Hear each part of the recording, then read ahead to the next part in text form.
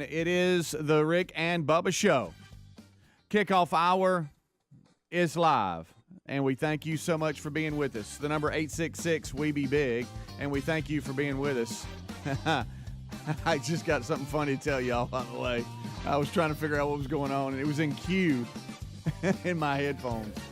Okay. Anyway, just a little behind the curtain here. We're just talking. We are here and we are live, and we thank you for being with us. 866-WE-BE-BIG is our number. Busy show today. Willamette could spin. That is there for you. The world is as crazy as ever. We'll break that down. Plus, we'll jump into our lives and just tell you all about them. That's kind of what we do. We live our life out in the air. My wife sometimes regrets that, but that's kind of what we do, and we thank you for making us part of your day, as always. Well, without further ado, let's bring them in. Over to my left is Mr. Greg Burgess, and over to my right, it's Mr. Michael Helms. What's up, guys? How are y'all? Y'all good? Y'all good? Fired it up? How are you, gentlemen? Good. Can't complain. Cannot complain. Like to, but I'm not. Go ahead. You think we could put some shares of Twitter on the Willamette? You know, we might that? could. We might could. Maybe it's just like, what do you think, share or two? Something like that? Yeah. Well, the left. How about that brash move? The left is going nuts right now. They can't believe it. Do you see how quick Tucker Carlson had his Twitter account reinstated? How about I don't give the left or the right any thought on this. I just think, hey, Elon's just taking over the world, isn't he? You know, it's funny He's because flying up in space. He's buying Twitter. It's kind of funny because the left is. The Trump derangement syndrome is real. Yeah. I mean, I don't know if anybody's ever laid down on the couch and a doctor says, okay, this is what you've got. But just by their actions, because that's really what tells you about a person. Their actions tell you that that's kind of what they suffer from. And they're obsessed with that Trump will be reinstated and have a Twitter account. Well, he came out and said that he is not going to rejoin Twitter. Trump did. He said that his Truth Social or whatever, his platform, he's going to start using it within 7 days, and he's not returning to Twitter. Well, I don't, that. I just think it's funny that that's what Hollywood is obsessed with. That's crazy. Well, all that'll hash itself out. I just think this is an interesting story from a business standpoint. Oh, gosh. The fact that over the last 2 weeks, 12, 14 days, he sent them a letter. He said, hey, I want to buy your company.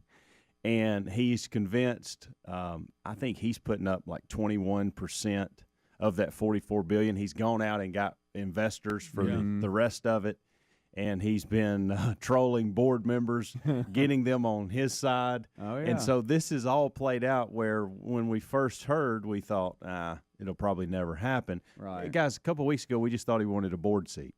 Right. Yeah. And we're 12 days into it, and he's purchased the company. He has. That happened So- pretty quick, didn't it? Pretty interesting story. Yeah, it is. It's there's so many stories out.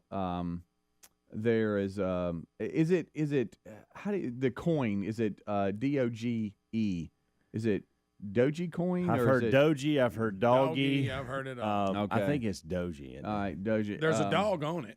Yeah, I know. Right. It's Dogecoin? Doge. Just Okay. straight up All right, Doge. Doge. It's like a stupid way to say dog. Yeah. Like, think of Okay. the dumbest way that you could say the word dog. Okay. It's Doge, Well, thank you, Ad. How Musk will put his mark on Twitter. This is one of the stories. Yeah. New boss wants to ditch ads in favor of subscriptions that can be bought by Dogecoin, introduce longer tweets, turn headquarters into homeless shelter, and fire woke staff and kill bots.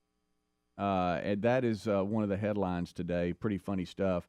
The former Twitter CEO, Jack Dorsey. he sent out a little something. Now, I can tell you why he did this because he has 928 million reasons why.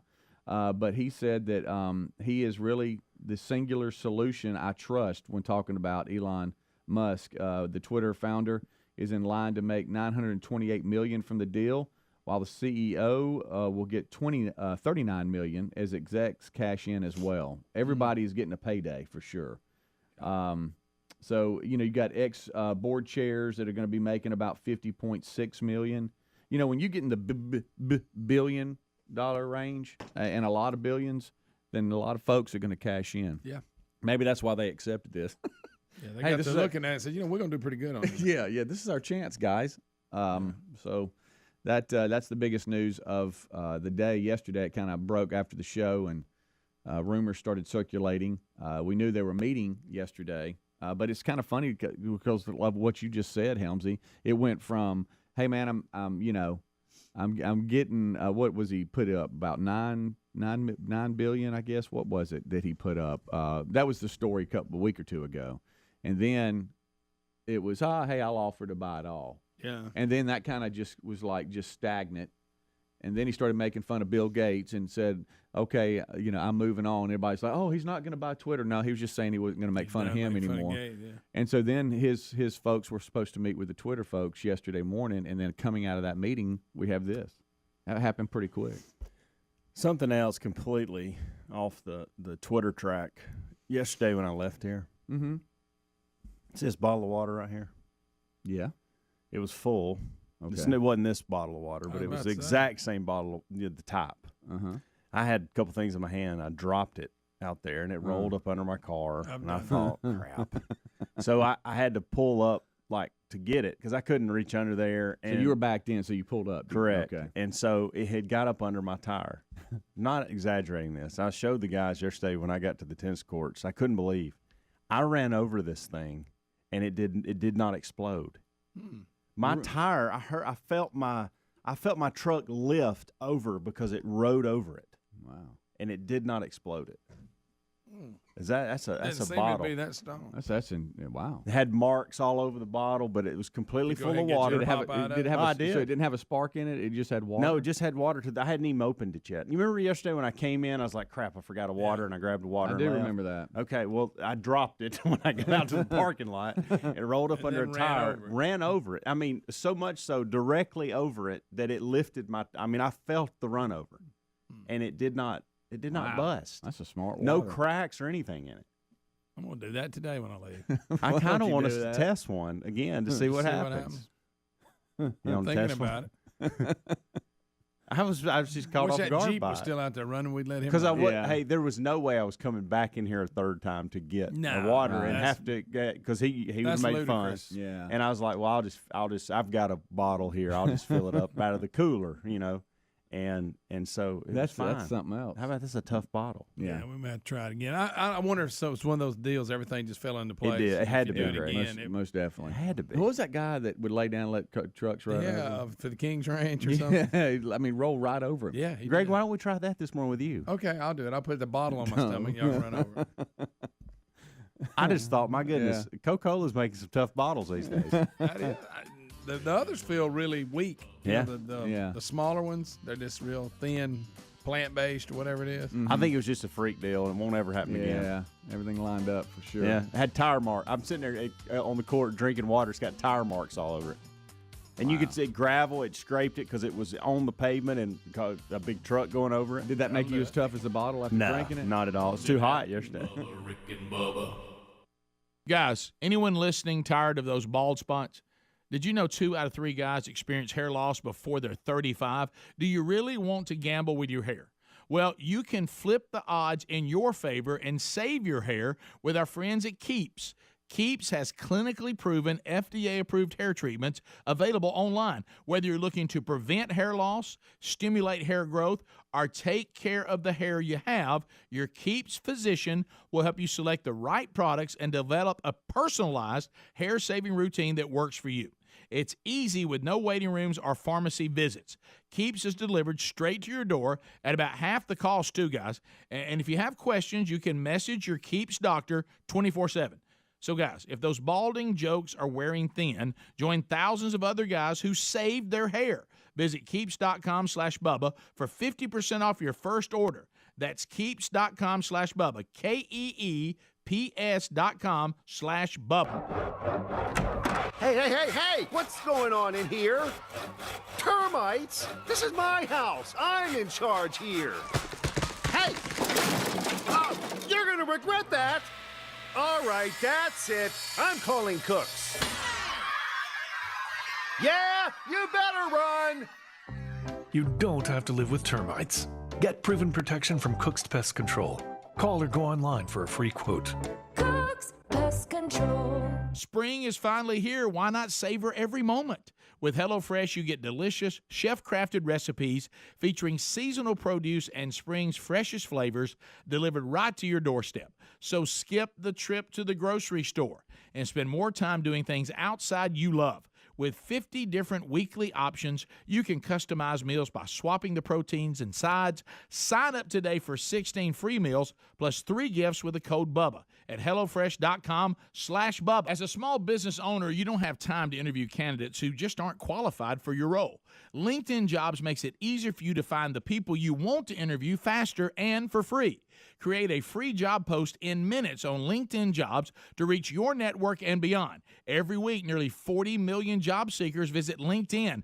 Post your job for free at linkedin.com/Bubba. That's linkedin.com/Bubba, or head to rickandbubba.com under the sponsors. Terms and conditions apply. Terry was at her daughter's wedding for the weekend when she got a call from Simply Safe. Simply Safe had detected water in her basement just moments after the leak started. Protecting against floods is one of the reasons more than 4 million people trust their home protection to Simply Safe. With Simply Safe's 24/7 professional monitoring, you always have someone looking out for you. Go to simplysafebubba.com and claim a free indoor security camera, plus get $20 off with interactive monitoring. simplysafebubba.com or visit rickandbubba.com. Your truck doesn't care where you stop for gas, so why are you using a card that only gets you fleet discounts at specific stations? You deserve A to B, the fleet fuel card that gives you discounts on every drop of fuel anywhere you fuel up. With A to B, there's no setup fee, no transaction fees, no monthly fee, no late payment fees, no over-limit fees, no gallon limit. Seriously, apply today by going to a2b.com/radio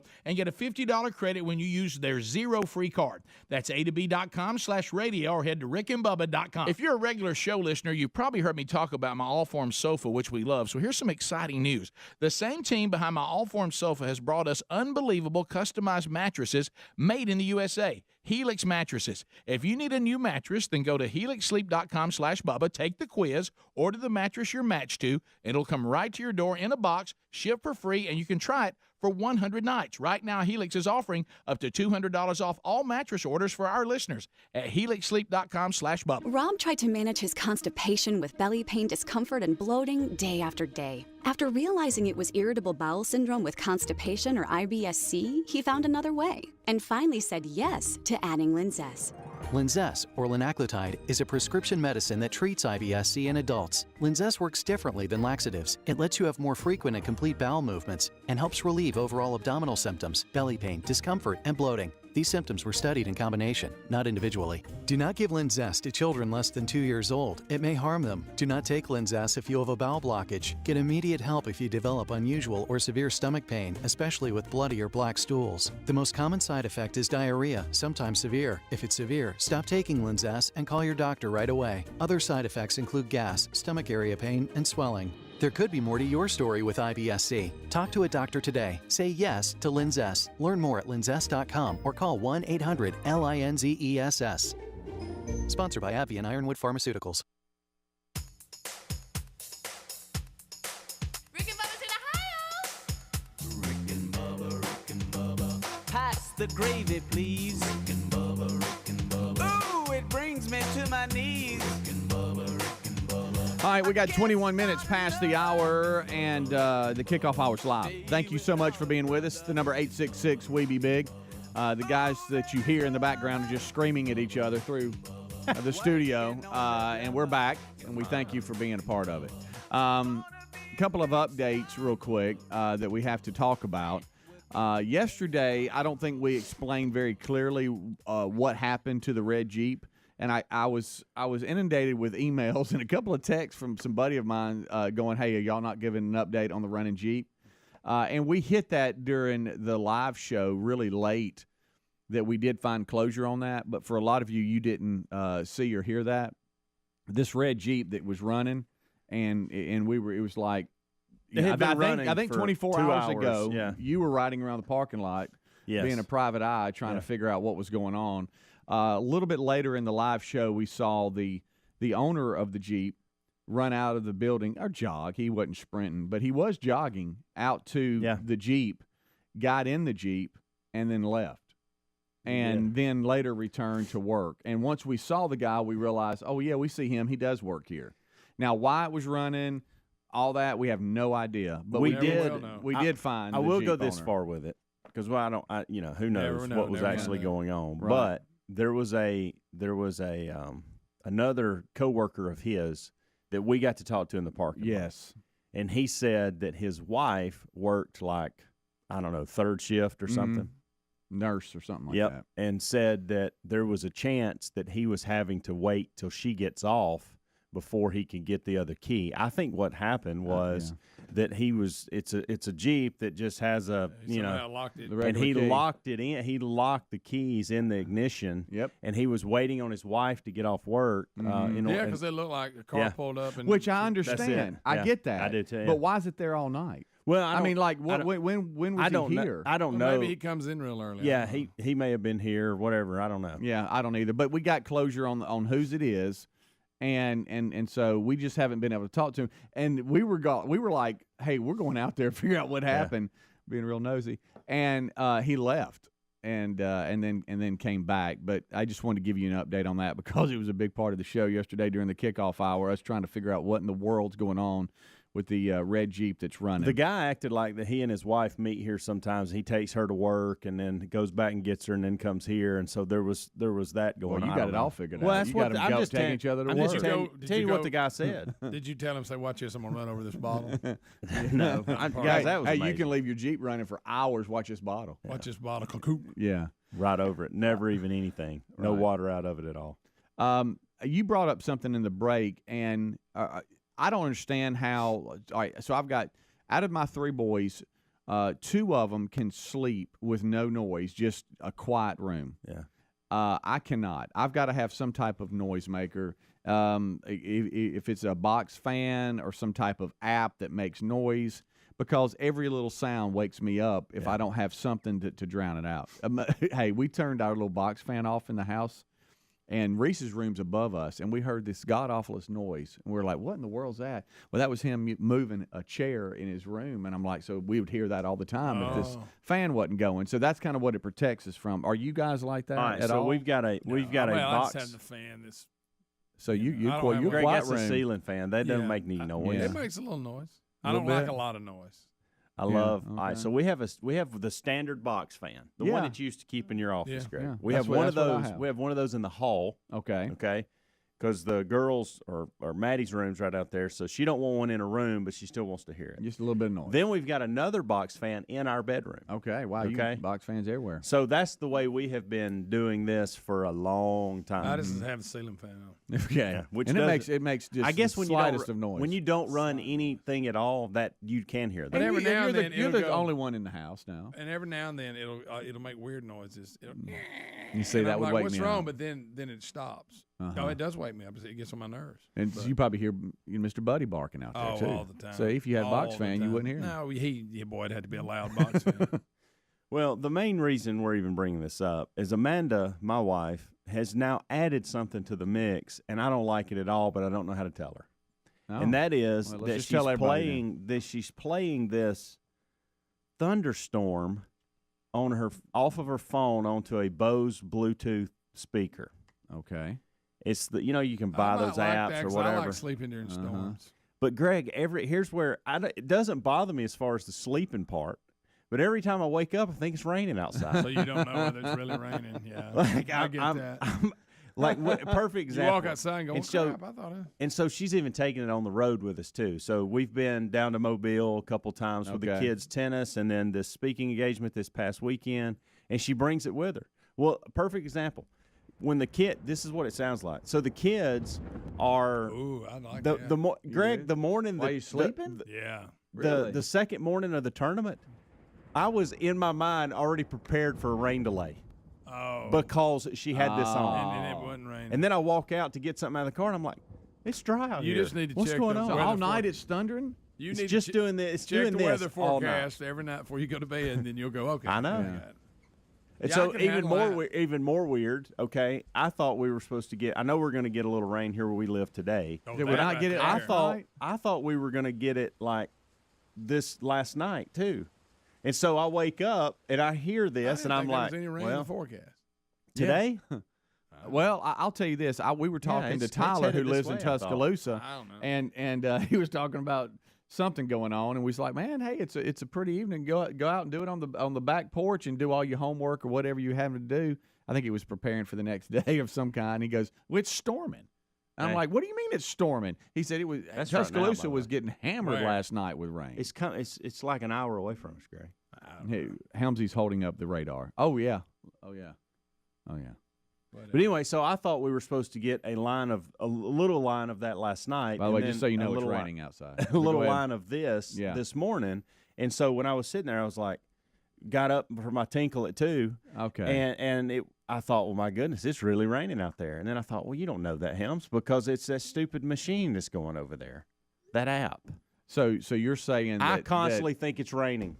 So why did she go from ocean waves and ocean sound and something very pleasing and that to thunder and rain? She likes the thunder. See, all 3 of my grandchildren, they in their rooms, or even when they come to our house, they bring this noise thing. But it's like, it's just white noise. It's kind of white noise. Yeah. And they like a box all fan 3 made. slept to it, and they got to have it. Yeah. And they bring it. I've travels and everything. Well, y'all know. I walked in the room first time. I was like, "What is that?" Yeah, I've talked about my fan app, They're and y'all never don't. gonna go Y'all love my fan app. I do. See, I could sleep with that. If Amanda would use that, it'd be better. If you have a fan app, there's something wrong with you. What? You want to hear my fan app?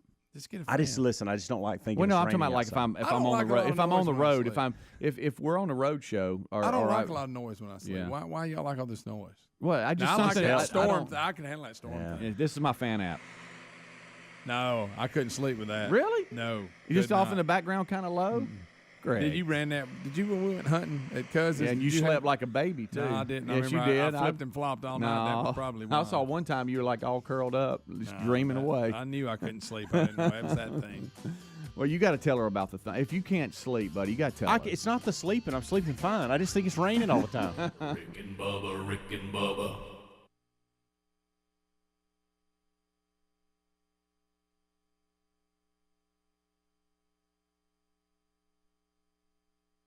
Mom. Now, that seems like a pretty straightforward job description until you see them in action. Moms can switch from trauma nurse to 5-star chef, organizer-in-chief to 1,000 other titles, all in an afternoon.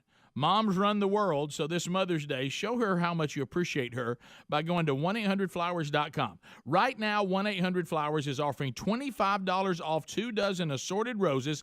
Now, this gorgeous bouquet of 2 dozen roses and an assortment of bright colors is guaranteed to show all the moms in your life just how much they are loved. All roses from 1-800-Flowers are picked at their peak. They are shipped fresh to ensure lasting beauty.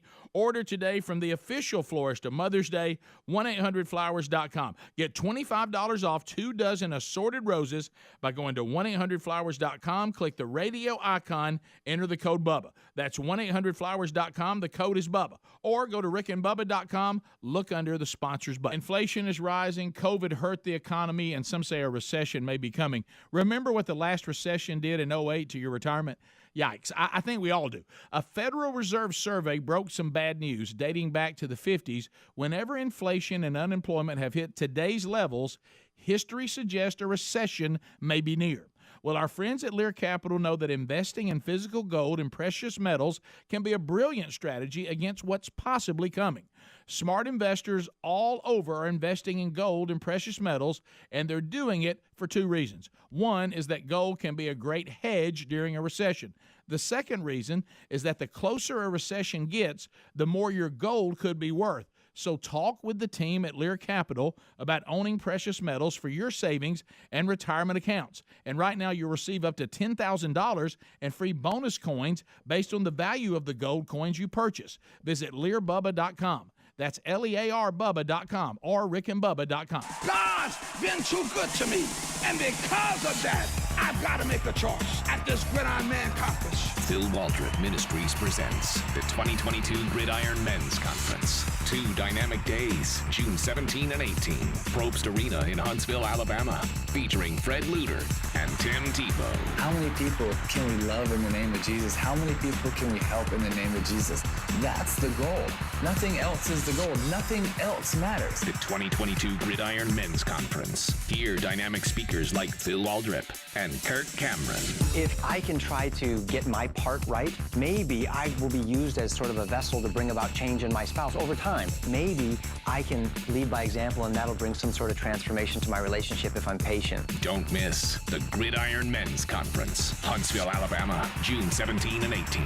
Register today at gridironmen.org. That's gridironmen.org. Presented by Phil Waldrop Ministries. As a small business owner, you don't have time to interview candidates who just aren't qualified for your role. LinkedIn Jobs makes it easier for you to find the people you want to interview faster and for free. Create a free job post in minutes on LinkedIn Jobs to reach your network and beyond to the world's largest professional network of over 770 million people. Then add your job and the purple hashtag hiring frame to your LinkedIn profile to spread the word that you're hiring so your network can help you find the right people to hire. Simple tools like screening questions make it easy to focus on candidates with just the right skills and experience so you can quickly prioritize who you'd like to interview and hire. LinkedIn Jobs helps you find the candidates worth interviewing faster. Did you know every week nearly 40 million job seekers visit LinkedIn? Post your job for free at linkedin.com/Bubba. That's linkedin.com/Bubba. Terms and conditions apply. Don't you wish fixing your car was simple? Cars today have more tech than the first spaceship that landed on the moon. It's guaranteed that something's going to break, and that's why we have a protection plan through CarShield. Look, when we need a repair, we choose the mechanic, and CarShield administrators take care of everything else. Plans through CarShield even provide rental car options as well as roadside assistance and trip reimbursement. All that at no extra cost. Getting coverage is as easy as 1, 2, 3. 1, contact CarShield for your free quote. 2, tell them about your vehicle. 3, choose the type of protection you need. That's it. Look, I love my car. I don't want to replace it, even if I did. Used car prices right now are outrageous. New cars are impossible to find. So whether your car has 5,000 or 150,000 miles, CarShield has options to fit your budget. Get coverage today by going to carshield.com/Bubba. Also go to rickandbubba.com. Look for the sponsors link. A deductible may apply. Rick and Bubba's in Ohio. Rick and Bubba. Pass the gravy, please. Rick and Bubba. Ooh, it brings me to my knees. Rick and Bubba. I can't start another. Rick and Bubba. Day without 'em, brother. 25 minutes until top of the hour. Thank you so much for tuning in to the Rick and Bubba Show. 866-WE-BE-BIG is our number.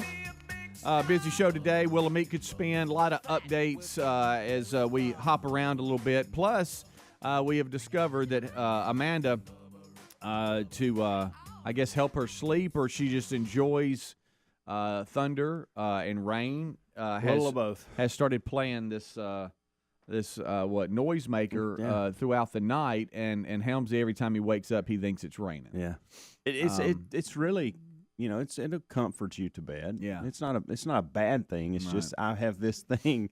Seriously, when I wake up, I start thinking things like, perfect example, this morning, I thought, man, I got to take the trash out and it's raining.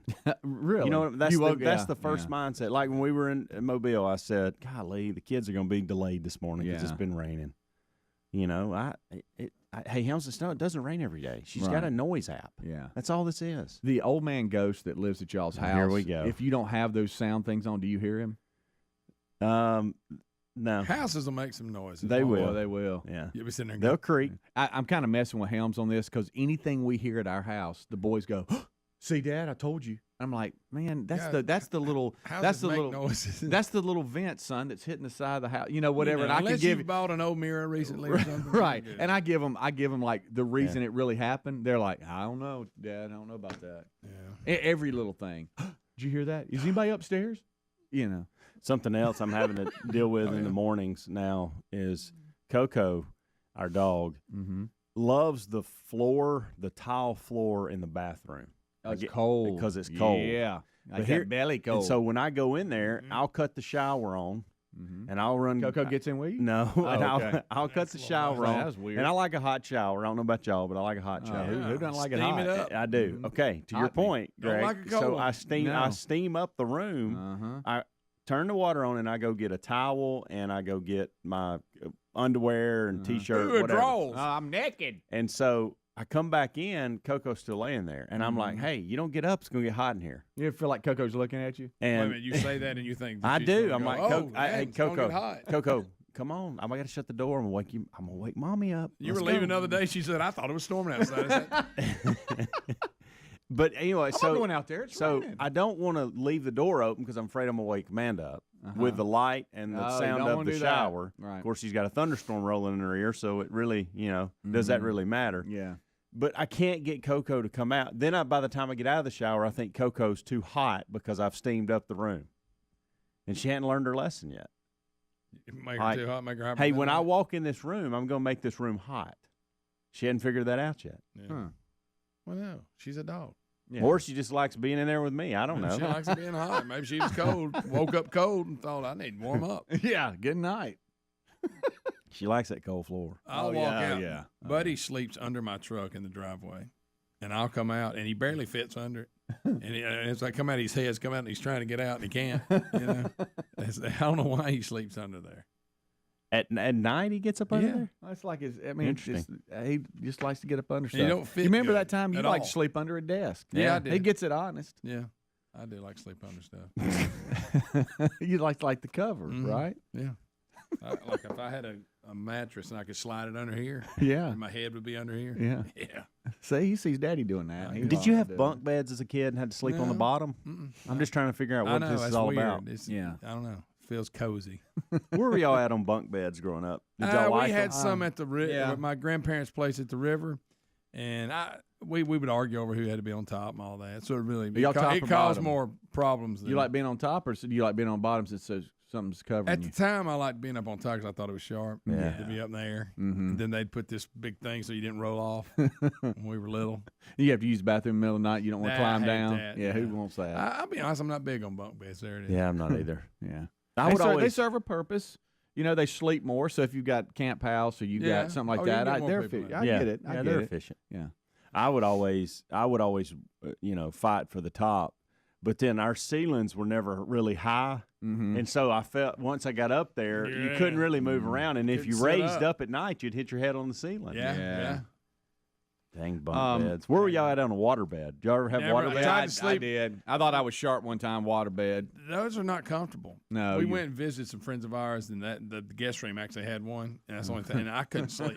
Do people still have water beds And today? God forbid, get up. Yeah. Oh, yeah. Trying to get You up. gotta You're roll like, out of that oh, thing. good night. Yeah, you do. You have to gotta roll over. out of it. Do anybody have? Do y'all have those anymore? Do No, I people don't have know. those? They still You don't hear exist? about them. I don't know. Now you hear about the sleep number. Yeah. Yeah. Yeah, that's not. I had a Right, buddy. the waterbed. I think the waterbed's lost a little bit of steam. Yeah. Yeah. Somebody popped the water bed. Water has run out. Yeah. A little side note here.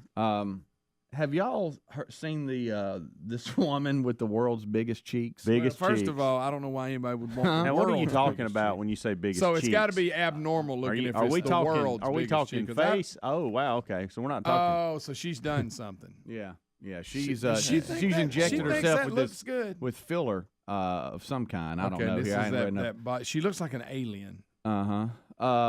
This is that people when people they don't see themselves the way everybody else does. And She's she, had she jewelry. honestly thinks it looks good. She's Well, had her jaw lips. jaw Look at reshaping, her lips. Botox. She's had all kinds of stuff. And and I'm she gonna show looks you like a plastic alien. And look at her before she had anything. I mean, she Well, yeah, was what was an wrong with attractive that? young lady. I mean, I don't get it. What? I don't understand. That it. was her before. Yeah. yeah, there's a condition. Good Yeah, there night. is a condition. What's it called? Body dysmorphia. I Yeah, made that up. but something- anyway, no. you just don't see yourself the way everybody like. Well, I guess people with anorexia are that way when they think they're fat and they're not. You know. Well, she shared a video of a beautician that I guess was Whoever's done helping that her to with her extreme cheek filler on Instagram. That's gotta be it's, healthy. It's made the news today because she has the world's biggest cheeks and she's making them even bigger. Can you reverse this if you don't like it? Like suck God, the filler can you out? imagine I what don't your know. face would Boy, look I tell like? you, you have some excess Why would skin. you want to look like that? Well, I to don't know. Speedy's point, I mean, there was nothing Hey, wrong with the guys, way she looked. I think there's before. things. It's kind of like Guys, we've seen those people that split their tongue, look like a lizard, and tattoo their whole face, tattoo and the whole body. their whites of their eyes. They come on. This is the what she Come posted on Instagram, And she thinks that looks good. I don't. Right here. That's really unbelievable. I got news for you. Is there anything that y'all would like to inject and feel, like your maybe your chin or your nose or your? Did you just ask that your question? cheeks or what? Nothing comes to mind. No, I'm just asking. Like on your face, is there anything that you? on my face? No. Look at me. I don't know. Get that cheekbone up a little bit. You think? Maybe largest cheek. If anything, I'd like to decrease my nose. Yeah, y'all talked about maybe that. my ears because I think they grow as you get bigger. They do. I mean, Well, as I you think get I don't older. have really big ears. As you get bigger. Well, same. Huh? I don't have huge ears. Let me see them. Take those things I think off. they're okay. They're pretty big. Are they? They may be. I don't know. I don't like that guy on Sports Center or whatever that guy. Yeah. Oh, catcher's mitt. Have you ever seen anybody with real tiny ears? Yeah, little mouse ears. Yeah. Mouse ears. Yeah. So maybe they can make. Well, you wouldn't feel it, but so the nose and the ears, they never stop growing, right? I don't know. I've heard. Is that why old people? Oh, that's have big why I nose, was. That's big ears? yeah. That's why we'll go ahead and decrease it now just to get ahead of it. I don't think you have. I think your nose goes with your face. It's a ski slope, Speedy. Yeah. I got. Let me look at that. You could nose. do the X Games on my nose. Yeah. Let me Tony see your, Hawk Let me called. see your ears. Tony Hawk called need to practice. Practice Seen a half good pipe. documentary on him. By Let the me way. see your ears. Take my your ears. headphones off. Yeah, man, normal. They're good. Yeah, I think my ears are normal. I just think they're going The to top grow. of the top of your ears, Greg, sticking out of your headphones. They're so big. That's not true. I'm just kidding. Yeah, I don't know what I are would my feel. Ears, what are my ears like? Normal, Average. normal to your face. Okay. You're fine. Yeah. Look Nose like too. Okay. Nose is okay. Do Yeah, I have you're do good. I have a thick nose? Nah. You're good. Yeah, you're good. Am I okay? All right. Yeah. Everything seems to fit. Seems normal. perfect. I mean, you know what I mean? Like Nothing is abnormal. Right. But I tell you, these cheeks are for this. But I lady. don't know what I don't know would why. feel. So when you start doing filler like that, do you always do you think, okay, well, I don't like the way it looks. I need just a little bit more here or there. Plastic surgery. You hear all the stories. That's how some of these people in Hollywood, they get the lip filler stuff. Oh, What's that lady? which I don't What was the understand lady that. from the They soap look opera that was ridiculous. a beautiful I know lady, exactly and then who she you're talking started putting lip I know. filler stuff in, and now she's talking to black people.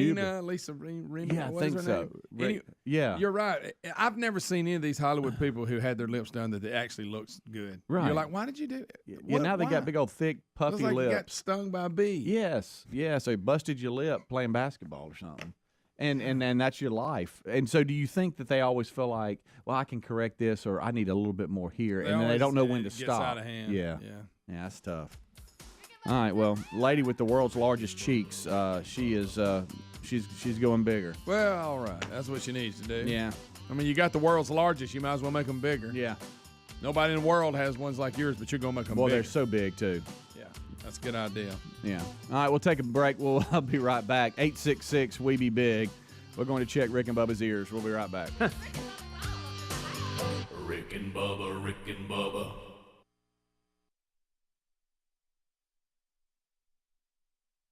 Thanks for the update. It was quite a handle, but we found a place and went, and they took the old one, and we got the new one. That's I had my big. truck. Well, we get there and realize it can't get in the door. So now we're taking off the actual doors of the refrigerator, taking it apart, course. and then having to get it through the door and put it all back together. It was you should if we were videoing it, it would have been At this point, though, you priceless. don't have staples. I don't.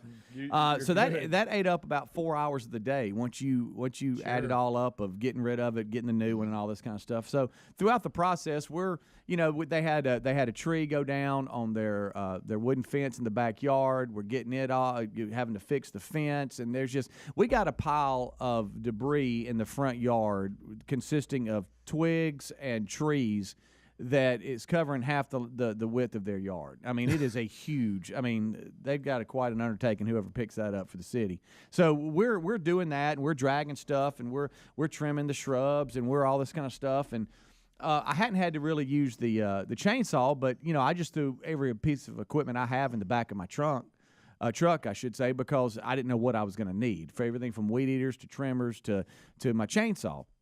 And so there was an area where there was twigs and things laying on the fence. So we go back and we're just cutting up trees and all this stuff. Well, because of the refrigerator and other things, the day had gotten a lot longer than we expected. We were going to leave late afternoon, get back by dinner time. Reese had big games the next day. Then, you had JC had to go somewhere, and football games were coming on. We were trying to get back. Well, it was like 5 o'clock, and we were still in the backyard. And I'm like, okay, we have shot the time schedule and getting back. And so I'm going through, and I'm just in a hurry. First of all, my chaps that I'm supposed to wear and I always wear for my chainsaw, they're hanging in my garage. And I look at them when I'm leaving, I'm like, nah, I don't need that. So I'm going out, and I'm cutting trees down, and we're bending over, and we're cutting small, trees about the size of your arm, a little bit bigger. And the chainsaw kicked back on me. The horror story you always hear. So this is a PSA for making sure you wear your chaps. And it kept back on me. And when it did, I was going like you're supposed to cut, and then I went back, which I had been doing all day, and it came back on me, and it turned on my leg. And I pulled my left leg back, but I knew it had gotten me. And so I dropped the chainsaw, and I'm and I'm holding my leg up. Well, here comes everybody running. They got towels and all this kind of stuff. And now you got to look at it, right? Because the blood's coming out. And then you got to make the call, which you already know what it is. Yeah. Chainsaw gets you. It's not going to be minor. So I look at it. She bites. It's just wide open in a couple of different spots.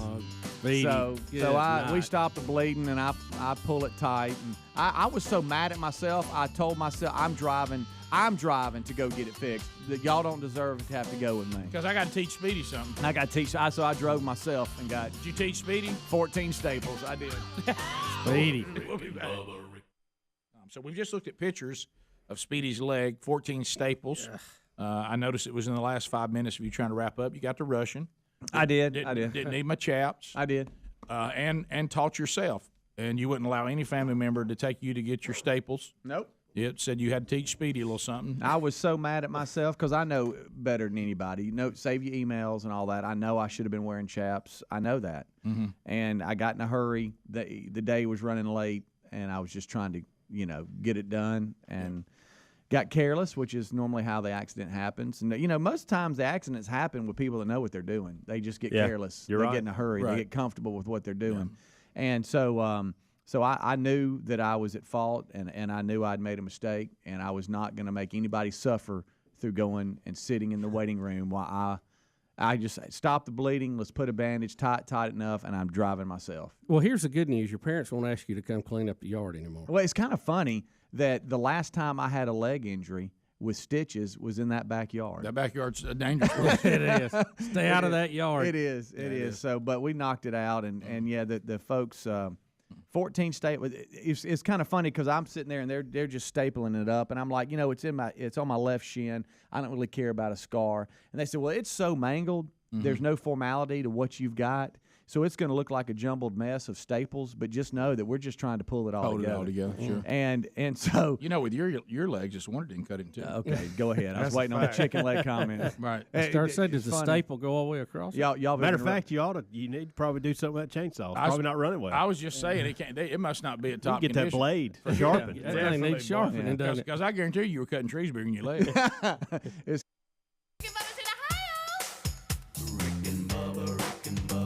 Pass the gravy, please. 9 minutes till top of the hour. It is the kickoff hour here on the Rick and Bubba Show. Thank you so much for tuning in, both on whatever app you're listening on, terrestrial radio, some of the greatest radio stations in this country, brave enough to call Rick and Bubba home. All YouTubers, hello, and thank y'all for tuning in as well. For all of you, if you are maybe running a business, you're in charge of advertising, you own a business, this is just a reminder that our SSI network partnership with the national sales team and that sells this show and another popular show that they syndicate. We've been doing this for nearly 30 years, folks, and we have a lot of different platforms. I just named a couple. The 50 network radio affiliates, the YouTube Blaze TV feeds, the TuneIn.com digital 24/7 radio channel, social media platforms, there are a number of different ways to watch or listen this show. Don't just think there's only one.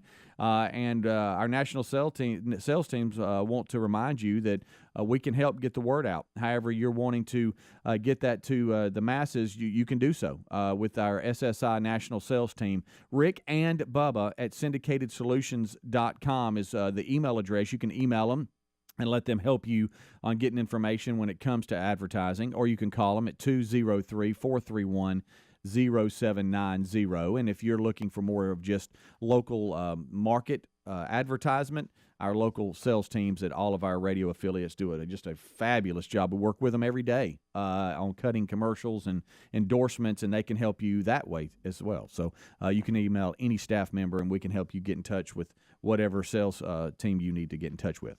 All right, so as we roll on, we've got a number of different things today. Will and Meat could spin. That's all there. We've hit a lot of different things here this hour. National Pretzel Day. Where are y'all on pretzels? I like my pretzels. wife loves pretzels. No? Don't eat them. I have to be in the mood for them, but I like them. I like different types of pretzels. Yeah. I mean, that's not my go-to, but, boy, she'll be over there with some I like pretzels in a pretzels. second. You don't like pretzels? No, I don't. They're not my go-to, I like but I've noticed. I like the pretzel sticks. Yeah, I don't search pretzels out, but if they're ever available and I try Flavored one, pretzels, chocolate-covered pretzels. Yeah, I'll try. Now 'em. you're talking. Oh yeah, with the little Those are peanut really butter good. filled pretzels. Those are good. Yeah, yeah, those are I pretty like good pretzels. as well. You do, boy. I didn't know you Yeah. like pretzels so I like 'em. much. Good night. Gracious, Calm about down. a I mean, pretzel. good night. I wish they had some right now. I think I had a bad experience with a pretzel. Oh, What are you scared of that and a pretzels? bee? No, you asked if I like pretzels, and I'm You trying need to. to try them. it's But I didn't really know a I was going to snack. get a beer face It's from really you. a snack What that, about the that I flavored should ones? like. Okay. What about with like a flavored? I'll mustard? tell you where I will go. Okay, is the little pretzel sticks. Yeah, those are Okay. good. So I'll take those Chew on and them a little bit? dip them in like a pepper jelly. You ever done that? No, Y'all never done that? No. That's really No. good. that's probably good. Tell you what I don't like are those giant pretzels they sell at games. I think Yeah, I that's don't what either. I think that's I what don't got either. me. I They're think too that's what got salty, me. they're I not got good. sick off one of yeah. them when I was a kid. Those are I'm not thirsty good. for 24 hours after eating. and they're just not good. Yeah, Well, when they're popular, they're yeah, everywhere. yeah. Well, there'll be pretzels in our pantry. I'm talking about. Old bag. Oh my goodness. The old basic little curly Q ones. Is that Yeah, what it is? we'll be at a ball game, and we'll have a little backpack cooler or something, and Tara get off digging in there, and she'll pull out some pretzels that she put in there. Good night. She'll eat on the whole game. We got some that are like flat. They're like Flat like pretzel? almost. Those are pretzel good. chippy It's things. pretzel chips is what they're called. Something like that. My kids Pretzel love those. chips, Now okay. I will eat those, and they got like buffalo wild Yeah. wing sauce on So them. you just and don't like There's something about the presentation I of the pretzel? had it- there's something about the taste of it too. You don't like That's the why tr- I the have to. I traditional can't just pretzel. eat it by itself. I have to Too dip it in dry something. for you? It helps to I add a just little had a something bad to it. experience with one growing What? up. Who where- has a and bad- it had what do you nothing to mean? do. And it had What, nothing you to do with the choke or pretzel. something? It had nothing to do with the pretzel. You know when you're sick and you don't realize it and you eat something and then you get sick Even and though then it you had nothing to do with it. had nothing to do with that. You're already sick before you ate. So I had an experience like that, and so I just immediately think about getting sick with the pretzel. Did that with pizza, but I got over that it took me about 10 years, but I finally got over 10 it. years. Yeah. 10. I'd like to see you Good mend night. the fences with the pretzel, Greg. Pretzel Well, today. I'm taking baby steps with the pretzel chips and the pretzel Yeah. sticks. Okay. And the pepper jelly. And the pepper jelly. Hey, y'all don't give pepper jelly anything? No. Oh, that's good stuff. What is there one thing that you guys like, okay, like is a go-to? All right, we talked about pretzels that would surprise me. Like, is there something part of your day? Because, Greg, I know you like all kinds of foods. I mean, is there anything at the house that's like, okay, this is y'all ain't gonna There's believe these what I like. little, they're called Parm Crisp, I think. And they're these little, they almost look like this is for Caroline and Maddie and Amanda. Okay. And it's almost like a no-carb snack. Okay. And it's round and it's got a little texture to it. And I want to call it Parm Crisp is what I want to say it is. It's very similar to those pretzel crisp deals, but they're a Okay. little thicker. Yeah. Okay. And you know how the rice cake stuff that you have? You those don't rice, like those. All Like right, eating so styrofoam cooler. Think about that, but a little crisper and smaller and flavored. I am anti those rice cakes. Yeah, I don't like them. I mean, you might as well be eating a cooler. But they look like a chip. You know, they're just Yeah. round, and it's really I don't they're know if really I got good. anything you'd be surprised. Really? I'm thinking. Do you want to know what I've gone to? Is these Cheez-It Snapped? They're like flat Cheez-Its, but Yeah. they're flavored. and it's like these I like guys a right Cheez-It. here, they're pretty good. Cheez-It. Do you go Cheez-It or Goldfish? If they're both sitting there, which one do you go? So I go Cheez-It all day is long. hard to beat. I go Cheez-It. Really? What are you, a kid? I like Goldfish. What you say the same thing about a Cheez-It there? Speedy. Yeah, but look. But the extra See, toasty look, check Cheez-It this out. is No, tough no, to it's beat. a flat like a chip. Yeah, I know. Yeah, but like it's it's still, like a yeah, that's like adult. Well, no, I mean it's just. But I mean, I'm not sitting down eating goldfish like I watch SpongeBob. Goldfish are not children's food. Matter of fact, and we talked about this. like I think Goldfish. you know, realize Goldfish was first something they kept in bars, and it was an adult snack. Yeah, that's when and Greg then, liked it. And then they tailored it to children. Yeah. But if both of them are laying there in a bowl, Is which the one you Cheez-It grab? extra toasty Cheez-It? No, or it's is it just your re- normal regular Cheez-It. I'm going with Goldfish. Are we talking flavor blasted goldfish? Because I'll go flavor blasted all day Yeah, I long. like They're them. If I have good. to eat them, that's the one. Yeah. I What want. about the? I don't like when they're a different color, but orange though. What about Yeah, those? white- What the about white those cheese. flat goldfish? That's because for you're the racist, adults? Greg. These are Cheez-Its, buddy, not flat. Because you're racist Look, against I want you to goldfish, try Greg. those. I want you to try those. I think I'd like those for sure. Hey, with the turkey sandwich in the afternoon, you Okay, kidding buddy. me? Huh? So when you I have make to tell myself stop all right, eating so them. let's go there. I want to ask I'm that gonna bring real you some. quick. You're gonna love you. When you go home, and because turkey's your go-to, isn't it? Like if you're just going, if you need, hey, I'm home, I'm hungry, there's no leftovers, and you make a sandwich, is your go-to turkey? Hey, I will eat a turkey sandwich every day. So Turkey. or I'll eat a instead of turkey, chicken. Okay, so Yeah. mine's peanut butter and jelly toasted. What's yours, Greg? Turkey, and I want a mozzarella cheese on it, Uh-huh. flat one, and Yeah. I put bacon on it too. Oh, do you wow. put bacon on it? So okay. when you go as far do you the Toast the microwave? bread. Do The you bread's do the, toasted. Oh yeah, I You always want to know what I toast it. do? Microwave I bacon. don't want to get the toaster out, so here's what I'll do. I'll go home. Get it and out. And I prefer the Yeah, end. like- either- like- So y'all don't have it plugged up all the time? No, we don't No, have it I sitting on get the it out, counter. too. Yeah, and so we. What a bip. Yeah, I like know. it, and I want the heel or the toe if it's available. yeah, I will I too. I'll love eat that. that heel all day. Oh, you get it crispy. When's the last time y'all have had a peanut butter and jelly sandwich? That's my. I eat that wow. every day. I was have not 12. had- it's been seriously. I No. cannot remember. No, I can't either. Man, I eat it all the time. Well, so do you have with I was- with barbecue chips. Got to have barbecue chips. I Can't was just just eat straight regular peanut chips. butter sandwich. I didn't like the jelly part. Hey, I'll put some turkey with some cheese on it and then heat it up for a little bit too. I throw a little Munster cheese every now and then. I'd like to see y'all keep your toaster out. Why are you Nah, standing it up takes now? that place. Rick and Bubba. Funny, y'all have rubbed off on my boys because they raise on me about get on that. you about it, too. And Tyler was like, "Those poor chicken legs. Are they all right?" Mm-hmm. And so well, your only hope is it got a lot of bone. yeah. Of course, JC claimed he could see it. There's the bone. Sure. I see the bone. Sure. Um, There's always that guy. How that- bad Yeah. did it hurt? Oh, it hurt good. It hurt real good. But I was more mad than I was hurt. I was Yeah. really mad at myself. I think we all share that. You want to punish yourself when you know better and Well, you let something get away from you. when you have these kind of things, because if you've ever been cut bad, there's the let's all talk about whether I need to go to the hospital or not because we're not sure. Then there's things like this. The minute it happens, you go, well, good gosh, I know. You know, I know. You just start rapping and know. go, well, here I go to the hospital. And I'm just hollering, ain't nobody got time for this. Good gracious, the ball games are coming on. How big were the trees you were cutting? It's all sizes. You know that, and I'm bad You got about a this, knot? but How you did- know, Yeah, it just kicked back on me. I'm sitting here and I'm going, I'm cutting right to left, right to left, right to left, and come around and then go left to right, and it got me. I hit something. Probably the get a little tip, tired, the too. tip. Yeah, I'm getting tired, and again, I'm careless. Rushing. How many times do you think I've done that? I know, that's the problem. I work it all the time. you know one of the reasons, and I'll do this because I'm always Not afraid all of the doing time, that but a lot. too, and I don't have to cut a lot of wood, thank goodness. But I have a limb saw that's pretty good, and I will cut things with a limb saw that's bigger that I probably shouldn't cut with it, just because it's way away from me, and you don't have to worry about that. Yeah. I'll do too much with it. Didn't you set one on your thigh one time, Greg? Yeah. When you were tree cutting? Yeah, that was real good. I'd let off the trigger and it got me right there. So it was still spinning. And you put it down on your thigh. Yeah, a little quick. You started. Yeah. You'd had It's enough. cutting right away. How was that when it hit your leg? It wasn't same good. thing. You just went stupid. Yeah, luckily it wasn't as long. It was deep, but it wasn't that long. So yeah. How about when we know too? You add up time. You're like, nah, I gotta go and get this thing fixed. And then, of course, then the doctor, he gives me a speech. Well, you're lucky, and so then you start thinking, well, I kind of am lucky. Think about me. I think the whole time you've been cutting the chin. Right. I'm thinking. You know what I said? I honestly said, we're not making a big enough deal. That's what I was about to say. You were probably going, well, I can't believe they're not. Is he going to be able to talk? Right. I really did. After I got text, I was like, chin. Yeah. 14 staples in 14. the chin. Yeah. Now that I think of that, if you think thought he's it was mangled pretty good, if then. you thought it was in the chin, you should have cared more. I know, and I. Yeah, that's a good point. And I would have if I hadn't been trying to watch that game. Yeah, But, right. I get it. But look, I mean, it's my first look at Green Bay. See what they got. Yeah, and then you go, hey, I'm almost 2 hours away from the house. It's dinner time on a Saturday night.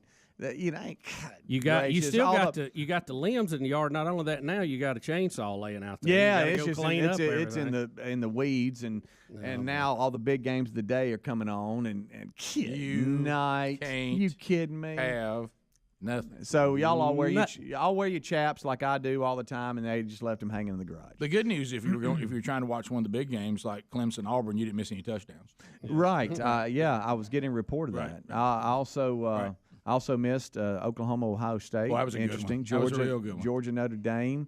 Went down to the wire. Yeah, and I missed the longest fumble in history, Mississippi State La Tech.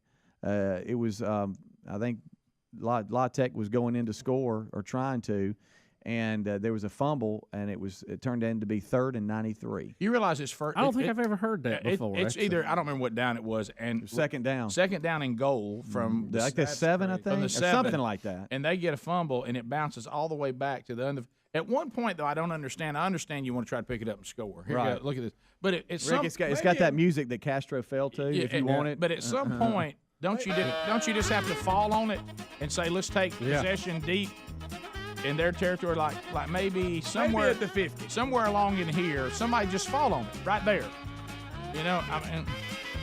It becomes a greased pig. Yeah, well, you'll see this video from now on. Yeah, and La Tech was even able to recover it, but it just 3rd and 93.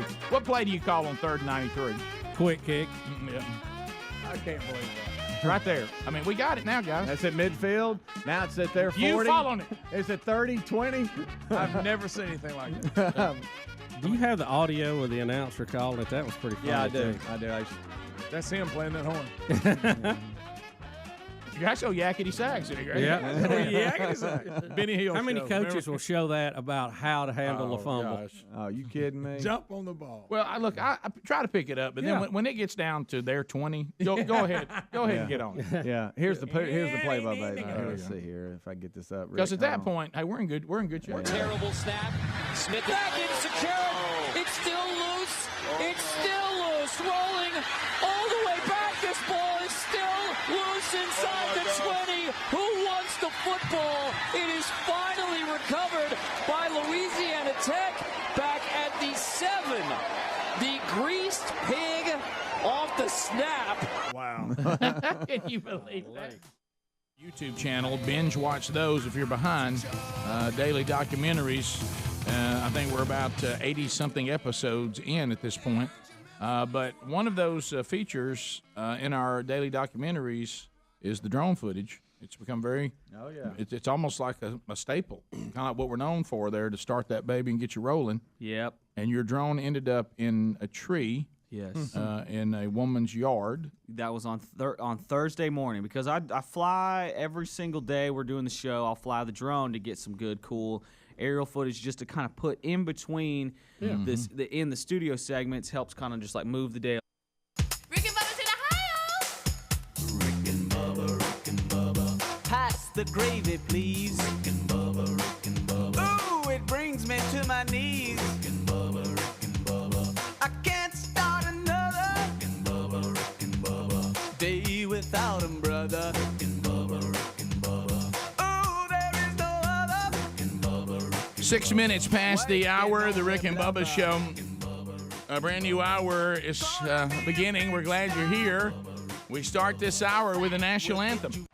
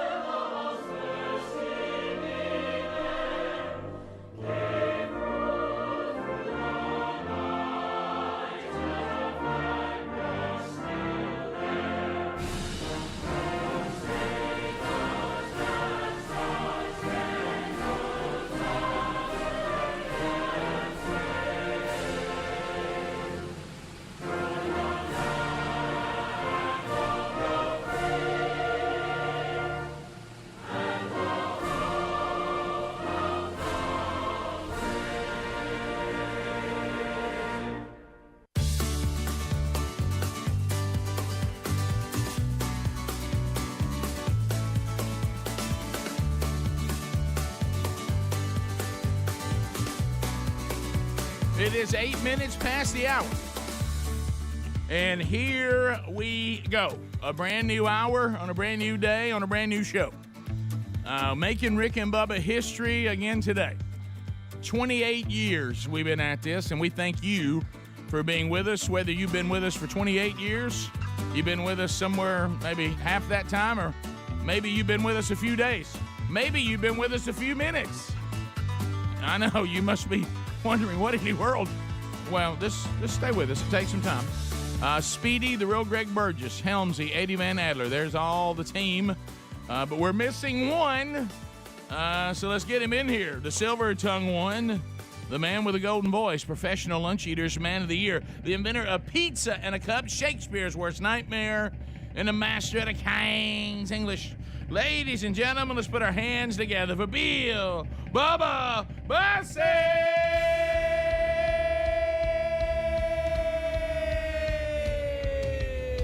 Howdy, Bubba. How about it, Rick Burgess? Friends, neighbors, associates everywhere. Come on in. Johnny was a schoolboy when he heard his first Beatles song.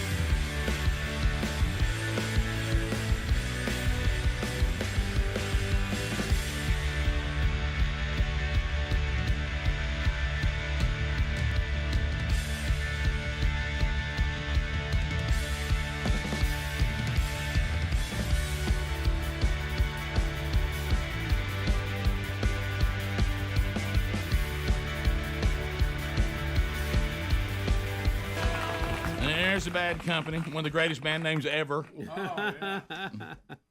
Really good. It's a great band name. You know, when you're trying to love think of band them. names and boat names. You know? Yeah. They go hand in hand. Yeah. Oh, look at you, Greg, with our new coffee cup. I like it. Look at that little new coffee cup happening. New stuff at Rick and Bubba. It is kind of strange to see the coffee. I know. Ain't that different? Uh-huh.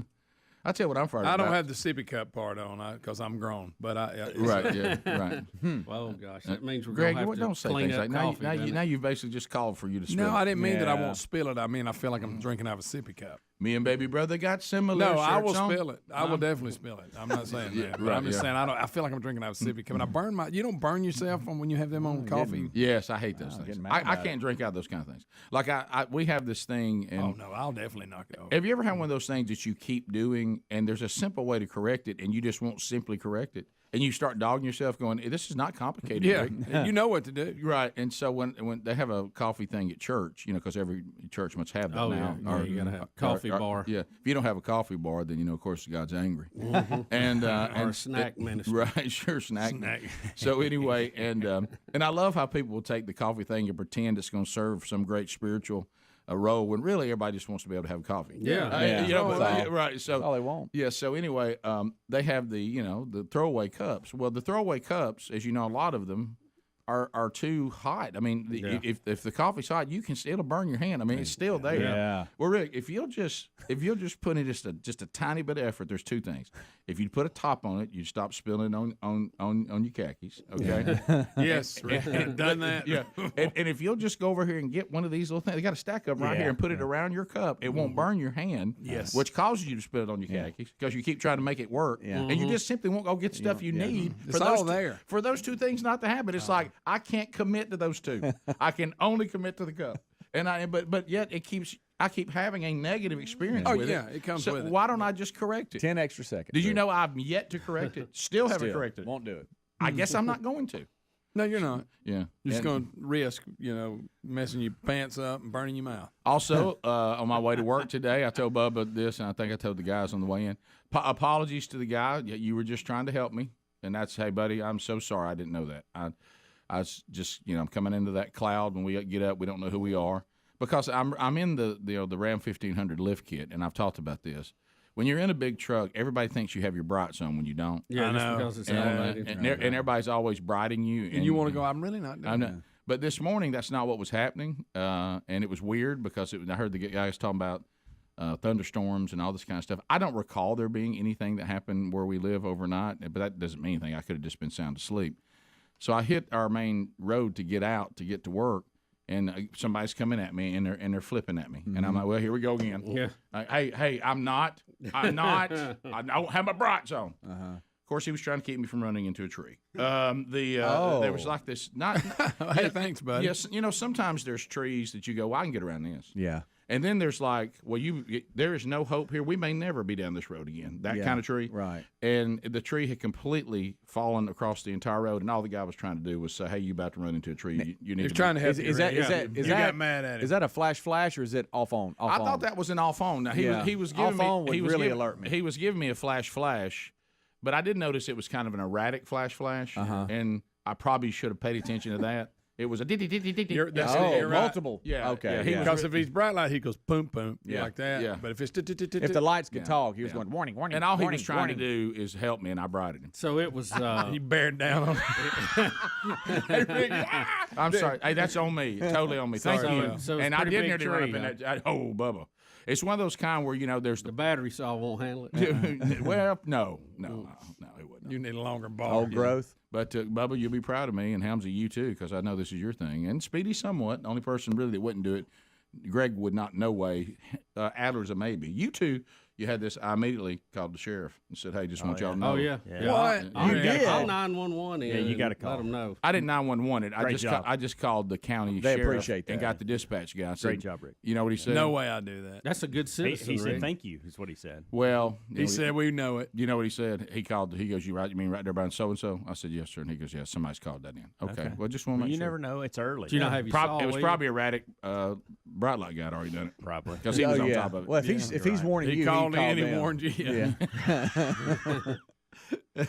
You know what I just said? Somebody probably called that in. I know. Well, I said you're the only member of the team that I can give a definite no to. No, there's no way I called. No, I used to call in. Greg, all the time. Greg, I'm second from the bottom, and I even do. I know. Now, Helms calls in for stuff that they don't want to hear about. Oh, I know. You talking about Rex? Greg, as soon as the guy walk across there, Greg, I'm not trying to say Rex, people walking without a light on the road. He calls in if somebody's trash can's too far on the road, stuff like that. Yeah. I'm not trying to say he calls a lot. When the dispatch guy said, "Helms," He says, I said, "This Helms? No, this is Rick." That's Rick. Oh, okay, still part of the team now. We knew a storm was coming through. We figured we'd hear from him. Because we It's like to hell. That's all there is. he said, "We already heard from him." Somebody said it rained.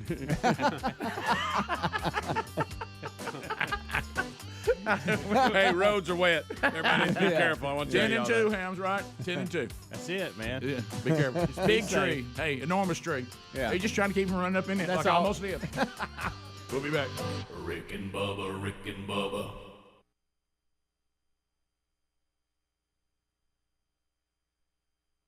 And all that footage is fresh. All those timelines, Okay, all the buddy, we drone got footage, it. it's brand new We every got day. it. Want to stress that. Okay, it's Just want to stress that part. It sets the environment for the shot. It's, Whatever, you know, whatever that current day would be. Sure. We know Herb Street's not picking the game. Right.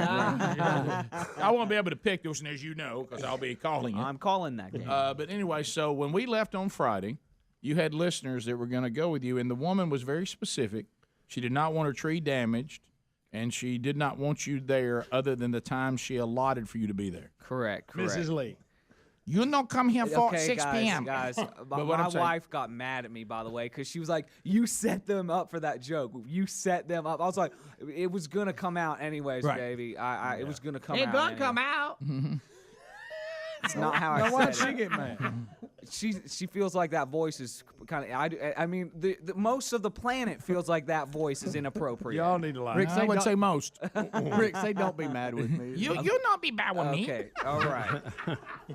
And then people started piling I want to on. meet your wife. I heard she's so pretty. Now you can't have Your nothing. wife's so pretty. Thank you. Okay, so people started piling You better on. not damage the tree. Okay, you No gotta spikes. sprinkle it. You gotta sprinkle it. Okay, Rick. I'm sorry. So This is the audience's people fault. started piling on Because I'm being looking at like- the planet, they don't all agree.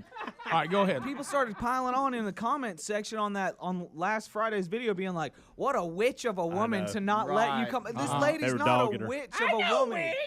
She's not a witch, but she's a That little wasn't bit. me. She's a little difficult. Wow. I don't know what that Wow. means. No, I think she's being very nice, letting you retrieve your drone that's on her property. Thank you. I'm an ancient witch. Okay. But she's a little difficult. Let's all admit right. it. I have no idea what you doing. Are you on painkillers from the chainsaw? Just everybody All right. needs It's to a tetanus bring shot. it He's down. having a reaction to it. Quick, hand that over. All right, Can go we ahead. just bring it down a notch? Everyone. Goodness. She's a sweet woman, a She nice sure is. woman. And so, How was the rice? so, wow. I bet it was fantastic. I bet it was fantastic. Did you have to take your shoes off before you went in her yard? Okay. Okay. All right. All right. Okay. You can't help it. Hey, you're trying not to. I was so good for 2 days. I'm sorry. All right. So Did y'all meditate before you we're went out? not. So this isn't gonna work. Adler, I'm sorry. Just talk to I me. hate buddy. this isn't I gonna work. apologize. Find your buddy. inner self. Let's go. Let's look at the video. Yeah. So okay, so yeah, if we want to just roll this video, maybe that'll distract us. Okay, so I got a guy named What, Joe. you're on top of her house. Yeah, in order to get to the very lowest Uh-oh. branch, the guy had to get up on the roof of the house, and now you can see him. He threw Oh, a that's a big tree. He threw an initial line, just like a light line, so that then he could pull the heavier rope over that lowest branch. Hey, that's a much bigger tree than I thought it was. Yeah. Okay, as far I as told round. y'all. As far as round. It's a big old tree. So this guy, this is Joe from Birmingham Boulders. That's actually Hey Joe, a- where you going with that rope in your hand? The Birmingham Boulders is a rock climbing gym here in town. I just Amazing. called them up on a whim, and I was just like, "Hey, does anybody there happen to be able to climb up like 100-something feet up into a Oh, tree?" look, he knows That what is he's doing. amazing. He knows what he's I'm not doing. familiar with that rigging there. Gosh, That's pretty cool. if only though. we'd had a chainsaw expert helping Speedy. I So, know. all right, man. He's like, he's got his Wow. foot. Yeah, he's got. What do his you call that? It's like a pulley rig almost, Yeah. because the rope is going over a branch. And y'all, this was the moment where I'm standing there watching, and then the homeowner and this very nice Oh, woman is no. watching too. Oh, she's with you. And just for this one part, the rope had to I be kind of know. sliding over That's the exactly what I was branch. thinking about. There's a rope doing this on the branch. Yes, and so I'm like, this is it. She's gonna either call it right now, we have to stop, or she's gonna let us go. And y'all, she let us. Well, look, it wasn't go. doing anything bad to the tree. He's What- so high. Okay. Did she make you paint the fence when you got finished? Oh, Okay. that's good, Greg. So this guy from Birmingham Boulders, he's got he's got some gear. Look how high up in this That's a tree big he tree, is, guys. y'all. He's just started. He just started. He's This at the guy, lowest branch. He's a superstar. So he has to throw the rope up again? He's a human squirrel. And so he's throwing the rope up again, but he's just climbing. Guys, he's way And up. now the ropes are just like he's setting up an anchor here and an anchor there, so that if he falls, he'll only fall 5 feet. He'll only Well, fall that's 10 important. feet. Yeah. No, when you Right. say an anchor, he's not driving that in the tree, right? He's not. It's No, just it's just a loop around. Looping with, around, okay. and then he harnesses to that, and then he keeps going up. And I'm not using any of the right words at all. Guys, he's high. This is unreal. It's he is something unbelievable. else. Look, the house. He's looking way down on the house. I love that Adler thought to put a GoPro on his head. You're always thinking, Yeah, that's I was good. I thought I was kind of pushing it. He's like, man, I'm climbing up in this tree. Get your drone. You're making me wear this stupid thing on my head. But he was a sport. He was a champ. Joe at Birmingham Boulders, you are a beast. That boy Joe. He really is. He's a beast. Go, Joe. Rick and Bubba's in Ohio. Pass the gravy, please. 21 minutes past the hour. Rick and Bubba's show as we make our way back. A lot to cover on the program today, and we're thankful that you're here. Wheel of Meat has not spun. It is a new week. That hadn't happened yet, so that's going to happen at some point on the program this week, so pay attention for that. So, Bubba, I guess we'll unpack, I thought Helmsy this morning in the kickoff hour, or whenever you hear the kickoff hour, that's when it's live, made a point that I thought about. I mean, 12 days ago, we're almost kind of laughing, going, hey, look at Elon Musk over there trying to buy Twitter. And none of us thought it was going to happen. But Elon Musk, no matter how you feel about him, is a business man, and he understands how business works. He's moving and shaking. And he's moving and shaking. Business man. And anytime there's something that's got stockholders in it, and they got a chance to cash out and do well, You remember the statement? I know Donald Trump reminded us of an old saying yesterday, and he wanted to be sure we remembered it correctly. Right. But do you remember there was one that said that money talks and something else walks? Right. And, I remember that one. And so Elon Musk realized that even the bleeding heart liberal has a hard time walking away from cash. Yeah. And they're all set up and they're ready to be good little socialists, and they want to to do all this mind control. And then somebody says, "Well, can I talk you out of that for lots and lots of money?" And you said, "You know what? I'm not as committed to that as I thought I was." And he knew how to play the game, get all the people that could profit from his offer, and get them to pressure for this thing to be sold. And too, smart. Just watching what happened, because I love American business and kind of studying how they do things and watching this. He didn't go in and lowball. He went in and knocked their socks off. Yep. And they had really nowhere to go. Right. It has Elon Musk saved free speech? That is the big question everybody was asking, because he's saying we're going to open it up. He said even people that don't like me, liberals, people who despise me, I hope you stay on Twitter. That's what free speech is all about. Of course. Yeah. I mean, I told you that Whispering Ben Carson said, I want to know who people really are. Yeah. It's a forum. It's a marketplace. It's not mind control, or it shouldn't be. No. And so it'll be interesting. He's got several changes outlined here, but we may dive into some of those. But the left is having fits because they want you to have free speech if you agree with them. Right. Well, but if you don't, it's not free speech. Well, remember, you're allowed to live your along. life, and there's only one sin. Right. That's disagreeing with him. Yeah, the only sin is you don't agree with me. Yeah. And if you don't, it's hate speech and it's misinformation and all that. But isn't this funny? Because we've been saying all along that social media has got too big, too fast. It had a lot of protections early on to grow, and now they're the biggest companies in the world, and they still have these unfair advantage protections, and they're not regulated like anything else by our Congress. And we've been saying, where is the regulation in this? Well, now that Elon has Twitter, now they want regulation. Isn't that funny? Isn't that funny? It's that hilarious. is just. But you know what? I mean, that is comedy gold. You know what? It's so sadly predictable. Yes. I mean, sadly predictable. I mean, if nothing else, just don't be so predictable. And let's take a quick peek at that. What that looks like. 1C, Adler. If you've got that queued up, this is Jen Psaki from the White House addressing some of this.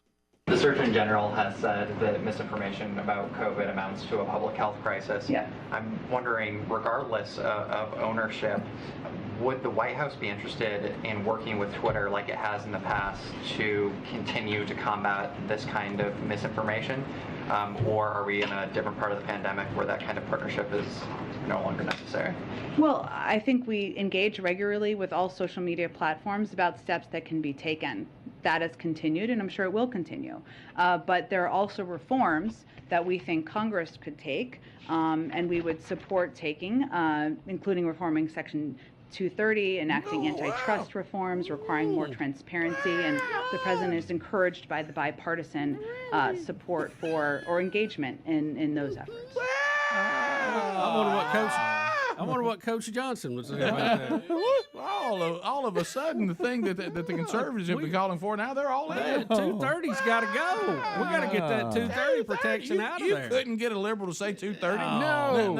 Now they're going to say 230 like a 230 machine gun. They wouldn't even say 220. They wouldn't even say 220 plus 10.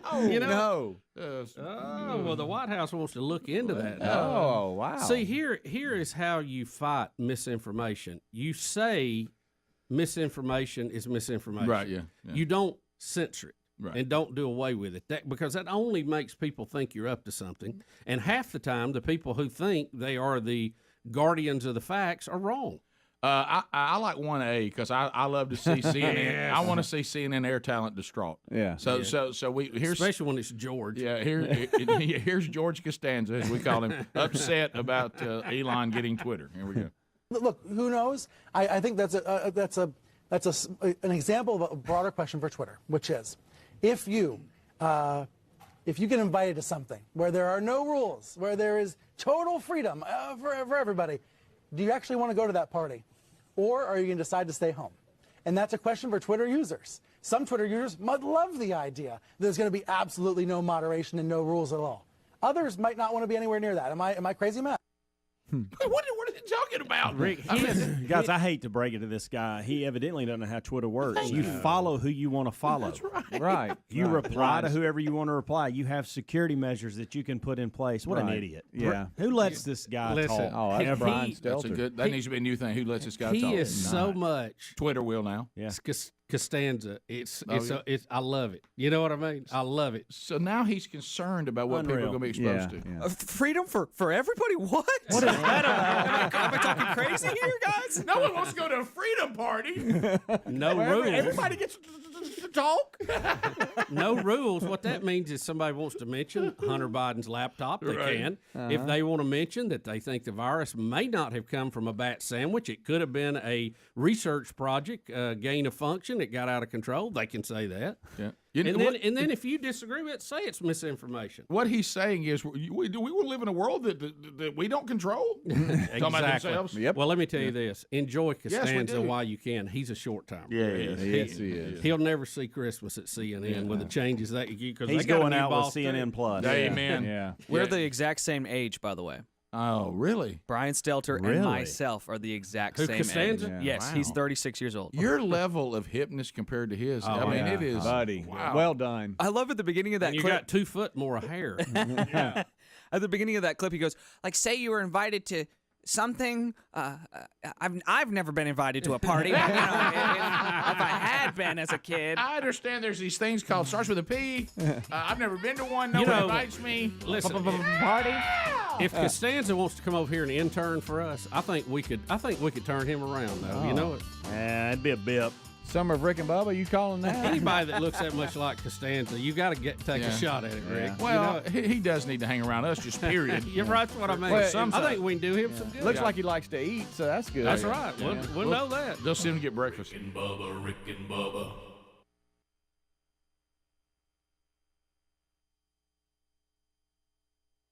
Now, did he throw down a What did piece he of the just tree? drop? Okay, so that was a very scary moment too, as far as the homeowner, Right. Because there's a dead limb, and he grabbed onto it, and it just broke. in You his break hand. limb. You break limb. You come down, Yankee dog. Well, he did her a favor. She needs to get rid of that tree. It's too close to the house. I said, Yeah, them I said pines very will clearly. fall, too. Oh, just taking care of a dead branch. I see. I- You know, I I bet was you had really to do all loud that, about didn't you? that. What's Yes. that? What he throw down? What is she doing at this point? She's watching. We're all standing around watching. Are you talking to her? Or are you? She's talking to me. You not throw down another one. I think I could have shot it down with a crossbow before. What is the now. conversation though? What are you discussing? I'm like, well, That's a dead limb. Why that kind of you stuff. yeah, that's a dead limb, that kind of stuff. We're having a normal human being conversation between humans, just talking, okay, But guys? she was concerned about the tree. Yeah, That's all I'm we're not- asking. That's all we're asking. I'm trying not to give y'all any lines. Was she a good sport? She was nervous. She was worried Very about understand. a tree, but she Worried was a about a very tree? she was This Was very she worried nice. about the guy? She was worried about the guy. Yeah, a her- little bit. She was worried about everything. Adler's son. I worked so hard on this bonsai tree. It's so large. That's a big Did you ever have to tell her, hey, it's a pine tree? Listen, I regret all. That's a I huge regret telling y'all that I she know was you do. Asian. I That was know a you do. mistake That- on that my is part. on- he's got it in his hand. He's Okay, up yeah, there. here, back it up just a little bit. Back it up. Okay, Okay, y'all. all right. The moment I can't even see That him tree's from the pretty base small of the tree. up there, isn't I it? know it's No, getting y'all, it's thinner way and up thinner. there, way Yeah, up those there. limbs ain't gonna hold. Please be careful, Joe. He is probably 110 feet up in the air right now. This guy is. Hey, he's way We up. could have shot it the out with a world? crossbow. Goodness, y'all, I was Bubba. so How's nervous. he going to come down with it? I was so nervous. He ended up, so he's reaching for it. Oh, he And got it. Got it. That guy's a victory. superstar, man. Look how high he is, y'all. Oh, my Oh, he my is goodness. above the That's entire. a dead limb right there. Goodness, look at that, y'all. What a great shot of him getting it, by the way. That is so cool. It was unreal. How'd he get it down? I was so nervous. He just tied it to himself. Just I love this guy. bundled it. Yeah, Joe, you are a beast, dude. Adler was playing. It Please was kind don't drop it was kind of emasculating, honestly. How about this? When he first got it, did you find yourself immediately switching your care to the drone and forgetting about him? All right, we come back. I want to know how the drone fared. That's awesome. Well, I mean, We got to know. I haven't, Climb tree long time. I haven't really flown it yet, That's so not, I don't know what voice you're doing.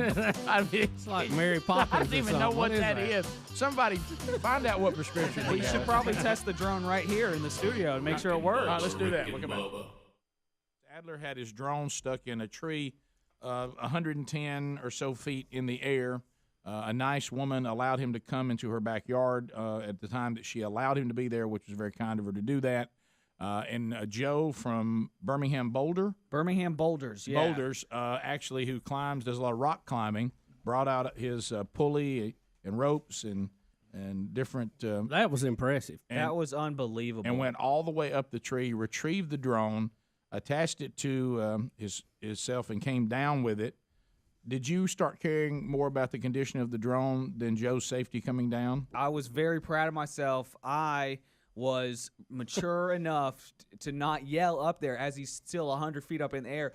How does the drone look? Is it okay? You wanted to so bad. So badly, but and you had 1,000 reasons to do it. Yeah, he sure did. So I luckily held myself back from doing that. He is scaling this thing, coming back down, and he got back down on the ground, and he works at Birmingham Boulders. That's like a climbing gym here in town. And he's like, I got to let you know, man, this isn't 150 feet up in the air. People are notoriously bad for guesstimating. And he was like, I'm going to guess that's 85 feet. And I was like, no way, man, it's 1,000 feet up in the air. It's the tallest puncher I've ever seen. Like a skyscraper. Airplanes were hitting you, man. It was crazy. Yeah, well, yeah, and we don't know when you eyeball something, and everybody, we don't have it unless you have a reference point. Yeah, you're just guessing. He was gonna bring a laser tape measure, whatever, but we forgot to do that. It was a big pine tree. It was. Hey, 85 feet's up there. 85. He guessed 85 feet. I'm guessing now that he tells me that, I'm gonna guess 115 feet, but. Somewhere in between. He's the expert, so you know. Why do you not just want to say 85? Well, it's better to be over 100 feet because y'all, it was up there. Mm-hmm. It was up there. But in case y'all are wondering, so this happened on Thursday morning during the normal morning flight, and a lot of people were asking, well, how did you get the footage of the wreck if the drone is still up in the tree? It saves like a 720p version on your phone. That's why I was able to have it, because the phone is the screen for the controller. Anyways, that's if anybody was wondering about that. There were people who cared. Faked it. Yeah, it's all fake. The whole thing is fake. Greg's actually. That's an option, isn't it? You can make the phone record what it's seeing. Yeah. 35 minutes past the hour, the Rick and Bubba Show. 866-WE-BE-BIG. Thanks for being with us. MyPillow.com/Bubba. Go there now. And you can go use this URL, and we take you right to savings. I mean, right there, we take you. And man, they've got some great deals going on now. The MyPillow team, man, what a great company. There's been all kinds of attempts to take Lindell and them and knock them down, for having the audacity to speak, their beliefs. But you know what? So many people like us, we just think it's a great company, and we love the product they put out. And you go there right now, you can get the Giza Dream bed sheets 60% off, and now just $39.99. MyPillow slippers are 50% off. Men's and women's sleepwear or loungewear 50% off. Their outstanding luxury hotel quality towel sets, $39.99, a $70 savings. Plus, all MyPillows are as low as $19.98. Boy, now's the time to do it. Savings. They all come with a 60-day money-back guarantee. They have the warranty. They're all American-made products, and they're on sale right now. In every order, regardless of the size, also gets Mike Lindell's best-selling book, What Are the Odds? And that just comes with your order for free. There's also a link at rickandbubba.com under the sponsors button. All right, so we're still talking about it looks like that Elon Musk is going to purchase Twitter. Yeah, it looks like the deal will go through for $46.5 billion. Let's go. We have one other soundbite here I wanted to see, Rick. 1B, Mr. Adler, if you don't mind. So here it is. This is MSNBC talking about it. If you own all of Twitter or Facebook or what have you, you don't have to explain yourself. You don't even have to be transparent. You could secretly ban one party's candidate or all of its candidates, all of its nominees, or you could just secretly turn down the reach of their stuff and turn up the reach of something else, and the rest of us might not even find out about it till after the election. Elon Musk says this is all to help people because he is just a free speech, philosophically clear, open-minded helper. What I love is he described word for word what has been going on for the last 10 years. Yeah. That we want to correct. Yeah. Isn't that funny? Isn't that funny? Let me tell you how He's a you dish it out, can't take it guy. Yes. Hey, you can dish it out, but you can't take it. No. Hey, let me tell you what you can do with Twitter. We know. That's right. That's why Elon Musk bought it. So, because y'all were making sure we're hearing your point of view. Let me ask you this. Tell you what, they can manipulate it. So Musk has secured $46.5 billion to finance the deal, $25.5 billion of fully committed debt, margin loan financing of $21 billion, and equity financing. The transaction is expected to close in 2022. So Elon's got all this money. Why is he financing half of it? What do you think? Well, is he just trying to limit? That's what I was his thinking. Liability. Yeah, I was thinking. Yeah. But, too, there was this threat to start taxing the uber rich on unrealized gains that you hold in the stock market, which is absolutely the most crazy thing I've ever heard. It's the Democrats' dream come true to tax people off money they ain't even made yet. I mean, that is the ultimate for them. But you know what? They can't tax debt. So that's also going to limit any liability that he would have for taxes. So I wonder if that played into it. It's got to play into it. Yeah. So, but anyway, it's interesting to watch this because I think it's educational, a lot of it. No, what's going on. It really is. 100%. It really is. And I'm starting to believe he's an alien. Done. Serious business. After watching Return to Space and then watching this play out, I'm like, wow. So Well, he is from South Africa. I know, but I don't mean it like that. I think he fell from the sky. Some farmer found him. Yeah, there is a new, and I haven't watched it, but there's this new show out, the man that fell from space or something like that, and it's about an alien from the sky. I don't know why the left is not getting excited and celebrating like I am. We've got, something as huge as Twitter is now owned by an African American. Yeah. There you go. I saw that. It's funny. But let's. Now, what else does Elon say he wants to change in this? He wants to do away with ads in favor of subscriptions. Is that right? Yeah, I think I saw that. And something about Dogecoin, too. Yeah, I don't know anything about Dogecoin. Yeah, you start getting the Bitcoin world just makes my head hurt. It makes my head hurt. I keep trying to learn it, and every time I do, I get frustrated. And Adler's told us 10 times. I still can't get it. What is Dogecoin? What is that? No, don't open the door. It's the crypto. Yeah, it's another cryptocurrency. Here we go. Bitcoin. Can anybody just start their own? Yes. Yeah. Yep. Oh, yeah. We can have the Bubba coin. We need to start one of them. And different coins have different levels of legitimacy, and some people say that none of it has any legitimacy. I will say that I do feel a little bit better. Remember when I was talking about Bitcoin a whole lot? You really did. It was floating around $50K per Bitcoin at that time, and now it's around $40K. So if you would have listened to me, you would have lost money. Right. I do feel better because somebody pointed out if you had listened to Jim Cramer, the Mad Money guy, you would be down like 70% because he told people to buy Netflix a year ago. So I'm like, well, if Jim Cramer gets it wrong every once in a while, so can I. Anyway. Yeah. Well, things change that you can't. That's why you got to be really good at doing the forecast. But some forecasts are hard. That's right. But nobody bats 1,000. So but the be thing careful. let me tell you what my takeaway is again, as far as something that we've always talked about on the show, and I know that all of us on this team believe, is that the private sector, once again, when I look at the things that Elon Musk has just done as an entrepreneur, have we even? But I got to be careful here, okay? So you tell me when I'm out of line, okay? Because I'm gonna get in one of your areas here, and it's gonna get a little sensitive, okay? I think you're with me because I saw you get angry about this too. So I think you're kind of with me, and because you do care about. But do you realize at what rate the private sector caught up to the government on space exploration? How quick and efficient the private sector got to a place that it took the government to forever. Oh yeah. And I mean, the private sector just does the job better. Yeah. It just does. In the space, that is there's a big explanation in that in this thing. Speedy's been trying to get y'all to watch called Return to Space. Yeah, but sure is. Once again, there I go again, and you should watch. So I'm really just nutshelling it. Yeah. The bottom line is the private sector is a much more efficient machine. Yes, it is. It just is. It is.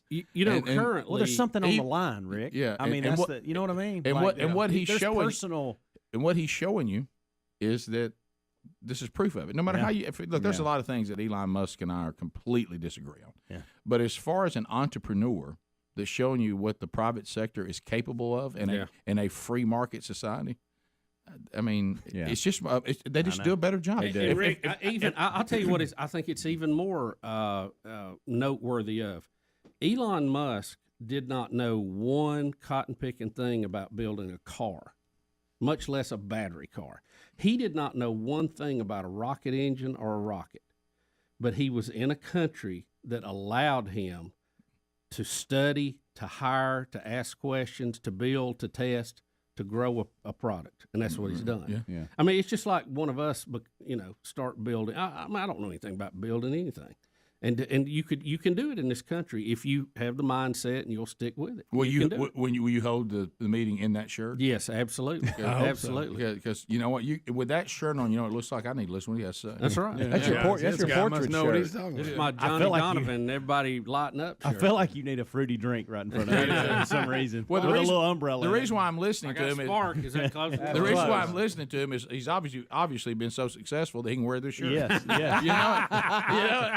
That's a good point. And he just apparently has come back from being able to go and take a break. Hey, I got to hear what this guy's got to say. I think too, especially with a fruity one. I think a lot of us in this country, we have jobs, and you go to these jobs, you're taking care of your family and all that. But it's hard to grow and experiment and step out there in a lot of cases. But for the people who do, it's an amazing environment that we have here, even on our worst day still, with a lot of overregulation and the way the tax system is screwed up. But you still have people that can literally start with nothing and make something happen. Well, and the reason why, back to the point that we were making, it's the reason why, please, everybody, just listen to me. I don't care. We all have different views on how we see things, but there's certain things are just a fact. Do not let the government take over health care. I'm just telling you that they will absolutely destroy it, even where they already are. I have a friend that's been working for a long time. He's with a different company now. And thank goodness, once again, the private sector is rising up, and secretly the government even knows they do a better job. Yeah. And there are people that companies that are trying to go to our senior citizens and say, how would you like to have a private version of Medicare and Medicaid? And we'll do so much of a better job than the government does with Medicare and Medicaid. And even the government, because it's basically the private sector, once again, is saving this from going under, because it's going to go under. Because the government never can fund anything at the rate that it needs to be funded and keep it solvent, because they don't understand the real world. No, they promise too much and under-deliver that. You remember Obamacare, how the bridge program went under in 90 days? Yes. So they just don't do it well. So let's not give health care to someone who's asking us to give it to them that doesn't do anything we give them well. Yeah. I mean, the private sector will even with its problems, if you'll let the big dog work itself out, it will work itself out. But when the government gets it, we all are agreed to a bunch of mundane, average and below average product. It's always going to be that way. And it's always going to go broke, and it's never going to be enough to fund it, and they're always going to ask for more taxes. It's always upside down, isn't it? The worst feeling you can get, and this is really, picture the government coming in, hey, I understand you want to take over, fill in the blank. So tell me what you're going to do. Well, I'll tell you what I'm going to do. I'm going to actually make services, I'm going to take the quality and take it way down. It's never going to be fully funded, so you're going to be getting a product that's not as good as what you have, and I'm going to keep asking you to give me more of your money to give you a product that's not as good as what you have. Would you ever hire that person? No. Say, ever? No. Yeah. So if I could have more of your money to give you a product that's not any good, would you buy into that? No. But why do we buy into it? Are we just chumps? Or do we keep thinking they're going to get it from somebody else? But it always comes back to you. I know. It always comes back home. Yeah. We'll be back 14 minutes to the top of the hour. Rick and Bubba. Or you just wait and get it from the card on the drone. Yes, yeah. I shoot in 2.7K. Yes. And, everybody knows that. And then downscale it to 1080p for the final product. But so that's how I was able to get the crash footage. In case if I had never gotten the drone back, then we still would have gotten at least the crash footage, which was pretty cool. But I haven't done a real deal flight yet. I had to put brand new propellers on there because the propellers were just shredded to pieces. So I've got 4 new props on there. Adler, I don't know if you should try that in here. They all signed a waiver. When I tested mine inside, it didn't go well. Okay, well, ask Speedy's leg. Go ahead. Yeah, Speedy, stay away from it, with your legs. So should we go for it? Yeah, I mean, sure. Okay. I'd rather go outside and go for it. Let's see. Kids, don't try this at home. All right, I'm recording here. You and your weird voices say, give me those pain pills. Don't hurt anybody. All right. Oh, it looks a little shaky. okay. That looks okay. It looks a little shaky. We'll spin up my tree. All right. Bubba. Going for it. It's giving me some warning messages that Like- I don't know what they mean. Really? It's not getting a GPS signal, I'm going to guess, inside. Okay, she's up. She's hovering. I feel the wind over here off of it. Look, he's so excited. Buzz the golden ticket seats. No, do not. Well, it works. You better land it. Camera on there? The camera's on. All right, bring it this way. Rick, talk like an Asian woman. No, I'm not good at Adler, I'd land it without that GPS. You're going to get out of control. There you go. There you go. There you go. So is it 100? Because oh, he's so excited. That's awesome. Is it 100% working okay? It looks pretty good. Yeah. Let me ask you this: did it miss you while it was gone? Did it like bond? Did you feel with the you? air off of it? Thing moves some air, doesn't it? Can you find that song "You're My Best Friend" by Queen, Speedy? Oh yes. You're my friend. Oh, no, that's not that. Okay. Adler, how do you like the smaller drone? Is it being smaller and being able to carry it easier, better than it being big and able to take on wind better and stuff? I got to go with the small. Yeah, I had like the bigger one, but it was kind of an older version. Rick had a bigger one. Guys, You can't let that go. I know. I'm glad it's not a bigger one. My tree might be damaged. A bigger one might have fallen I'm so on out. happy, y'all. This is like I said, this is I take this everywhere with me. The fold up ability of it is too cool. It's like a drone from the future. I feel like I'm in the future every time I'm using it. They're my friends. And they're my friends. They're my friends. Yeah, I'm pretty pumped, guys. I just hate y'all killed that tree with them ropes. Look, there he goes. Adler, fly it while this is going on.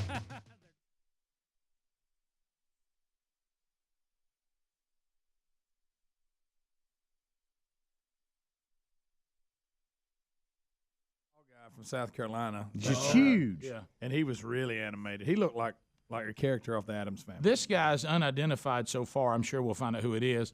We have things like jazz hands, bulging eyes, and him sticking his tongue out. Ricky does a Gene Simmons. Yeah, he does. all He right, does. so Here's a little montage of some of the let's- audio and videos. We're working with counties to ensure there are enough shelters. Currently, there are more than 260 shelters open across the state in every county in the state. At least 70 more shelters are opening today. Here's another one. We're working aggressively to keep our gas stations open and filled. But this won't last much longer oh my God. because it's going to be Oh, my unsafe to goodness. be on the roads. We're doing everything we can to get as much fuel into the state as we can. Oh man. Here's another Following one. the storm, state troopers will resume escorting fuel supply trucks directly to gas stations in your community. So we'll get after the storm. We'll get as soon as we can get fuel trucks moving. We'll do it again. Here's another Utilities.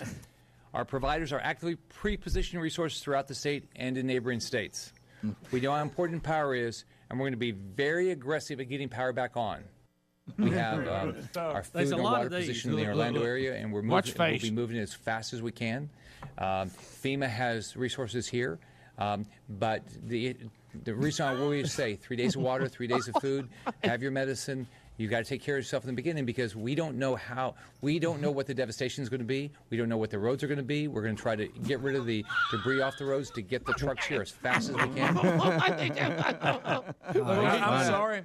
His debris off the road was really to good. ensure there are enough shelters. That's my favorite right there. Look, We're watch working this. with counties to ensure there are enough shelters. Currently, Yeah, there what are more does than that mean? 260 shelters open across the state in every county in the state. At least 70 more shelters are opening today. I'm going to say We're working this. aggressively to keep our gas stations open.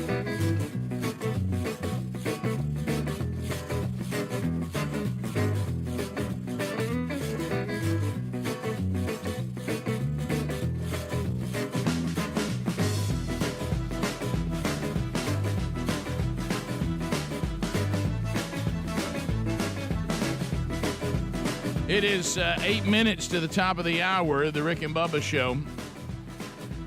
Much to do on the program today. Thank you for being with us. If you're looking for upcoming events, find those at rickandbubba.com. Excited this week to be headed out. I'll be at Anthem Baptist Church, Morris, Alabama, coming up this Sunday night as they continue through the men's discipleship strategy from themanchurch.com. This is our next gathering, and I'm honored to be a member of the team that's coming in to speak this time. So Sunday night, Enon Baptist Church, Morris, Alabama. Find that at rickandbubba.com under upcoming events, also at themanchurch.com under upcoming events. All right, so we have some more video audio to watch. The ongoing Hunter Biden. When will we ever get to the point that everybody just finally calls it Hunter Biden is dirty, and we all need to talk about it, and we need to just take our political preferences and throw them aside? And can we just get this Hunter Biden thing done? And they know. And somebody please talk about it, because I'm worried Hannity's not going to make it. I mean, Hannity is trying to get people to care about two things. We still left people in Afghanistan. Yep. And we also we're not dealing with Hunter Biden. We're acting like what he's done didn't happen. Yeah. And so we're back. Midterms can't get here quick enough. Now we're back to the. That's when we're going to find out if America really cares about some of these things. That's going to be at the midterm. Mm-hmm. So a reporter is going to ask about Hunter Biden to Psaki. Poor old Psaki. She can't get to her show on which one she's going to be on, MSNBC. Right. Yeah. That can't happen quick enough for her. No. I She mean, cannot wait to leave. She may run and jump out the window. Oh my goodness! Yeah. You talk about somebody that every day gets up and says, "Well, another day at the dumpster fire." So here we go. Psaki's not going to care for. We keep finding out more and more about Hunter Biden. And by the way, it is officially his laptop. We're acting like that wasn't official. That's right. Of course, we all kind of knew that. But anyway, so here's the reporter, and here's the uncomfortable moment. On Hunter Biden, the New York Post is reporting, looking at White House visitor logs, there were 19 visits to the White House while the president was vice president by Hunter Biden's business partner, including one with the vice president. Do you help us understand why that business partner had access and what those meetings were about? I don't have any information on that. I'm happy to check and see if we have any more comment. Okay. Wow, that's a way to unpack that one for us. Yeah, thanks for that great explanation. Yeah, what that means is all the information. Flip around in your notebook, see if you can find a page on that one. Have you noticed she didn't even look down her notebook? No, on that one. didn't even check. She says, "I don't have time. I don't have time to talk about that. I want to get this regulation of social media done." All right, we've got to get this long overdue, Rick. We got to regulate. We got to regulate big tech now. You know why she's not answering that question? Because hey, it doesn't look good. No, it doesn't. It does not look good. No, it doesn't. Apparently, Hunter and his business partner, they got to go see the big man a lot. Yeah. Big guys, that we call him, big well, guys? if you stroke the check, you get access, Yeah, so that's a little bit of an ugly there. So do you think America, this Biden administration, do you think there's going to be a big mandate on how, because you see the approval ratings and all that, do you think it will be reflected in the midterms? Rick, I do. I think you're going to see a landslide backlash against what's been going on, and it possibly could be historic in nature. So, like, I hope. What was in that? Was it 94? We had the last big one when it was a big, just a big, when it big flipped. Time. Yeah, right. When Newt when it 94. Yeah, wasn't it 94? It feels like 94. Yeah. So you think we're going to see? I think there's a lot of backlash to all this that's going on. Because look, remember 2 years ago? Well, no, right now, a year ago, the Russians were not invading anybody. Gas prices were low. Everything was stable. We had a COVID outbreak, but that's kind of running its course. So, I think people, they will vote their pocketbook. They forget sometimes, I think, when things are going good, how lucky they are to have it good. And then issues will be brought up, and they'll lose focus, and hey, mean tweets, and all you're this. Right. You're right. But I think right now you got everybody's attention. Every time they go to the gas pump, every time they go to the grocery store, I think, and every time they go somewhere and they can't get service because the company can't hire anybody, and they're offering $20, $25 starting, pay. I think it gets everybody's attention. I'm going to share with you today on that note a very, very, because our show is always we could almost do a best of CD of distraught over the lack of customer service. Oh, yeah. I had a conversation yesterday, and Sherry got to laughing so hard across the room because she could hear it, because I just got to that point where I just kind of I was just like, I'll tell you about it. It's worth discussing. All right. Do y'all want to hear one of the few times Biden has actually commented on the Hunter Biden accusations? No, boy. This is from 2 years ago. This is Biden talking about his son. Okay. We have great confidence in our son.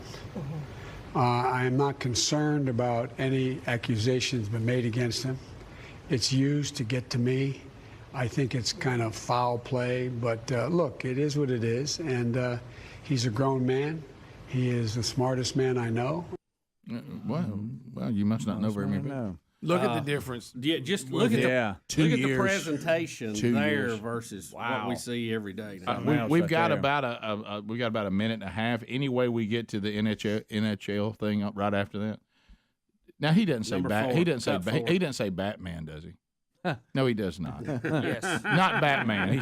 He says Gary Batman. So the commissioner of the NHL is Gary Bettman. Yes. And our president's going to call him Gary Batman, and you're going to see you're going to see one of the players. Do I have to watch losing it. this? He's going to lose it. Watch the player I want lose to it. thank Commissioner Gary Batman and for being here as well. And at the risk of stating the obvious here, it's a pretty good time to be in a sports fan. I want to thank Commissioner Gary Batman and for being here as well. And That guy, I loved it. Got his shades on, Rick. You're your favorite. But look at 2 years. 2 years. Just this one little statement where he's trying to congratulate the Stanley Cup champions, the Tampa Bay Lightning. And that's Victor Hedman, is that right? Is that the standing behind him? And you see him look at his buddy going, he said Batman. He said Batman. He said Batman. He said Gary one more time. Batman. Watch him the whole way because it's like one of us standing there. Gary Batman and for being. I want to thank Commissioner Gary Batman and for being here as well. And start looking at at the risk of stating the obvious here, it's a pretty good time. Leave the free world. Leave the free world. So. But remember, if we put his sunglasses on, everything's fine. Yeah. Nobody be concerned. He has on aviators. It's like his tongue needs an energy drink. You know, it's like his tongue won't move. That's true. Wow, that's true. I don't know what's up. That is so true. But look, it's not good. No. Top of the hour. Thanks for being with us. More Rick and Bubba coming up. Rick and Bubba, Rick and Bubba.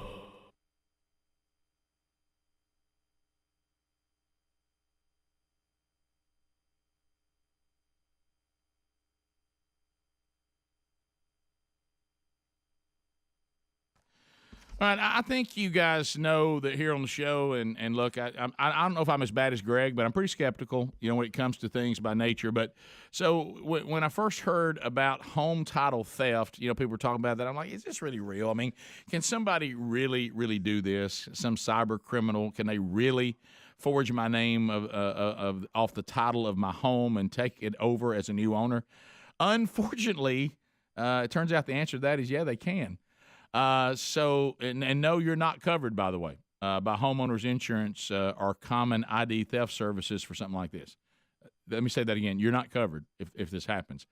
The problem is that the titles to our homes are kept online, and an identity thief knows his payday is as easy as simply forging our signature and stating that we sold he sold the home and we sold it to him or she or whoever. That now they have it. It's all they have to do. And then what? Now he can take out a loan, another loan against your home, and you won't even know until what? The collection calls start coming. Hey, you're not paying your loan you took out against your home. I didn't take out a loan against my home. Oh, yes, you did. And you know what happens then? Eviction notice. So here's what we're going to urge you to do. All right, we've established this is bad, and you're getting a little angst. But here's the good news: I don't like when I talk about problems and I won't talk about solutions. Here's the solution: simply go to HomeTitleLock.com, read the testimonials from FBI agents and government officials, and number 2, register your home address to see if you're already a victim and don't even know it. And when you protect your home, tell them that the Rick and Bubba Show told you to do it, and you'll get a listener discount, okay? So mention us and get a listener discount. Go to HomeTitleLock.com. That's all you need to do, okay? Don't quit worrying about this. Let's go do it now. HomeTitleLock.com. That's HomeTitleLock.com.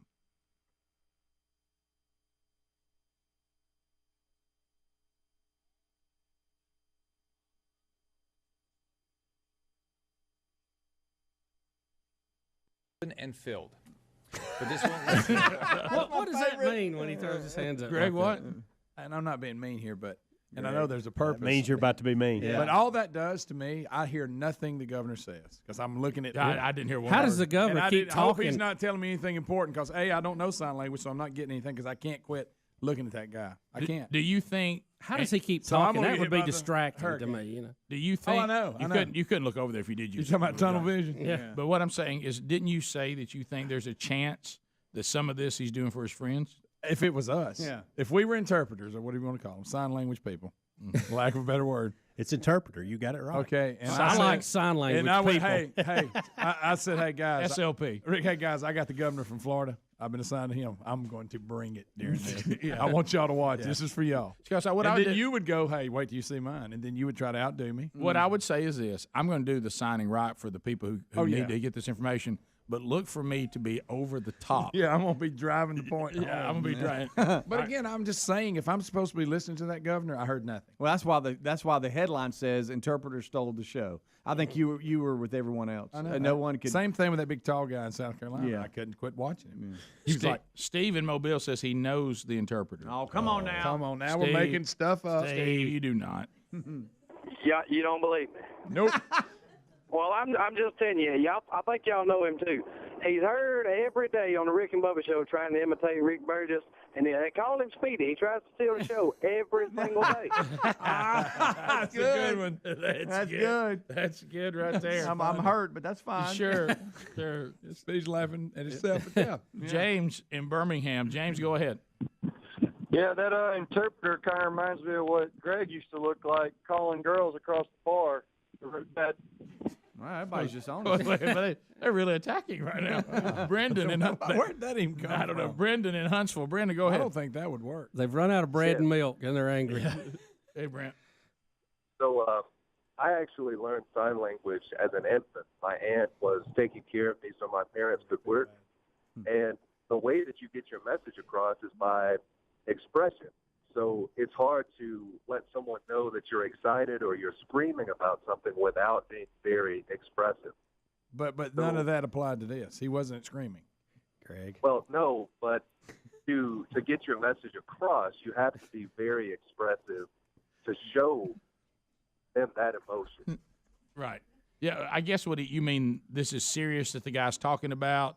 You need to understand storm's coming. I need to be animated to talk about it. Because the actual governor isn't being very animated, but what he's saying is important. You're saying he's trying to get the point across, the intensity of what's being said.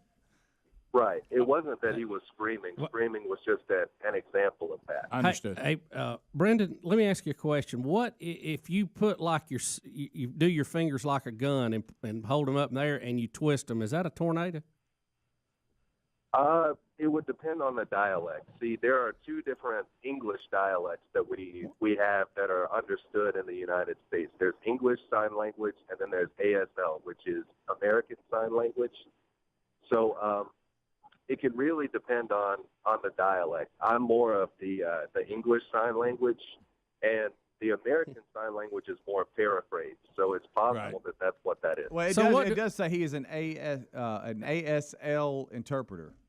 Right, that's American Sign Language. Yeah. Well, if you got two different versions, though, are we not leaving half the?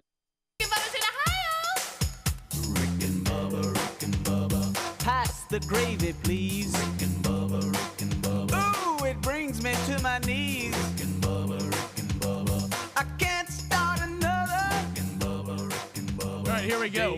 It is 6 minutes past the hour. The Rick and Bubba Show, a brand new hour underway. And we're going to start this hour with our first phone troll of the day. Speedy, the real Greg Burgess, Helmsy, Eddie Van Adler, all here and ready to go. Bubba is back for another hour, and we want to chat with you. We want to find out what's on your mind. You make comments, you ask questions, you bring information to the table. It is not designed for meaningless shout-outs or shameless plugs. It's just an opportunity for us to take this show, and then we take you, the audience, and we hand it off to you to say, handle with care, but why don't you decide what we're going to talk about now? And you may have something you'd like to comment on what you've already heard or seen. You may want to bring up something. You may want to ask a question, whatever the case may be. At the end of 30 seconds, old buzzer, here it comes. and it'll end your call, and we'll go to the next call unless Bubba or Helmsy gives you a timeout, and they only have one apiece. So 866-WE-BE-BIG. If you want to make a move right now, you will get in. While you are moving, I do want to point you to the contest button at rickandbubba.com. Another weekend of the USFL is coming up, and if you like for your team to get the VIP privileges and be deemed the USFL Team of the Week, go to rickandbubba.com, click on that contest button, and you'll see how to enter your team, and hopefully, even if you don't win this week, your team will be asked to come and experience that before the season's over. 866-WE-BE-BIG lines are available now. Let's start with Rick, who's out of the great state of Florida. Trolling. Keep them phones a trolling. Here we come, phone trolling. Rick, go right ahead, buddy. Okay. All right, thank you. Yes, we are the greatest state in the union. You're very fortunate to be contiguous with us. Yes. My suggestion for Mr. Musk would be for him, instead of putting all this money into Twitter, I hate that place, buy Disney in Florida and turn it into a theme park, surrounding space and photovoltaics and stuff like that. And just stick with that 9%. Because, guys, you correct me, it seems like you put them in a big twist just by buying that first part. Yeah, he did. He really Listen, did. I tell you what I told the guys in the break, too. I think Elon is going to fix Twitter, if you would, grow it, and then take it back public again. He'll stand to make billions back. So I think he'll do that eventually after he gets it like he likes it. But, Disney, with this thing of losing their special privilege in Florida, some people are worried about that. I wouldn't be worried. They're not going anywhere. There's nowhere they can go. They're too invested there.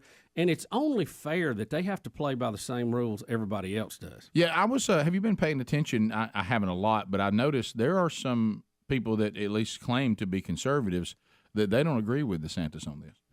They're saying, well, we're just playing political games like the left. You're punishing. Well, I'm not saying I agree with that. Maybe there's some tit for tat here on all this. I got that. Right. But let's go back and look at the major problem. Disney does not need special privilege that any other business in Florida doesn't have. I mean, they've made it. Okay, I think they're going to be all right. Yeah. Look, I was just kind of. He doesn't have 100%, and some of that. Here I go, and I do not know these people. Let me be clear. Don't know their character. Don't know anything about them. But I do know this. I don't know much, but I do know this. I do know politicians in general. And sometimes when politicians get upset, no matter if they have an R or a D by their name, it's because that just costs them a check into their little coffer. And Disney's smart. They're gonna stroke everybody. Oh yeah, they do. And sometimes I'm probably more upset about the fact that Disney gives me a little stroke than I really am about standing up saying, well, now let's not play games like the left. Some of it could be I'm going to miss that check. And that's just a theory. I mean, it could be, but whatever. But again, I have to go back to classification point A. Why should Disney be treated different than any other business in Florida? Well, governments have been known to give incentives to big-time places that are going to come in and impact an economy. I mean, nobody would care about Orlando if Disney wasn't there. There's incentives, and then there is outright a third state. No, I agree. But I'm saying that, but people do that. Some property tax abatement, look at those, Yeah, that's a good. I mean, they have their own government, Yeah. So, but I 100% agree that if you're going to be in my state and the people of my state don't like some of the things you're doing, that's a good way to lose all this special treatment. And two, the huff they made about this. Again, Disney is in the theme park business. Why are they even in a political war? I mean, what are they doing in that? Yeah. Again, they've got too big. They got too much money. They're dabbling in things. And this whole "don't say gay" thing was a total fabrication. That's not what it was. It was just a catchphrase to get everybody on board. And we all agree that kids 3rd grade and under don't need to be taught sex education. Okay, that's the bottom line. Well, so and then they waded off into it. Remember, they wasn't to begin with, and then a bunch of their employees started protesting and wanting them to get involved. Then they got involved.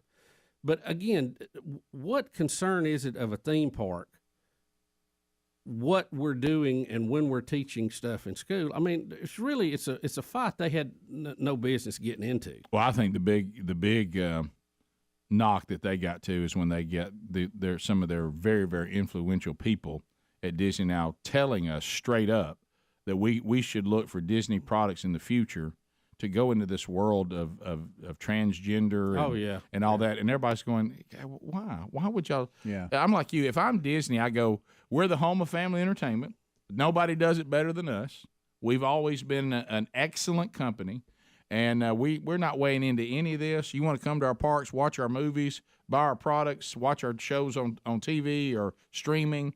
Go out and enjoy this wonderful entertainment that we provide for your family, and everybody can go out there and however y'all feel on things, that's y'all's own business. We're going to sit here and continue to make tremendous amounts of money and provide you a fun product for your family. Now, why that wouldn't be the game plan is beyond me. Well, because you have some woke left liberals now in charge of it. Right. And they're not going to go quietly. They're going to try to make change. They're going to try to rub your face in it, for lack of a better term. And people are just pushing back against it. And part of that is, okay, wait a minute. Let's look at what you're doing. Mm-hmm. I pay taxes in Florida. Why am I helping to subsidize you to go against everything I believe is my family values? Yeah, 100%. So let's all get on the same page. And then if you want to woke, you can be woke. But we're all going to play on the same field, and then people can decide if they want to support Disney or not. It goes back to Disney is on that cycle. We've talked about this, guys. The cycle of business. They're on that downhill slide where they've been too big to fail, and now they're not concerned about their core customers. They're out to make their own points. Sears and Roebuck, everybody. You just look through history. They're on that fourth quarter of existence, and if they don't make changes, they're going to be bypassed. Somebody will come along and will do what they're doing better and cater to the people they used to cater to. Well, and I have people that I know well that were staunch Disney. It was part of their family. They loved it. They're season pass people, and they said they've bought their last season pass. Yeah, sure. I mean, and that's the customer that you built this thing on. Yeah. Willie Ray. Willie, welcome to Rick and Bubba. 30 seconds. Go ahead. Good morning, my kind of people. Thank you, buddy. Tell it. Hey, don't you know Walt Disney's just rolling over in his grave right now? That was not his intent from day one. Yeah. I mean, if we could actually talk to him, he would be having a conniption. I mean, he would be jumping, in one of the log rides or something. Good night. I couldn't think of a good ride. Yeah. Hey, we're going to see the Birmingham Stallions. Are you? When you going to see them? Or you went to see them? We enjoyed seeing them. Oh, you saw them. Oh, Okay, yeah. all right. Yeah, 2 big wins. How about that? Yeah. We went Saturday. Had a good time. And we had a good time. Well, I'm so glad. I'm glad you had a great time. That's kind of cool having that in Birmingham, isn't it? We like watching Rick and Bubba in the morning. Is that right? You've been to a USFL game and you got to talk to Rick and Bubba. I mean, what a good week. What a good week. That's a big. Thanks for the call, Derrick, and I'm glad you had a good time, buddy. 866 We Be Big is our number. More of the Rick and Bubba show coming up as we move through another one. And thank you for spending some time with us.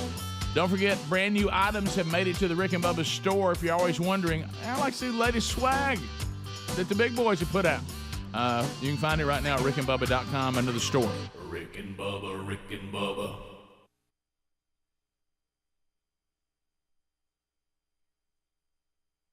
Deaf people out by only having one? Some of it is things. There are things that you can pick up on. It's still very paraphrased. Is this like different versions of the Bible? Yeah. Well, I tell you what this is like. What you're describing is like reading the message. It's a paraphrase. Yeah. Right. Versus So reading American a interpretation word for word. Right. American Sign Language is very paraphrased. So one sign could mean 5 or 6 words, whereas so does English. Sign Language, that's well, English Sign Language is more word for word, so it includes more adjectives. English standard versus the message. I got it. I still think they should put him back in the corner. You remember they used to put him in the corner? Yeah, in the little box. Yeah, because he's leaning in front of the governor. Yeah, you know what I mean. Yeah. He actually hit the governor a couple If he times. threw his hands back, he'd hit the governor in the face. It's just distracting. Right. Look at that look. But Greg, no one puts baby in the corner. No, you're right. Huh? Hey, I was standing through some of the channels out here. I'm from Alabama, Birmingham, but losing a channel up here, so I was standing through and heard on one of their local news channels that one of the zoos out here is planning on tearing down some walls to the giraffe's cage and making it accessible to the people to be able to get in there to them. What did he just say? I love that man's delivery. You want people to get out there with the giraffes? That don't sound like a good idea. Somebody make a note of this call when we get the first story on giraffes going wild. You know what you do? You'd go by there and I'd be riding with it. Now, you don't need to let people get in there. Well, it's pretty cool that you're standing there looking at giraffes anyway when you live in Alabama or Mississippi. Yeah. I want to be behind a fence, though. Yeah. You can feed them. Yeah. That old tongue's about a foot long. I was say, they got a tongue on it. It'll come on out there and get it. Boy, they like that old guy we went to school with. You know what I'm talking about? Oh, yeah. Had a huge tongue. Greg, please don't bring that. He couldn't even close his mouth and keep it in it. Can I tell you what? Now, that's a body science could have used. Now, they could look at that.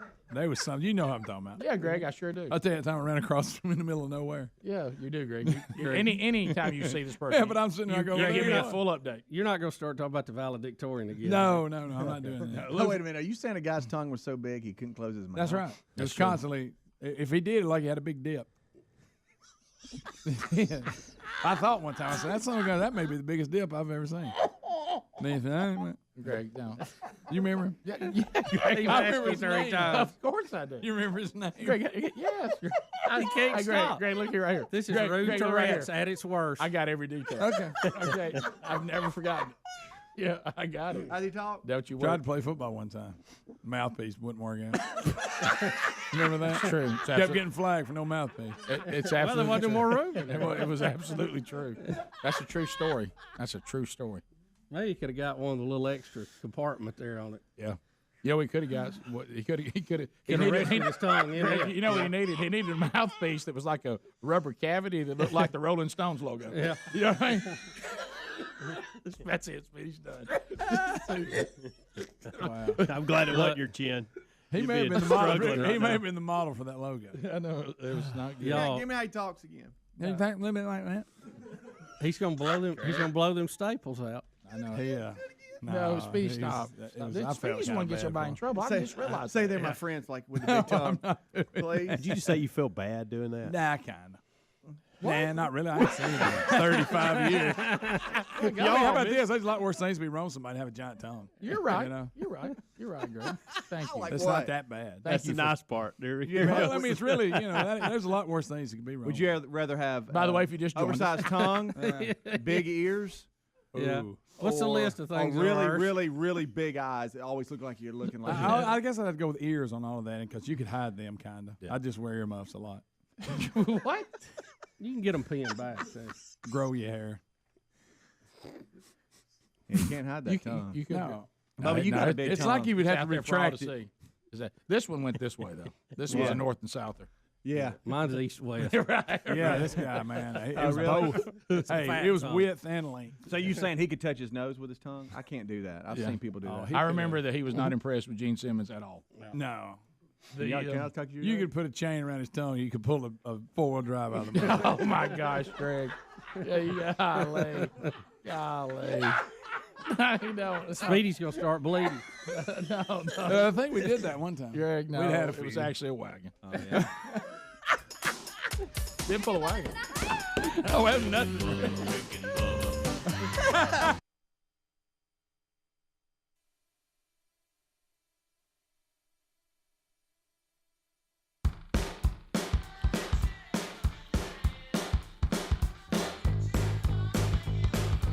"21 minutes past the hour of the Rick and Bubba Show, Nashville, Tennessee. If you're going to the Youth Pastors Summit today, day 2, from Student Leadership University in Nashville today, Sherry Burgess is about to head your way.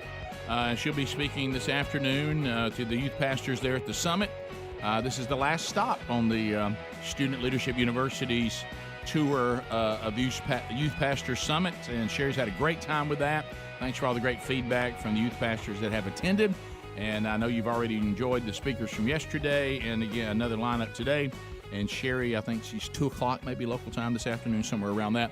So enjoy that. Take care of her, and you'll hear quite a presentation today on a tough topic that the pastors have to deal with, and where is God in the middle of all this tragedy and pain and suffering? And she does a great job. I'm very proud of her on that. So anyway, want to tell you about what happened. Speaking of that, Bubba, you and I both know customer service. My goodness, customer service. Customer service. Well, when you get a good one, aren't you? You just want to hug them. You want to reach out on the phone and hug them and give them a tip and invite them over for dinner. Some of it, you just feel so helpless, and this is one of those things where you just feel helpless. So Bubba and I are getting old enough now that the people that we bought life insurance from said, well, no, we made a deal that you wouldn't live this long. And here we went and ruined it. Right. Yeah, remember we talked about this. We told you we'll cover you if you'll die young, but if you're going to keep living, we're going to come in here and we're going to redo the deal. And so, because it is, Bubba and I don't know yours exactly, but I think we're pretty similar. I just bought straight term that if I died young, it wouldn't be catastrophic to my family. And buy term, invest the difference. Right. A.L. Williams. Right. And so anyway, so I get now they're wanting to change things because I can tell they want to have conversations with me now. And now, we're getting toward the end of this now. And hey, renewal. Yeah, renewal on term. And Look out. And I got news for you, big boy. If you think you're going to pay this premium going forward, you're out of your mind. But anyway, I'm not at the end of mine yet, but it's getting close. But all of a sudden, just out of nowhere, what had always been a draft, my premium, they stopped drafting and they started invoicing me by paper. Mm-hmm. And I was like, what is this? What's this about, my friend? What the? And your papers are not in order. And if you remember,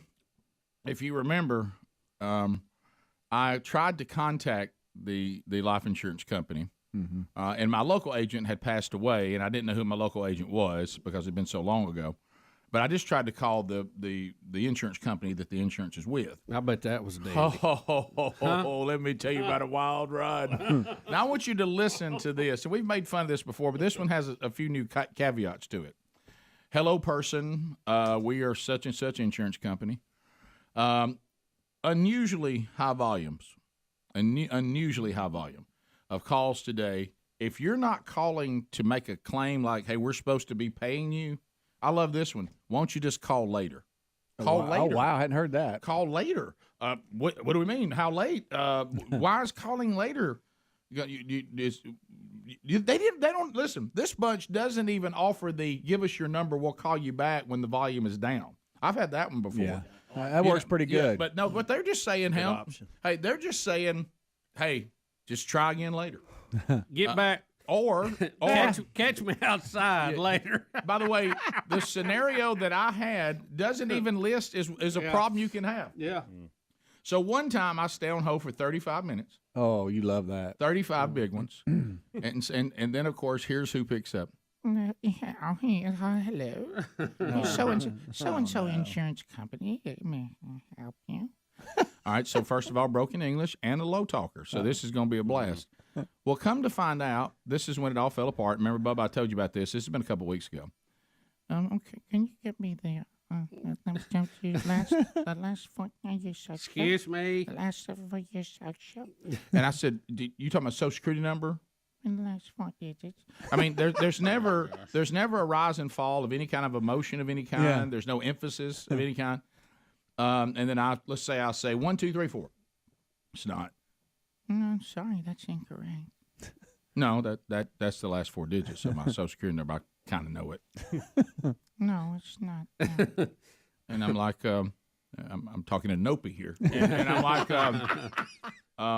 ma'am, that is my Social Security number. Had this policy for 20 years. Yeah. Okay. Oh, isn't that scary? No, it's not. We want to send you a W-9. I'm like, I'm like, you're going to send me a W-9? It's a strange mix between Nopey and Coach Johnson. Yeah. And so what I do is, and it's really this low, and I said, I'm sorry, and I'm out. And so okay, so I hang up. So I call. Then now I have to go on a journey. Who is my local agent? Because my local agent has passed away. I don't even know who it is. I mean, this thing's been in there a long time. So finally, your life insurance agent passed away. Yeah. Okay. So Rick, I'll even some irony to you that. mentioned this a few weeks ago, as you said, and I actually looked up that name and called a number. I was trying to help you out. Yeah. It could not. Unbelievable. I mean, it's wow. Well, don't have time for that journey, but eventually I find out who it is. Okay. And then they said, "Hey, let me look at that." So your last 4 digits is 1, 2, 3, 5. No, it's 1, 2, 3, 4. Oh, they have the last digit wrong. Mm-hmm. For 20 years, my wife was not going to be paid if I died because they have my Social Security wrong. Goodness gracious. Okay, for 20 years. This thing has been sitting there with the wrong Social Security number, and one digit was off. Okay? Wow. So now I realize I've got to get back in the game because I have to resolve this. Mm-hmm. Okay, I mean, now I got to get back in, which is a terrible, terrible feeling. And so then I say to this agent, so do they need me to fill out a W-9? Is that true? Oh, yeah, you're going to have to because you're going to have to give them the right Social Security number. So I think you're fine. Any idea why they're not drafting it out of my account anymore? They've started sending me invoices. Nah, got no idea why they're doing that. But this is legit. This is your account number. It's not a scam.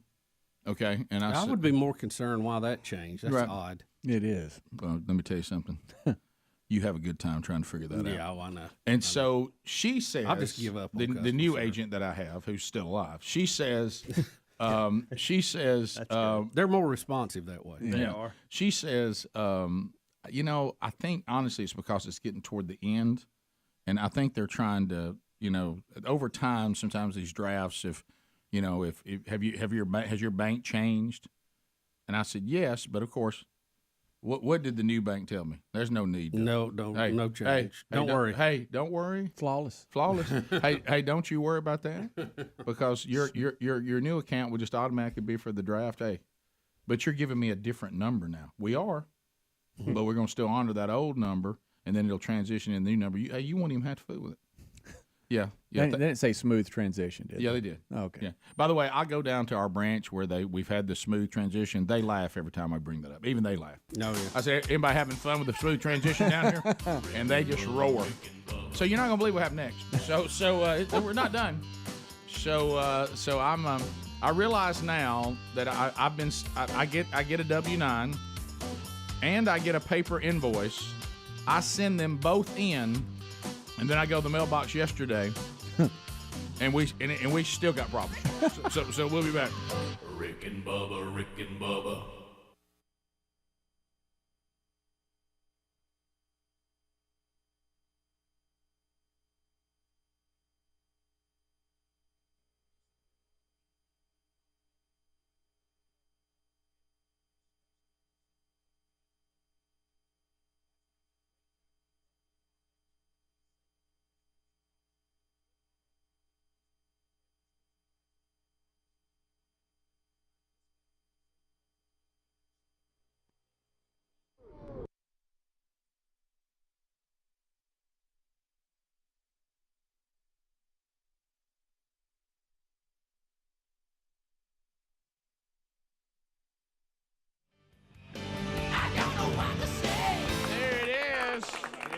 The world's greatest garage man, Mr. Lucky. A few hard copies of Fat Chance, the one and only CD, available if our store was up at rickandbubba.com.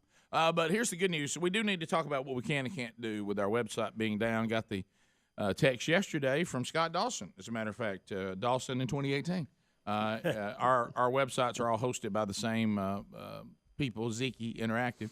And he said, hey, our websites are down. And so I let Helmsy know. Helmsy looked at it. And the reason that is it's we have a Florida connection, and Florida's been devastated. Yeah, where the servers are hosted, and our website is hosted in Orlando, and so they are powerless at the moment. And look, there's backup procedures that took place that didn't turn out quite like they wanted them to. Sure. And, it's very frustrating for those of you that can't get on Extreme Club and rickandbubba.com, and I hear you loud and clear. I'm as frustrated as you are, but just know that Zeke's got us at the top of the list and going to get us up going as soon as possible. So yeah, hopefully that will be restored shortly. If not, maybe they can get a mirrored site up and get everything back up and going. Now, so what we're going to do is when we're trying to get you information, you just need to follow all the social media, right? Because we're going to have you can just still do Twitter, you can still do Instagram. I saw that still working. Oh, yeah. And our Facebook page, so you can still get information there. Like today when we talked to Max, will put his new book and information out. We normally put those in those places anyway, we do. but for those of you that rely on rickandbubba.com, just venture out in our social media and world. here's a fact we can look at, because you have to just look at the facts. The people who host Facebook, Twitter, and some of these other things had a more robust system than what our web people had. I mean, that's the facts. Well, like you say, you had a backup that didn't work. Yeah. So anyway, and that's backups.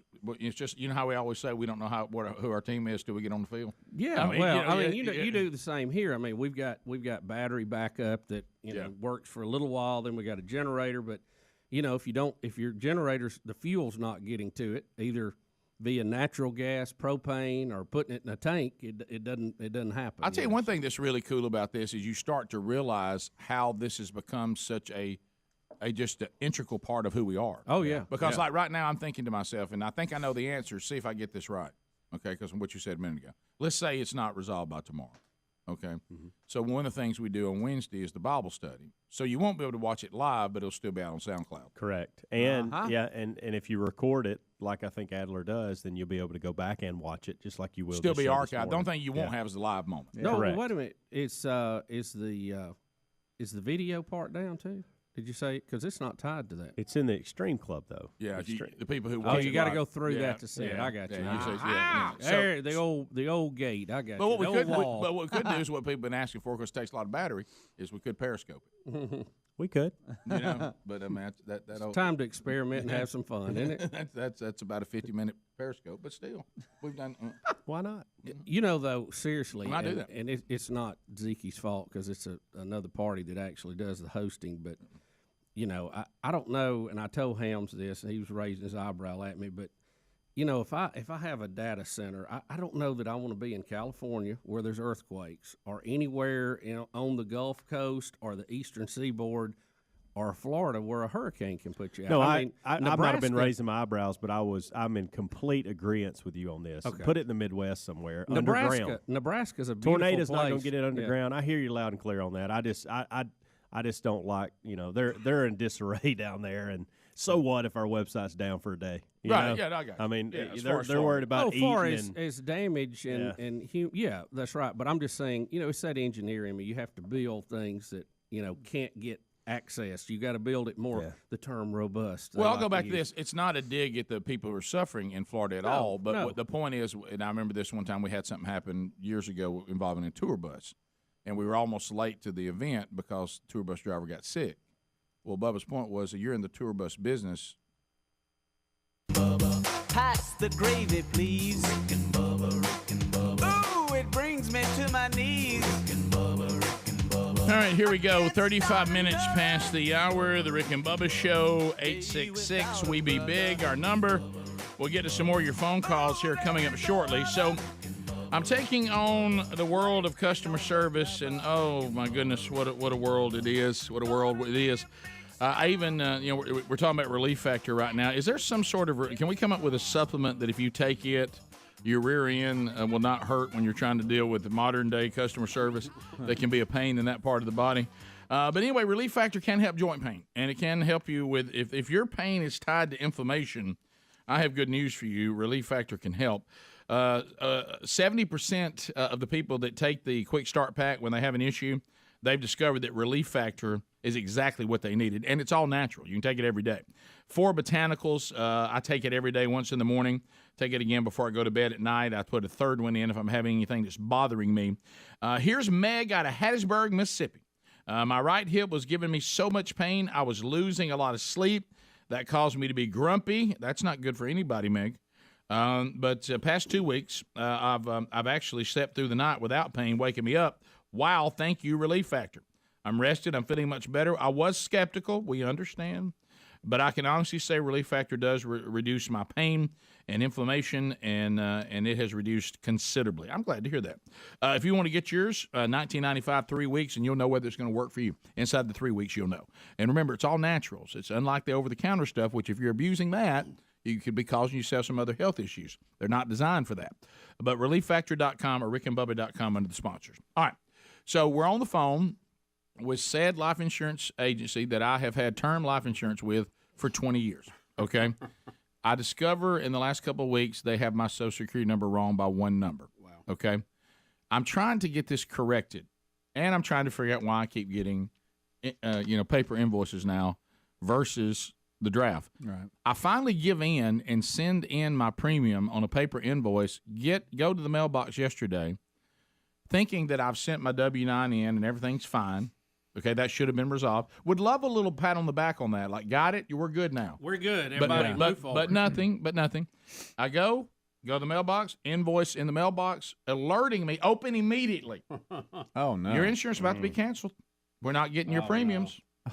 And I'm like, okay. Now, and Sherry looks at me, and she almost gives me the baby, just be calm. Okay? Yeah.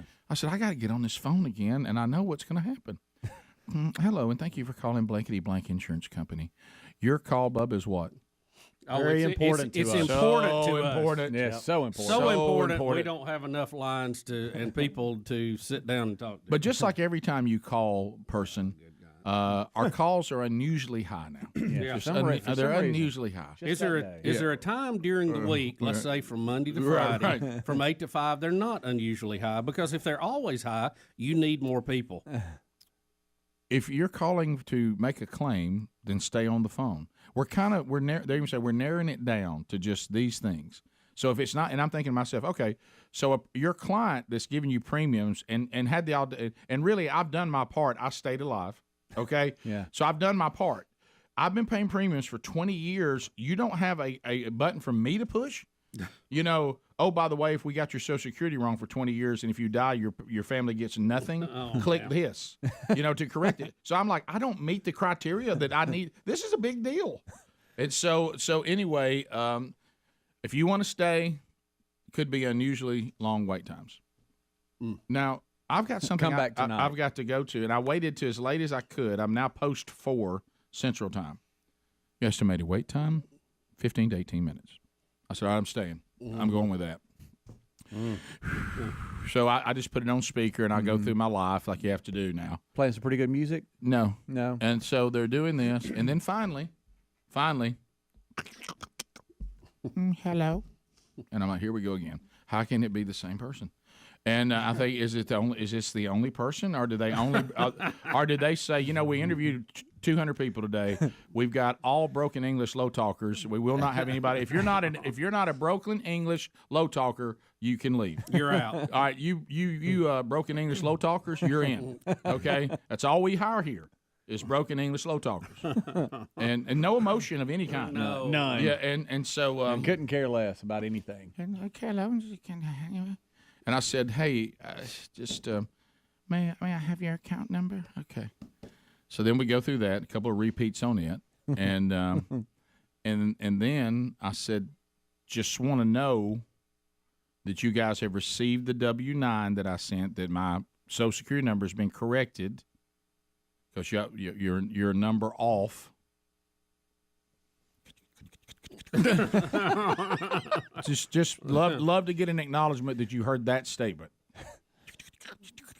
I didn't say that, but you know what you mean. You last 4 digits of your social. And I'm like, 1, 2. Now the real one or the one y'all use? Yeah, 1, 2, 3, 4.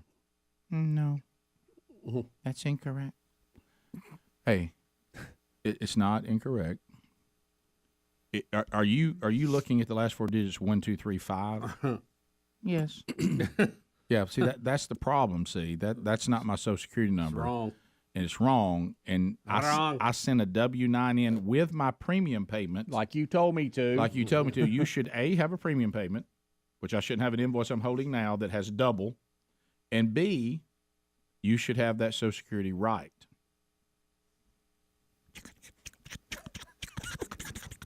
And this is when Sherry starts to laugh.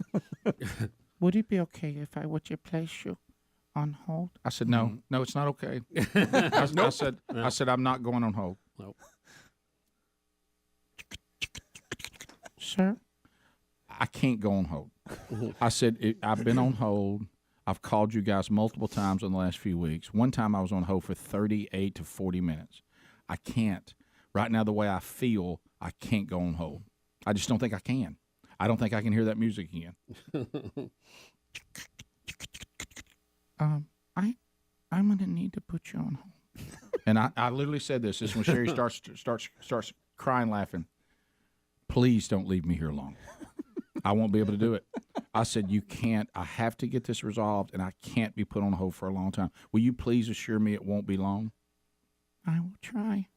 Will you please don't make it long. I'm begging now. I can't do it. I mean, I'm coming apart like I'm a prisoner of war, and I'm about to confess to something. Yeah. I'm about to give them my serial number, and so then the music starts. When that music starts, is that the worst feeling in the world? And you're afraid they're just going to hang up so they don't have to deal with you. Right. So I go probably 10 minutes.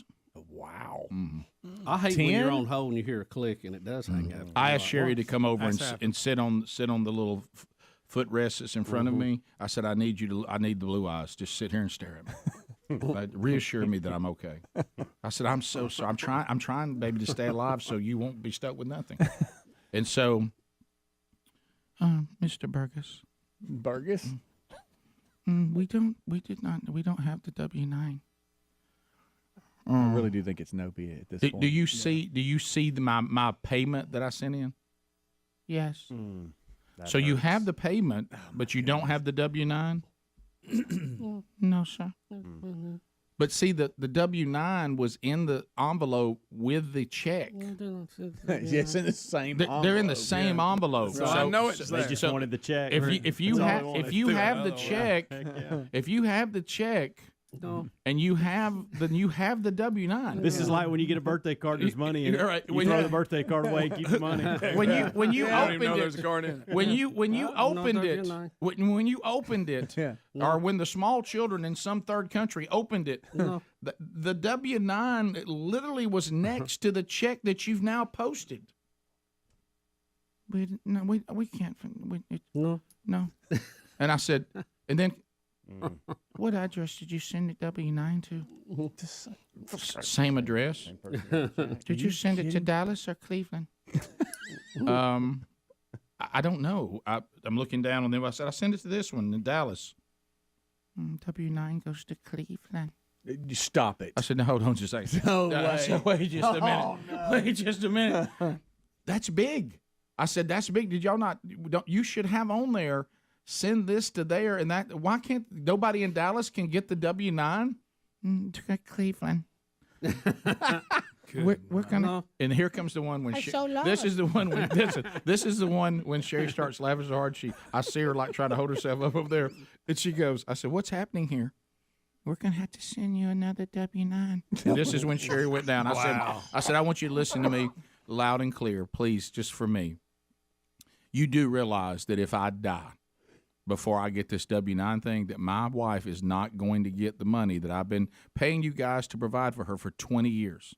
Do you understand the pressure you're putting on me to live? Now I must stay alive. I said, I'm worried about getting in my car today. Yeah. I said, I could die before y'all get this W-9. Do you realize the pressure you're putting on me now to live? I want to live, but there's only so much of this that I can control. Now you force me. I must live longer for y'all to get this. Now my whole world revolves around, be careful, Rick. Right. Don't die because such and such insurance company's not going to pay your wife, even though you've been sending premiums for 20 years. I said, this one W-9 thing, you've got my Social Security number wrong. I don't have it wrong. And I said, now do you realize the pressure you put on me to live? Now I'm worried. Yeah. I said, matter of fact, I'm supposed to drive somewhere tonight and speak. Should I cancel? Your blood pressure's up right now. Right. Now I said, I'm elevating. No more going through yellow lights. Cardiac arrest could happen just over me worrying about this. I said, you put a lot of pressure on me to stay alive. We're so sorry. And I said, yeah, No, I said, just so you know, just so you know, y'all got to get better for all of us. So payment goes to Dallas, W-9s go to Cleveland? Correct. Oh, my gracious. Wow. But you want me to email it to you? I said, can you email it to me fill it out, and email it back to you? Ready for this? No. Still has to be sent to Cleveland. Then what does that resolve? You just get it quicker. I said, so I don't have to stay alive as long? I said, you realize now my life is in the hands of the U.S. Postal Service. That feels great. That's a great feeling. All right, we'll be right back. Rick and Bubba, Rick and Bubba.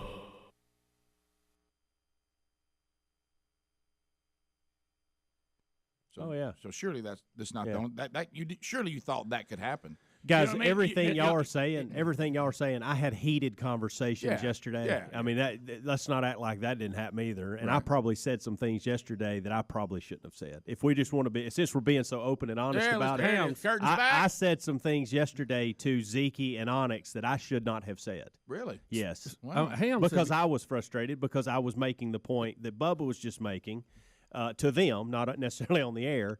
But I'm just talking through it. You talking about the shouldn't happen list versus the can't happen? Well, Rick, it's funny you bring that up. That actually happened. Yeah, it did. I bet you brought the list down, didn't you? So there was one point where my wife even looked at me and said, "Hey, dial it back. Hurricane Irma, tone it down." Pull back. How about this? How about this? I was so convinced that we were going to have a power outage where I lived. I still didn't believe it when I went to bed and put my cell phone as my alarm, and because I kept thinking, all right, nothing's happened here. Well, we had a similar experience. We'll tell you about when we come back. It wasn't a good one. Bubba and I both did the same exact thing today. We'll be back. More Rick and Bubba next. Rick and Bubba, Rick and Bubba. All right, as we make our way back, Bubba and I did exactly the same thing. Where we live, and it's nothing compared. Compared to what Florida or a lot of people in Georgia have had to deal with. To you.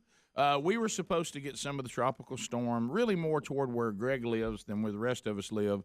So we were kind of prepared for that. And Greg, they did have a power outage, but where we lived, it was really a non-event other than just some good, hard, steady rain.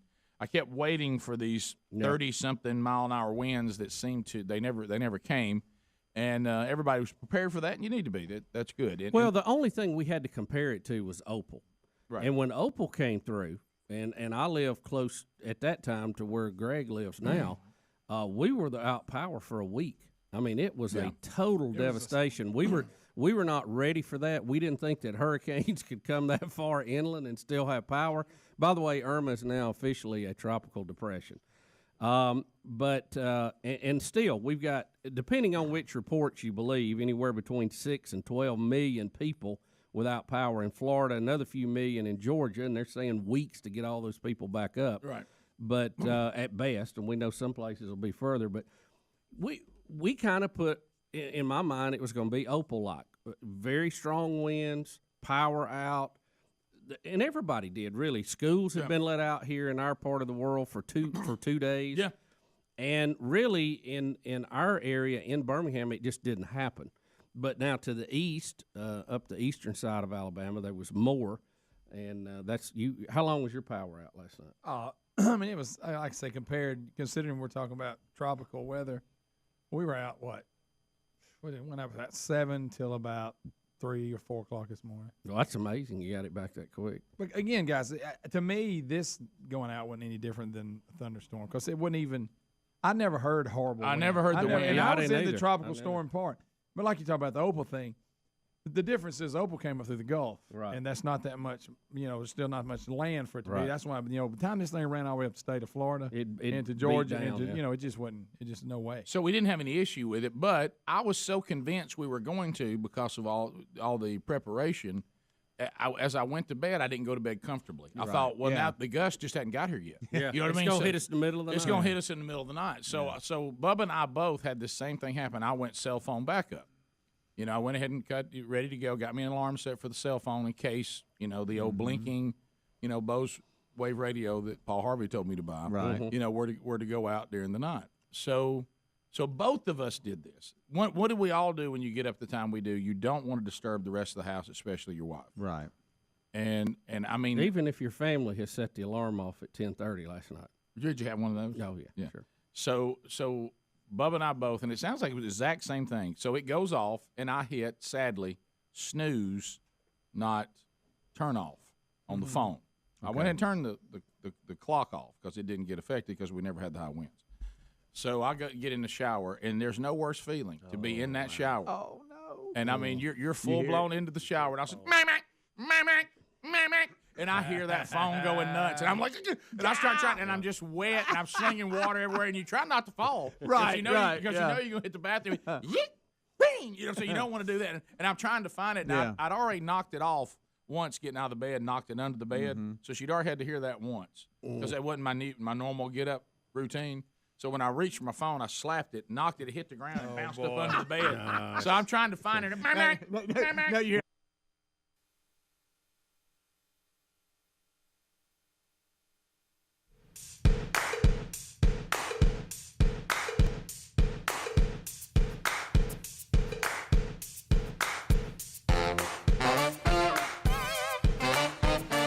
It is 8 minutes now to the top of the hour of the Rick and Bubba Show. We're back.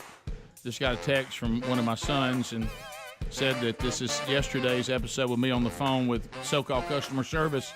He said this is one of the things I miss about being at home. Why was I not there for that? He said, I'm rolling. Yeah, son, you missed it. All right, so as we... and it was that thing where I'm at the end of my rope. I'm not even screaming. I'm just like, you can't. I can't. You realize what you're doing to me here? I mean, Rick, from the email, somebody wants to hear Nope call in, and they found and Nope has found your W-9.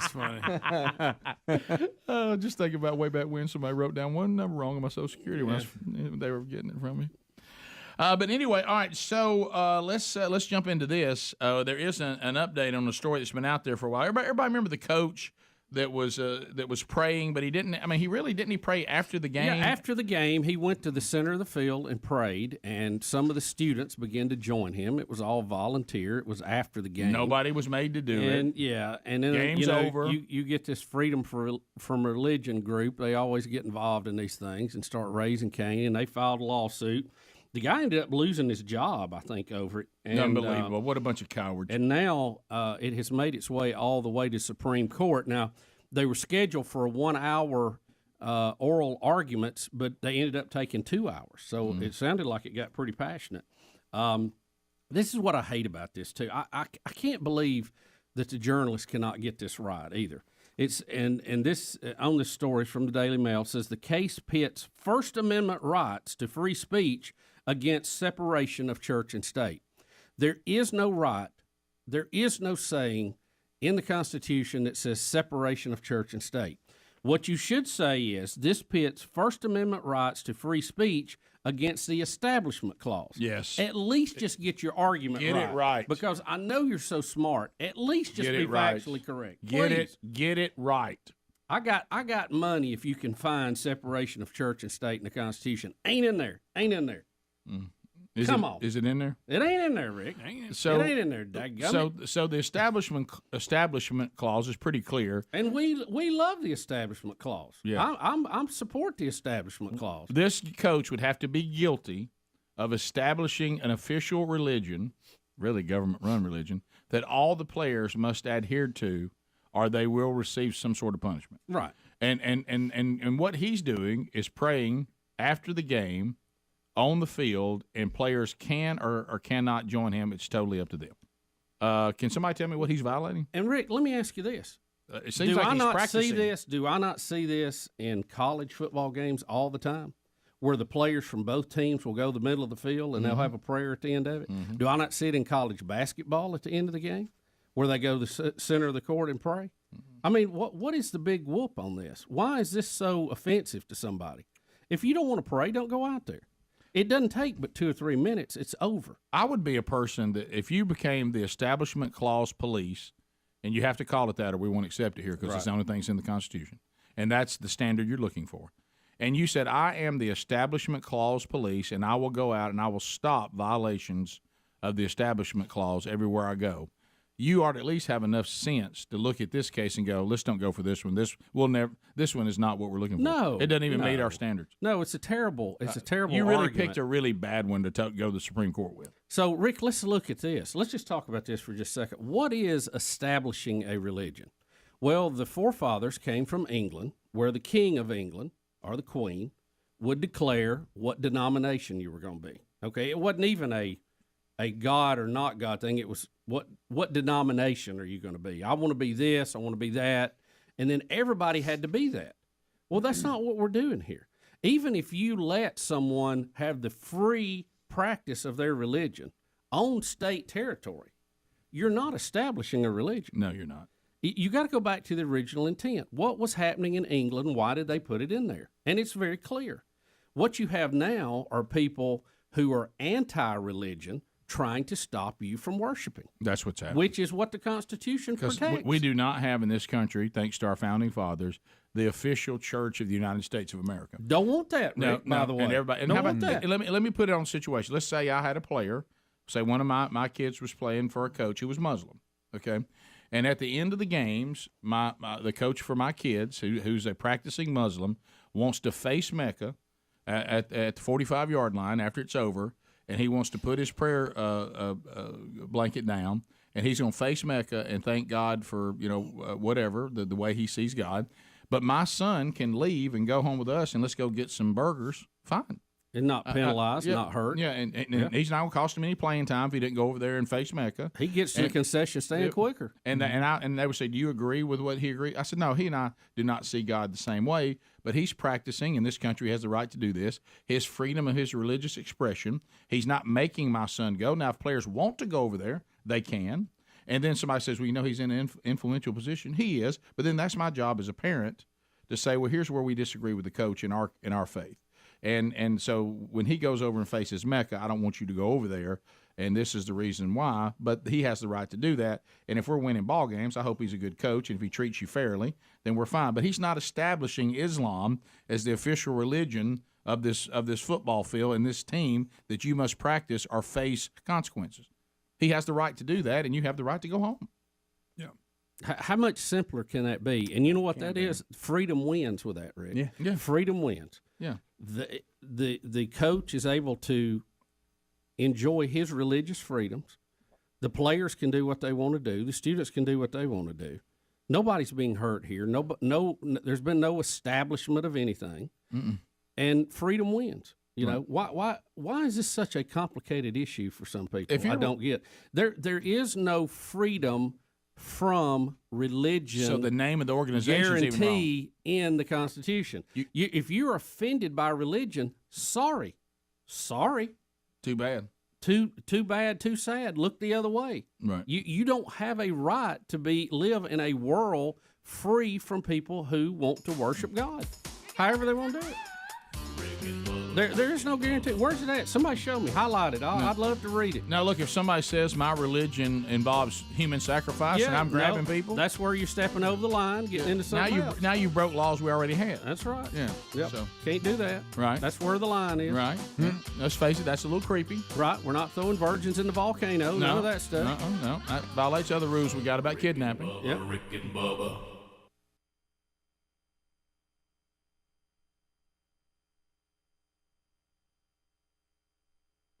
And see, my routine is I have a clock on the nightstand, and it has a battery backup, but you never know if that's going to work or not. That's always up in the air.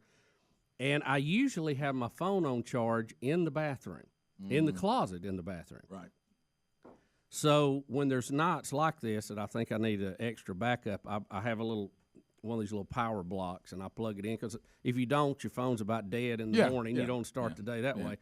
So I do it, and I set the alarm 15 minutes after the clock on the nightstand just in case it goes out. Mm-hmm. Well, I get up, I get my phone, I go in the bathroom, and, start your shower, and, I mean, you're in the middle of the shower. Oh, and it's terrible. And you hear, da-na-na-na-na. Bubba's is bad to the bone. Bubba's is bad to the bone. And I think, oh, my gosh, I got to get out. And look, and when your house is deathly quiet. quiet. It's like it's on a PA system. Yeah, because it's so loud in that quiet house. When everything's shut down, people trying to sleep. Oh, so loud. Now, Sherry didn't look like she woke up. Did Betty wake up? I didn't go check because I was dripping wet and the floor was wet. And I thought, now you got to dry off and try to get the floor dry. Right. Because the one thing you don't want to have is the wife coming in there to see what it is and her slip. No. That's even worse. Well, and then I have the thing, you have the different combinations. And, I'm at the age now, broke hip could be any day. It could be, I got to be careful. It could be the end of you. Is anybody I'm a broke hip. I'm on the road to broke hip. Sure, absolutely broke hip. So for us, thankfully, it was not a big deal at all. So we were talking about all the things that went on. Now, we did have a lot of rain. And one Calvin Speedy Wilburn, who seems to be having quite a little week, got a chainsaw injury over the weekend, and you have been trying to get your roof replaced because of hail and storm damage Nothing to do with Irma, but just over the we had some bad storms that happened throughout the last year, and you've been waiting. And of course, it was funny. I talked to the folks who replaced my roof, and you're using the same people, Cardinal Roofing, and we were discussing. And he says, "Now people say I'm in the roof business. I'm really in the weather business. That's right, because weather dictates whether we're going to get jobs done or not done, and when we can start, when we're going to be finished." And he said, "Because once you tear somebody's roof off, you can't." You can't have rain. No, I mean, we got tarps and all that, but you got to say we didn't get it done in this period of time. Right. So you got delayed because of the bad weather. And I understand last night you were reminded once again why you need it replaced. Yeah. Now keep in mind the material, the shingles, everything. Cardinal Roofing, they've already dropped everything in the driveway. It's ready to go. Just waiting on weather. So now you're just looking at it, and again, because of Irma and the weather coming in, you hit it. They were supposed to start tomorrow or today, and they're probably going to go tomorrow, the next day. But the timing is almost right. And I had to tell Terry, we want the old roof on there when more what we thought more high winds and rain were coming in, because we don't want the new roof to get damaged. So it was going to work out good. Well, last night it's getting close to dinner time, and I finally sit down. I'm like, okay, we're going to sit down. We're going to chill a little bit. Oh, look, early Monday night football games coming on. Okay, got two of them. See what the Vikings doing. Oh, Drew Brees is ready to go, and all this kind of stuff. And so we're sitting here, and Terry comes to the, hey, yeah, I could tell by her voice something was wrong. Right. What's up? Hey, we got water at the front door. And as a husband and you just go, there's things you can put off. Yeah, I'll get to that. Yeah. And then there's times where you're like, no, I got to get up.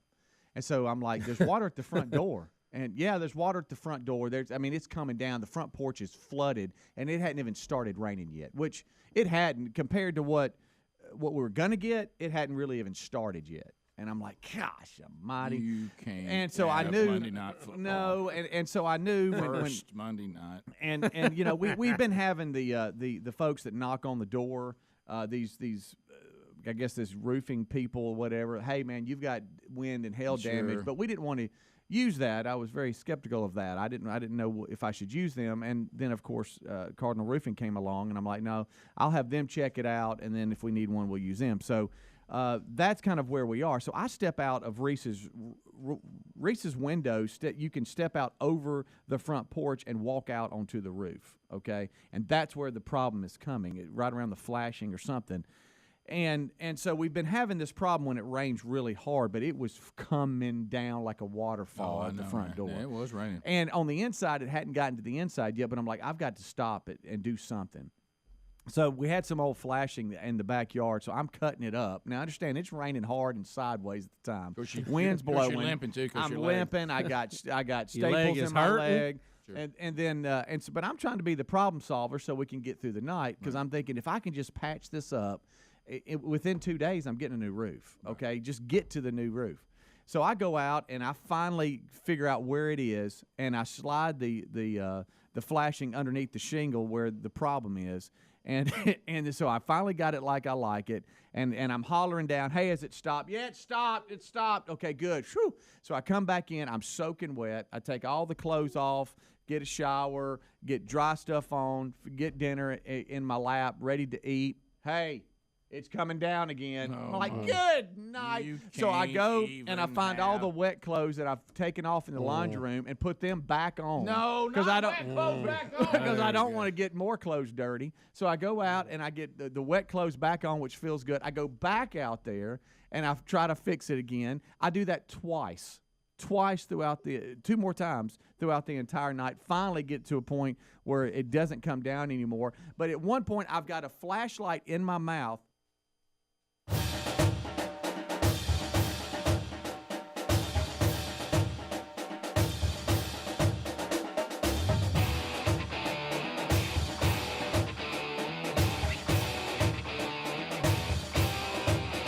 It is 6 minutes past the hour of the Rick and Bubba Show. 866 We Be Big.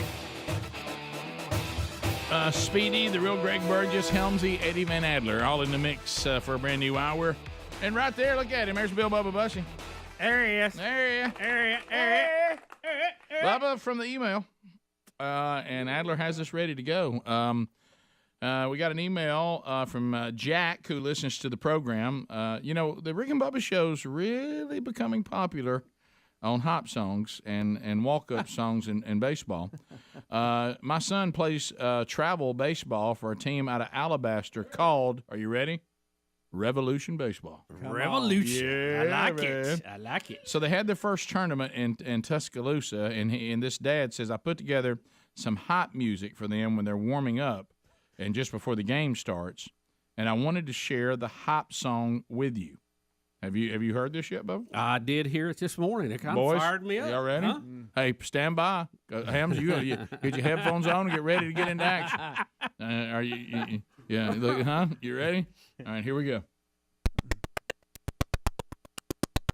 Oh, that's a cool beat. Oh, I was going to be. Did you blow it out? How about I really thought that was a part of it? Really? I don't know you why blew it out. Played like that. Let me try playing it a different way. So that's not it. That's not it. Let's see if this works. You can tell pretty good. Get ready for the revolution. There's time for change, and it is now. It's time for a revolution. For a revolution. For a revolution. This ball is crushed. Man, what a shot. Get ready for the revolution.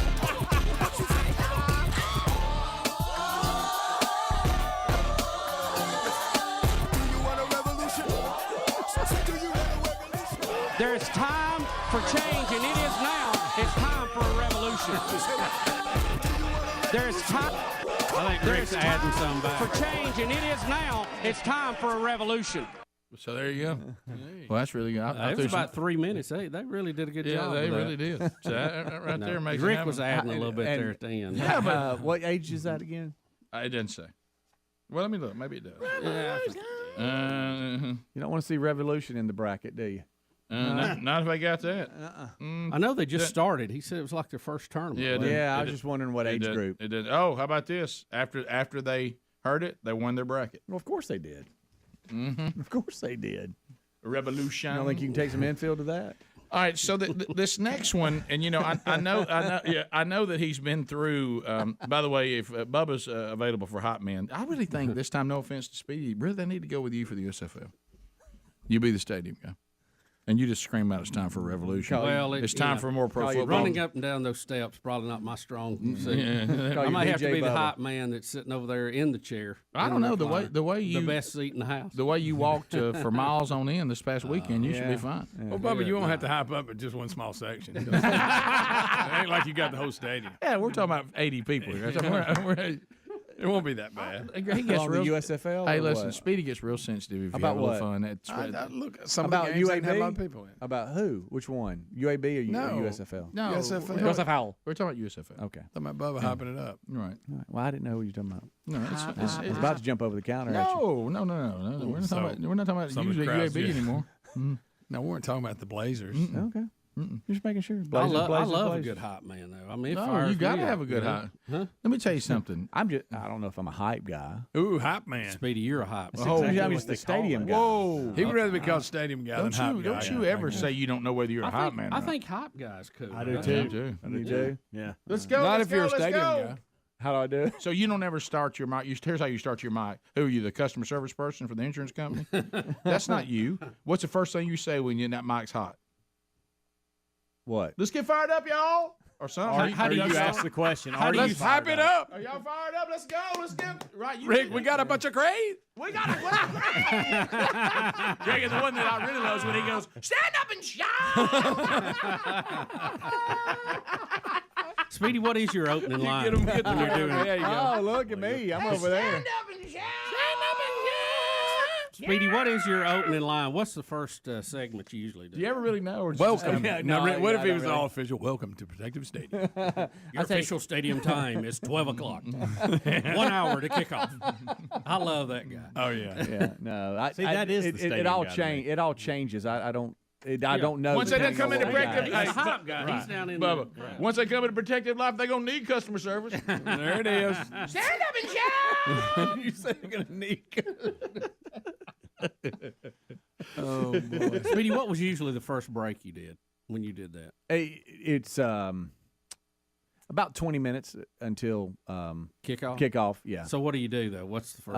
Give us the first segment you used to do. It depends. It's like what's going on the day. Like is what. But how do you start? Because every game normally has a theme. You know. Thank you. Keep asking. I don't know what you want to do. Start it? I want you to pretend. All right, go. Rick, all right, go. What's your opening line? You turn line? down the phone thing. That bugs me to death. Yeah. What's your opening line? It changes. Rick, give him some music. It changes, y'all. Do you Can you cuss? drop the beat on it? Do I cuss? Well, you got to get people fired up. You cuss something else. I know what you do. You got that look about you. No, I'm perfectly. Speedy, just tell us what you do, kind of how you do the first break. He gets at midfield, starts doing the windmill with his arm, cranking the crowd. They'll send me the day before. They'll send me all the breaks and all the promotions for the day.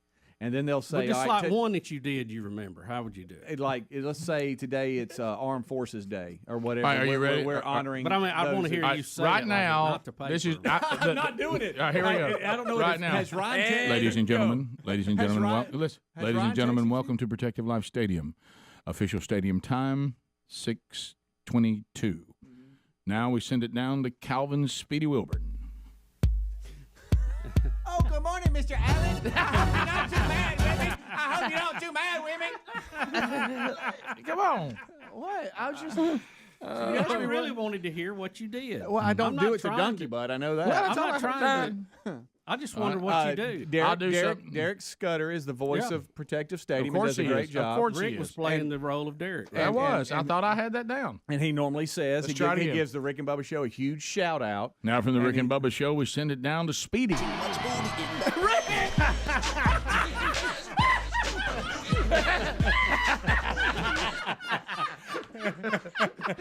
You see a Hawaiian shirt? That song was moving. Bubba, I didn't know you still had those moves, buddy. Well, I was in my chair. You couldn't help it. That's one of them kind you can't stop. Oh, yeah. Do you always bite your bottom lip when you do that? Every time. You have to. Every time. This ain't about me. I just wanted to know what you did to open it up. I didn't know that was such a big deal. No, it's Have not. you ever done that like they do at the Florida Gators, the 2 bits, and you get the crowd and you do all that? No. You know how I love that. Yeah, I know. You do like green it. and gold? I think about you sometimes when I'm doing You that. do green and gold? Or Hello, what? Brazier fans. Welcome. Send it down to from the Rick and Bubba Show for Bodagetta. Here's Speedy. That's good. That's good stuff. Come on, man. No, I'm just saying. Give us something. I will go off different things. Like it might be Senior Day. It might be whatever. And that's what I What's your promote. tone? I basically give us your promote- tone. Let's say latex here. Give us your tone. Whatever. Give us your tone. Well, I can't because I'll bust up the mic here because you have to holler pretty good. Stand away from it back there. But by Speedy, the like when you were doing the Titans. Has Ryan texted y'all or something? No, when you were doing the Titans, you would start something like, "Hey, Speedy here in section 119." Yeah, that's right. Yeah. Is that how I do it? I don't remember. Did you do the hand? But I know you, What I do Speedy. that? You always start with trying to get everybody What's fired up, up. Blazer fans? Somebody make some noise over there. There it is. If you ain't fired up for this, you weren't wet.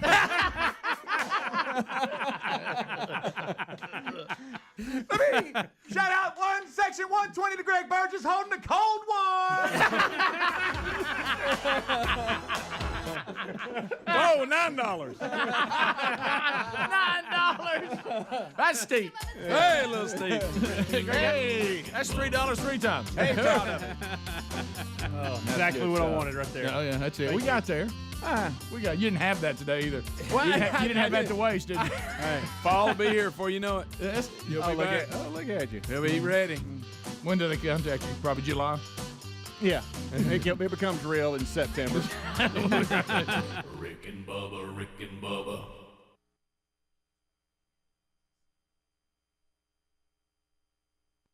Like this, and trying to nail flashing to the shingles just so it'll Pouring stop. rain. Pouring out, and I got Reese, the boss, hanging his head out the window going, "Dad, you all right out there?" Yeah. Yes, son, I'm fine. And I'm then Dad standing in the dark So on the Speedy, roof. let me be sure I've got this. You cut your leg with a chainsaw earlier this week. So Right. you've got staples in your leg. Yeah. 14 of them. That are going to rust now. Yeah. Well, I've And- got it wrapped up. And luckily. during a tropical storm coming through our area, the remnants of Irma, you were on the roof hammering things and shingles down. Yeah. In the rain. Right. They probably don't recommend that. Well, no, but I mean, what else do you do? I'm not going to send Reese and JC out to hammer on the roof or Terry. So I've got, you got to do what you got to do. Maybe just a bucket to catch what was coming in. Well, it was coming down so hard right at the front door. I mean, it's you understand. If now, you is were it to outside or inside? It's right outside, underneath the front porch. And so what it's doing is it's getting behind that flashing and coming down, and it's just getting behind there somehow, some way. You couldn't tarp it somehow. No, I didn't have a tarp, and the wind was blowing at the time so hard. Can't trim up there. I just couldn't hold everything down. I wish I'd have driven. But I'm down. Hey, buddy. Hey, I'm down here. Hey, get your mom. I need a nail. Did what, Daddy? I need a nail. Could you get your mom, please? I need a nail. Hey, and it's pouring. And it's pouring so hard. And you're thinking if you look at the forecast, it's going to rain. Yeah. Maybe even almost a whole nother day. Oh yeah, compared to what the forecast was, this was hour 3 into a 10-hour rain period. Okay, so I'm thinking if we don't at least slow it down and put a Band-Aid on it, then we're going to be in trouble here. It's going to get inside, and that's what I was thinking. Plus, I wanted to be a problem solver because I knew if Terry was worried about it, then I wasn't going to be able to chill because it was just going to be constant. We all know why you want. And I already had a bucket sitting at the front door. Right. Huh? You can't. I mean, you can't. Oh, and look, I'm on the roof, so I'm trying to straighten this leg. I'm having an idea. Oh my God! Try to keep this leg straight. I mean, good night. I just wish I'd have come by. I don't know if a leak outside, I might have let go until the hurricane was over. Well, you were thinking if this thing becomes inside damage, I won't have a real. Yeah, problem. I mean, it's going to be elevated here, and so hopefully within the next day or two, Cardinal will be over, and we'll get this new roof but everything's there. It's ready. But I was just like, man, if we can get through this. Since you were going to have a lot of the roof replaced, I just wonder if you couldn't get a can of that spray stuff, that they make the boat out of the screen wire. Yeah. And just cover the whole area up for time being. With that tape, they say it's for roof repair. Yeah. The tape version of it. Yeah. Cut a boat in half, guys. You can hold a rocket together with that. Yeah, why didn't I do that? You know what? We already get us some of that. I got some. Rick, that'd be awesome. Did you hear, Bubba? I've got some. Oh, yeah. Do you really? For what? Yeah, for whatever. A Rick, leak. what are you if I have a doing, leak Rick? on the front porch. Well, you know how he does on the. Up on the roof. Hey. Hey, Rick, get your mama. I need another nail. Do what, Daddy? When this soul, even when the storm comes, Everybody say, I am washed by the water.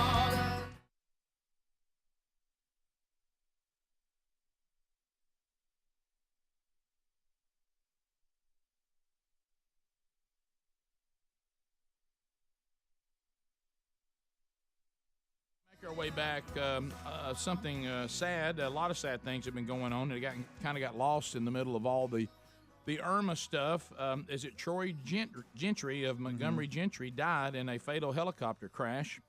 And they're saying today that it was a spur of the moment thing, that he just kind of decided he was going to get in the helicopter. It wasn't something they really had planned. They were going to be doing a concert there near the airport, or actually at the airport.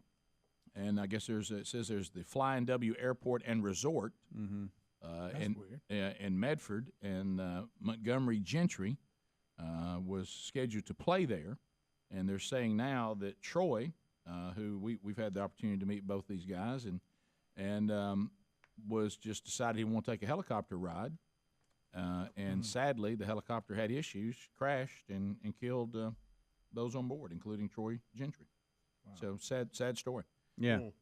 Apparently, moments after they went up, the pilot started saying that there was some type of engine trouble. Not good. And they were trying to make it back, but they landed short of the runway in some brush and was not able to get back. Yeah, and I saw Speedy put it out, and he was right because, like I said, it was a Hannity event, right? Is that when we got to meet them? It was a Hannity event where they were playing. Yeah. And Hannity.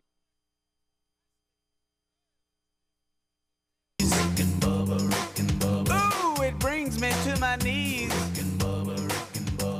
I can't stop. All right, we're back. 21 minutes past the hour. The Rick and Bubba Show. Thanks for being with us today. And we'll get some more of your phone calls coming up here, bottom of the hour. So you remember that comedian John Crist had some issues. Had to step down for a while, get off the road. kind of get his act together. And he has addressed his issues, and he has come back after a period of time away, and is out there doing funny stuff again. I assume. Now, which one is he, Rick? You know John Christ. He's you'll recognize him immediately. This guy right here.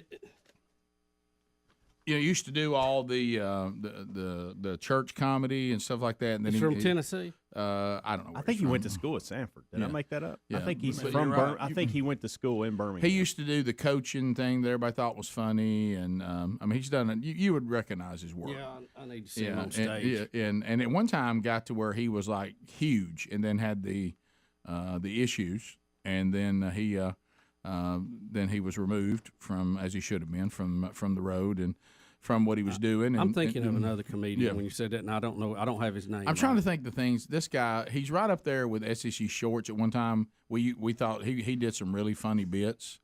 And is he the one that makes fun of like little league moms and all that, where he's playing a character? I don't know about that. No, the ones that I remember the most is he really was doing kind of a Babylon B-ish kind of videos, things where he would do funny things about church life. Oh, okay. And funny like like he was doing like instead of the NFL draft, you had different pastors up on the board, and he would talk about why you needed this one. And of course, making light of the way the church operates. He did a thing about the transfer portal when it comes to church. Why should he transfer to another church? And that kind of stuff. I know what you're talking about. Yeah. And so anyway, he's done some funny stuff. And Adler, do I have it right on your setup here? He's about to take a Uber with no driver.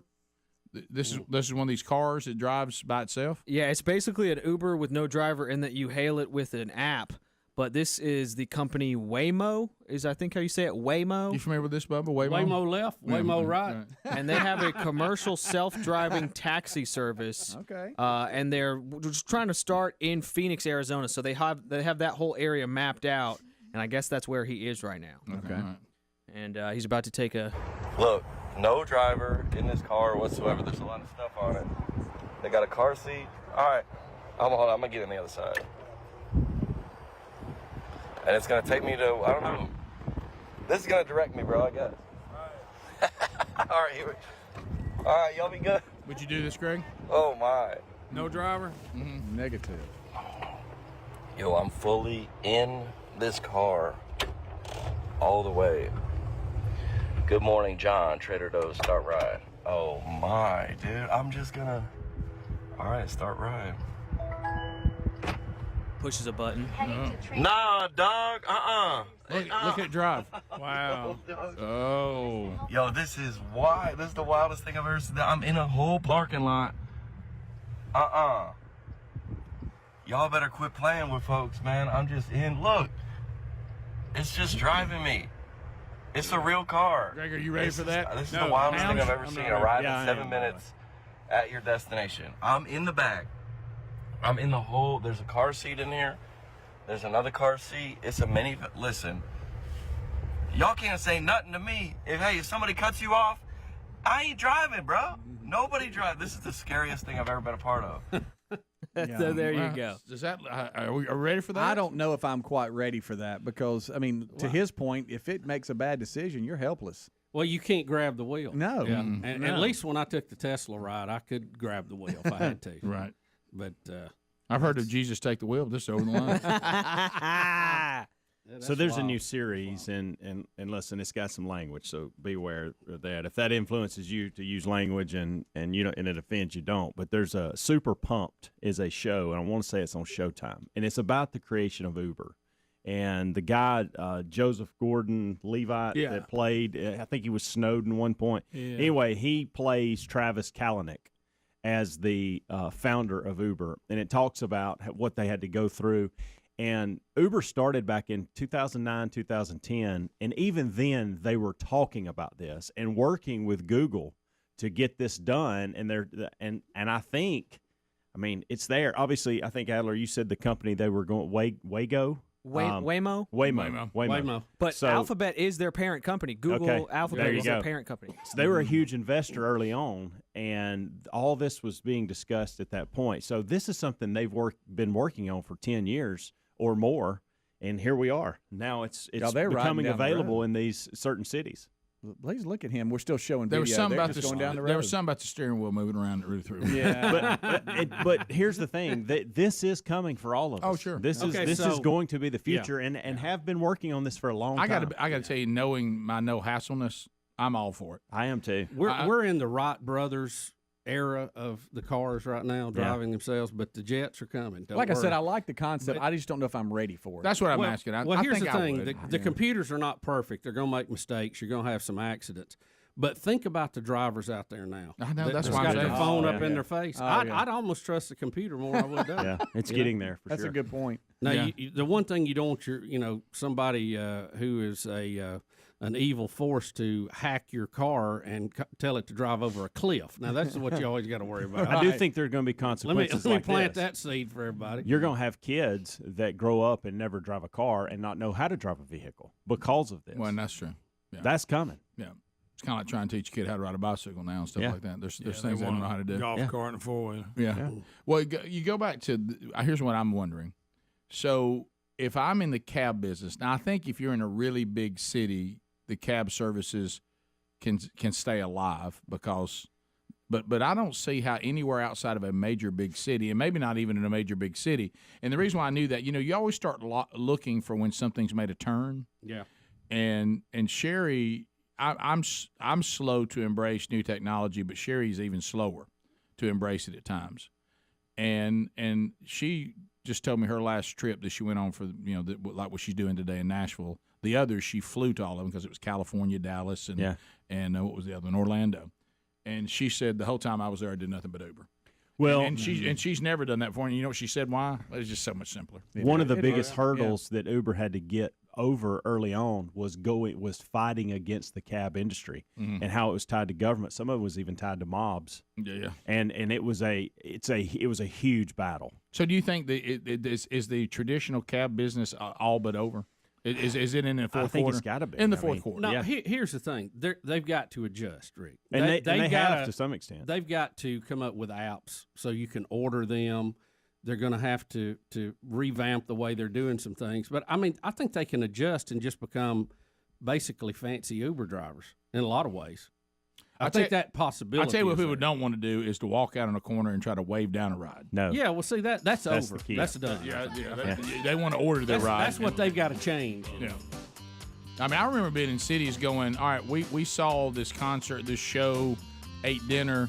This is not an active road. I don't know how we can get a ride back to the hotel. And you got to try to run out to an active road and wave them down. I remember when I was younger, Uncle Duke would come home once a year, and he said that would be the only time he drove because he lived in New York City. Yeah. He said, I don't drive. We'll be back. Rick and Bubba, Rick and Bubba.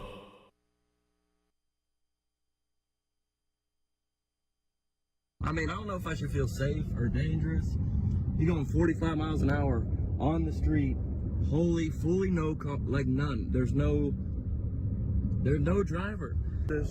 Honestly, I think the best part about this is you can nobody can get mad at you for your driving.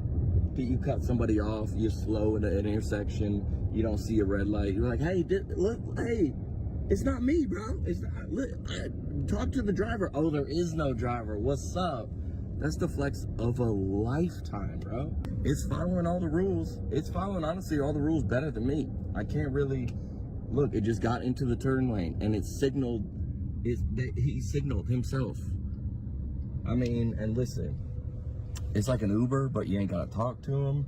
You ain't gotta be like, hey, how's your day? The weather here is crazy. I'm from Nashville. You're from Phoenix. Wild. You just, I don't know. You just sit back here, bro. I guess. I mean, look, it's about to turn.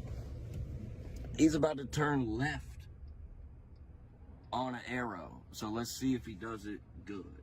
I mean, there's somebody in front of us. All right. They turned. He's analyzing the street. And now I turned. Bro, what is going on? It was the one in Georgia. In Atlanta. Is that right? When Hannity came there? Yeah. And so we got a chance to meet them, and when all this was hitting, Speedy put out correctly. He said, poor Troy, he's lost his life in the middle of all this hurricane coverage. It's going to kind of go by. So now, after that's kind of clearing, the story's kind of made its way back because now they're trying to figure out exactly what happened, with the helicopter. But the point they're trying to make now, it's almost like how I'm here. They have helicopters. Hey, man, I want to go for a helicopter ride. It wasn't like he was planning some. I need like this. I'm at a trip, right, to get from point A to point B. Right. I was looking at this. I always it said they tried to auto rotate, which means a helicopter to some degree can land even without power just because of the blade still spinning. Right. Yeah. And they landed short in some low brush. And of course, the pilot was killed. He was carried to the hospital and pronounced dead a little while after that. But I don't fully understand what happened there. Well, it says when they got up, they said we got engine trouble. Right. But to your other point, you usually think, all right, if I'm in a helicopter, I got a chance. But yeah, I mean, you can just sit down where you are. Well, most of the time. It sounds like they did go down, but they went down harder. Yeah. So hard it killed them, and they didn't get to where they were trying to get to. Yeah, they were having difficulty controlling the engine RPM. It says, and a couple of different responses that they were going back and forth. That he was having challenges of controlling the helicopter and keeping that engine under control. So he's trying to limp back in and didn't make it.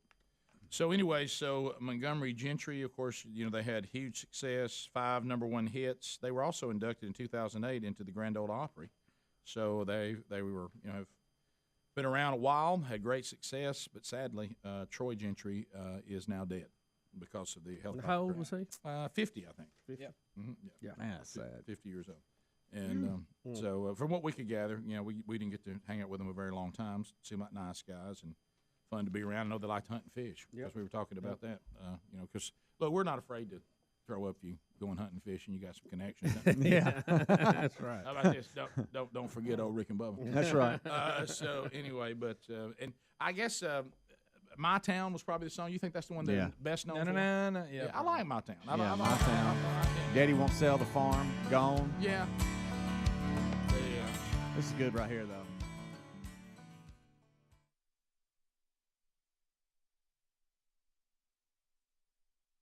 High school football, and to me, there's few things that are more Americana than if you're somewhere in rural America watching a high school football game. Right. To me, that's where things still seem to somewhat resemble, including that. And that doesn't happen when you're getting into more the developed, more metro areas that I've noticed, and I could be wrong. Mm-hmm. But this thing where they take the flag down in the third quarter. The beginning of the fourth quarter. When the third quarter ends, I've noticed it's still in some of the smaller towns. Yeah. They stop and they play whatever, I forget whatever the bugler plays, and they bring the flag down and put it up before the game's over. Right. It's kind of cool. It happened the other night at the game, and I've noticed that when we go and play in some of the more smaller areas and rural parts of our state, they still do that, but they don't do it everywhere. Go to maxlicato.com. Of course, this book is available wherever books are sold as well. It's just funny. We've actually talked about this before. Sometimes there's things in the Bible that we may have read several times and we just kind of gloss over it and move on. But you make the point in the book. The Bible actually does say Jesus himself talked about the people who follow him.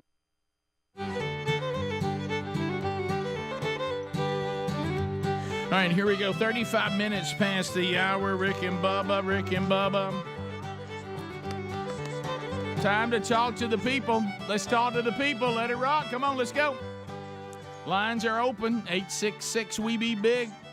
Speedy's on the phones, ready to talk to you and line you up for a conversation. You're running the show now, so whatever you want to talk about, come on. All right, while you are calling, and we're getting you lined up ready to go, and it'll be 30 seconds a pop. Buzzer will keep us moving. So not only can you call down and get in easily, because we got 10 lines available, once we get in line, we're going to start moving the line briskly. So go ahead, 866-WE-BE-BIG. Mother's Day. 1-800-Flowers.com. Now, when you hear the term mom, it seems like a pretty straightforward job description, but have you ever seen a true mom in action? I mean, we're talking about they can switch from trauma nurse to a 5-star chef, organizer-in-chief. They got 1,000 other titles. So moms, they get it. Where would we be without mom? And right now, we need to show our appreciation. We're going to get you, because you support this program, $25 off 2 dozen assorted roses, okay? So if you go to the 2 dozen assorted roses, and Betty's got that, Sherry got hers, they love them. We send them to our wives, and the quote, Sherry literally said the other day, the colors here are just absolutely beautiful. And 2 dozen roses and an assortment of bright colors, guaranteed to show all the moms in your life how much they're loved, and we'll get you $25 off right now. Go to 1-800-Flowers.com. These flowers are picked at their peak. They're shipped fresh to ensure lasting beauty. 1-800-Flowers.com. Go to that radio icon. Go to the radio icon and put in the code BUBBA, and you'll get $25 off the 2 dozen assorted roses option. Get that done. This deal ends tonight, so this one's almost over. So make the move on that, get that done, and you make Mama happy. There you go. To the phones we go. Let's start with Trey. Trolling. Keep them phones a trolling. Here we come, phone trolling, phone troll. Hello, Trey. Welcome to Rick and Bubba. 30 seconds. Let's go. Hi. I work in an industry where I had to evaluate taxi medallions, specifically in New York City. Okay. So a medallion is the license that a taxi driver needs to operate a cab. And back about 10 years ago, those values were running about $1 million to $1.2 million. Right now, if you can find a buyer for that medallion, if you want to sell your license, it's worth $100,000 or less. So, yeah, your comment about the traditional taxi business probably being dead. Yeah, that's a sign, isn't it? Sure is. Well, again, as we were talking about in the break, why did the city regulate how many taxis they could do? Why were they passing out exclusivity in that? Let the marketplace decide how many you need, and then that way you don't have some made-up value. See, they've created a market that shouldn't have been there to begin with. Yeah, because then if I think I'll go in the cab business, you know what they say? It's a saturated market. You know, if it was, then you back out and don't do it. And they'd say, well, nobody can earn a living. No, they will. It will balance itself. The marketplace always finds an equilibrium that will work. Mm-hmm. Yeah. Brownie, Mississippi, checking in. Brownie, 30 seconds. Go ahead. Hey, y'all. I just want to talk about Baker Mayfield here for a little while. I think it's total garbage that he is not a starting quarterback for an NFL team. That man made the Browns what they are today, and they have treated him like garbage. He's easily a top 20 quarterback in the league right now, and he could easily play for the Saints, the Seahawks, way better than Carson Wentz. That's just garbage right there, and it's just terrible what they've done to him. Well, let me ask you this. Time out. Yeah. Why do you think – and I may not rank him in the top 20, but I certainly think he's better than some of the guys that have starting jobs. There's only 32, so 20's not I mean, I give you top 20. Okay. I'll go with that. I'll go with that. So I wouldn't say top 10. What is preventing people from signing him? Yeah, why do you think some of these teams have not jumped on that? Caller? Well, a lot of it has to do with they're probably trying to just wait on the NFL draft because they don't want to give a first-round pick for him. They basically know the Browns have their hands tied, and they're just going to try to get him for as least as possible is what I'd have to guess. Yeah, that's what I would say, Brownie. Sometimes this has nothing to do with people think he didn't have the ability to be one of the top 20. Yeah. What they're trying to do is get him at the best deal they can get him. Right. I mean, it's not that nobody's going to give him a shot. Nope. Because, of the 32 teams, surely there's someone who needs Baker Mayfield. Who's at Washington now? Yeah. I don't even know. Now, you said the Browns are who's the Brown? Who replaced Wentz, him? Isn't he? Didn't Wentz go to Washington? Yeah, and who's going to the Browns? Who is going to the Browns? Oh, Deshaun Jackson. Okay. That's right. Not Jackson. What's his name? Yeah, Deshaun Jackson. Deshaun Watson. I meant Watson. I'm sorry. I would take Deshaun Watson over Baker Mayfield. Yeah. Now, I ain't played in a couple of years. Yeah, he's got some baggage too. Yeah. He's got baggage. He just can't get any more massages. He'll be all right. He's got a lot of baggage, but he's a better player than Baker Mayfield, in my opinion. Yeah. Right now, when he's right. I think so. But look, I'd go you Jets. I think he'll end up. No pun intended. He'll end up somewhere. Yeah, they're just trying to get the best deal for him. That's it. That's all that's going on. They're just trying to get the best deal. Yeah. Sometimes you go, why does nobody love me? And somebody says, because you've overpriced yourself. Yeah. Let's go to. I can't believe Minnesota's not in it. Let's go to Luke in Dadeville. Luke, go ahead. 30 seconds. Yeah, they're right. Hey guys, I just had a quick question I wanted to ask, and then I was just going to hang up and listen to answer the question for Bubba. I wanted to ask you, Bubba, what is the biggest takeaway, the biggest thing you learned from your story over the weekend? I listened to that yesterday evening when I got home, and I was just thinking that question this morning. Well, the first thing is don't run into a tree. Right. Yeah, that's big. You know, and I'm usually not that far out without some backup. You know, so we're gonna have to park a little closer. I think if it had just walked out and I hadn't parked so far, it wouldn't have been that bad. Really, if you just don't hit the tree, really, it's not. Oh, if I didn't hit the tree, we don't even have a story. Right. I mean, I have a great. You think day. that's because it was a limb that you were trying to get around? I think it was a very tight trail I was on, and I think the limb as it was hitting me in the face.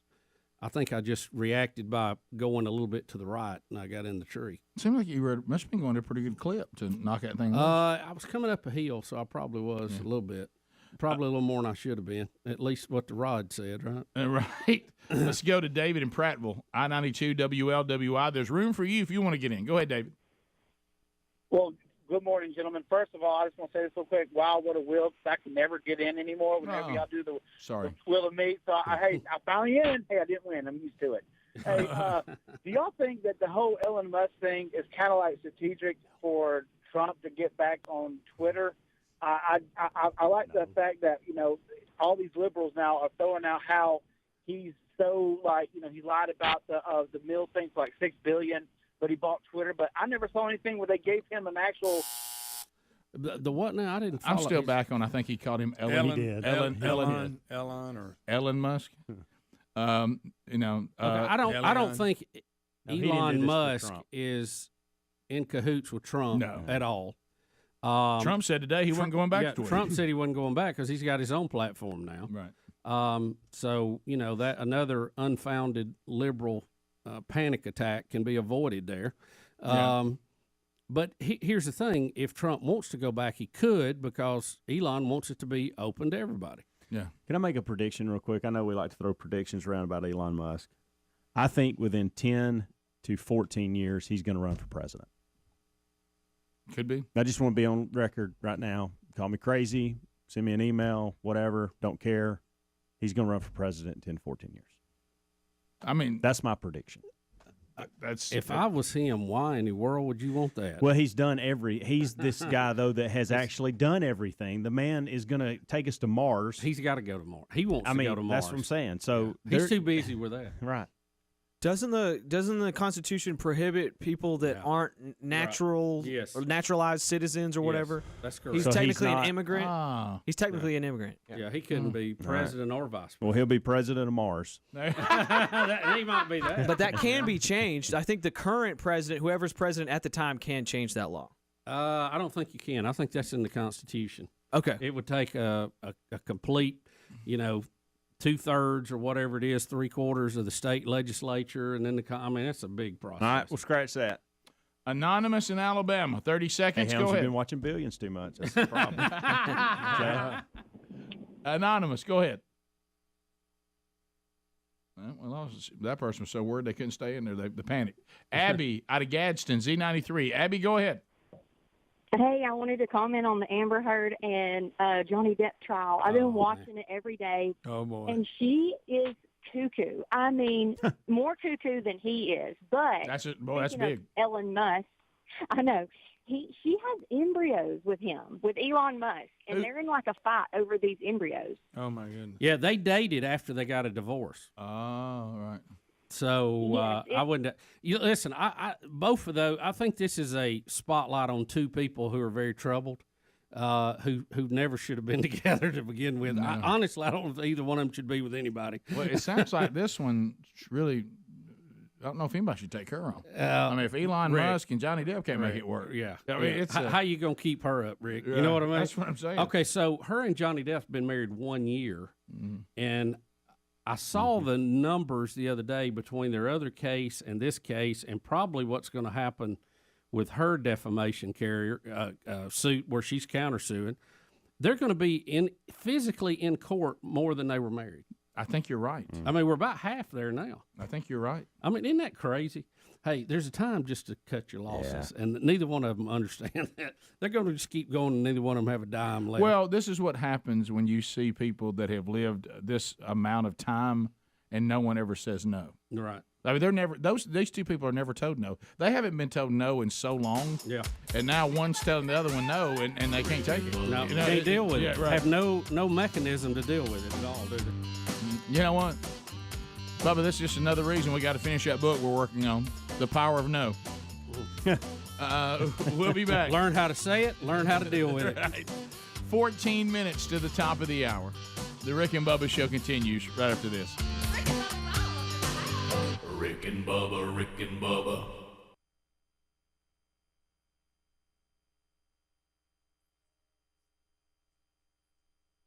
Do not need to be people who worry.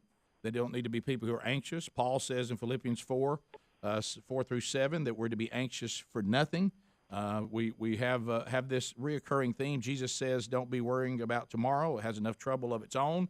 Focus on today. So these are biblical themes, but they almost seem like they can't mean exactly what they say, but they do. Well, it's a great challenge to deal with anxiety. I think it's the biggest challenge in our society. We are now the most anxious nation on the planet. Citizens in less developed nations or third world countries score healthier on the anxiety rating than the United States does. We've got more advantages, more conveniences, more entertainment, and yet we're wound tighter than Egyptian mummies. We're just an anxious people. Right. And I think that's a great cause for concern. We could spend the whole program talking about all the physical consequences of anxiety. Right. Everything from stomach issues to heart issues. We could talk about the emotional consequences. It makes it difficult to be a good friend to somebody if you're all wound up and tight. I think it makes it difficult for us to make decisions that are healthy. I think it causes us to be divided. One of the reasons that feel so polarized from our neighbor and from other communities is because we're anxious, we're troubled, we don't trust. We just think that something bad is about to happen. And anyway, so this issue of anxiety is one that reaches from coast to coast. But I do believe that God's Word has some real practical solutions and encouragement for us. Well, because the Bible's never going to tell you something that it doesn't then instruct you on what you need to be doing to accomplish that. One of the things I think you want to clarify, and you talk about this a lot, is that anxious and fear are not the same thing. You said they may be cousins, but they're not twins. Exactly. Anxiety and fear are similar, but they're not identical. Fear is what keeps me from crossing a busy street. Anxiety is the illogical assumption that I'm never going to go outside because I'm going to get hit by a car. Right. Fear is the honest awareness that there's trouble in the world. Anxiety is the Chicken Little attitude that runs around, scurrying, thinking the sky is falling. And so fear is healthy. Fear is the house alarm that goes off. Anxiety is the house alarm that never goes off. It's just a constant state of panic. And so this is something that impacts and affects many, many people. And when the Bible says, be anxious for nothing, the real Greek translation, we all know the Bible was written in Greek, but the real tense there that the Apostle Paul used was, do not allow yourselves to be in a state of perpetual anxiety. Right. There's nobody on earth who can avoid occasional bouts with anxiety. Sure. But what we can avoid is the prison of anxiety, of living in a state of anxiety. And I think that's something that a lot of people could benefit from. Well, no doubt about that. But you actually in the book, though, because I want people to be clear, that's the beauty of it. You take this on now. Everybody, I know anytime I can come up with a way to remember things, I know all of us love, and you use the word calm, CALM, and then you, of course, will take each letter and say, here's some things you need to practically do. So kind of walk through some of the practical steps, people. And I know we're not going to cover the whole book, but in general, some of the practical steps that are helpful in this. Well, thank you. And tell me if I talk too much. I'm a preacher. No. Look, if you we'll stop you before lunch, Max. Go ahead. You may talk a lot, but you don't talk 4 and 5 hours a day. We're enjoying the break. I may be taking an offering. No, here's the book. It's built around that beautiful passage in the book of Philippians. Rejoice in the Lord always. Again, I say rejoice. Let your gentleness be made evident to all.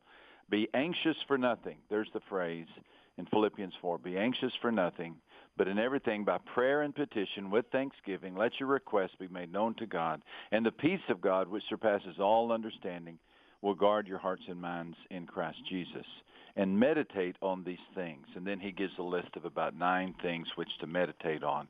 And so what we've got here is a great practical solution for anxiety. We start by rejoicing in the Lord. I call that celebrate God. Let God be the biggest news of your day. Instead of focusing on your problem, focus on the God who can fix it. Then ask God for help. He says, let your requests be made known to God. So ask the Lord for help. Be specific. Say, Lord, I've got an important meeting at 2:30 this afternoon, and I'm worried about it. Will you please go ahead and just let your day be sprinkled with that kind of conversation? You got the Rick and Bubba Show. 866 We Be Big is our number. Somebody say, hey, a boogie. Oh, you sexy, sexy.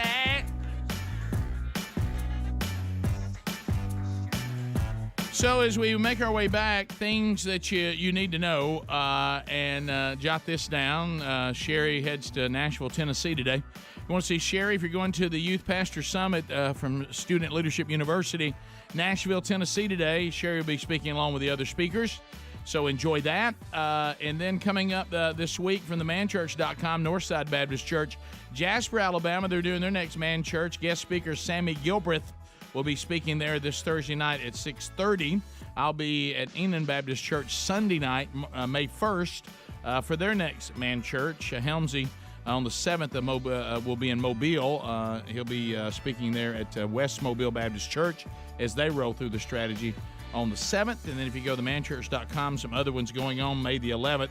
Landmark Church, Montgomery, Alabama. Helmsy will be there. And then on the 14th, Rich Wingo will be speaking at Crestview, Florida's First Baptist Church. And also on the 7th, I've already mentioned that. Never mind. The Helmsley's in West Mobile. So if you're looking for those Man Church with any speaker, the manchurch.com has those under upcoming events. If you're looking for what the folks on the Rick and Bubba Show are doing, go to rickandbubba.com. Look under events there.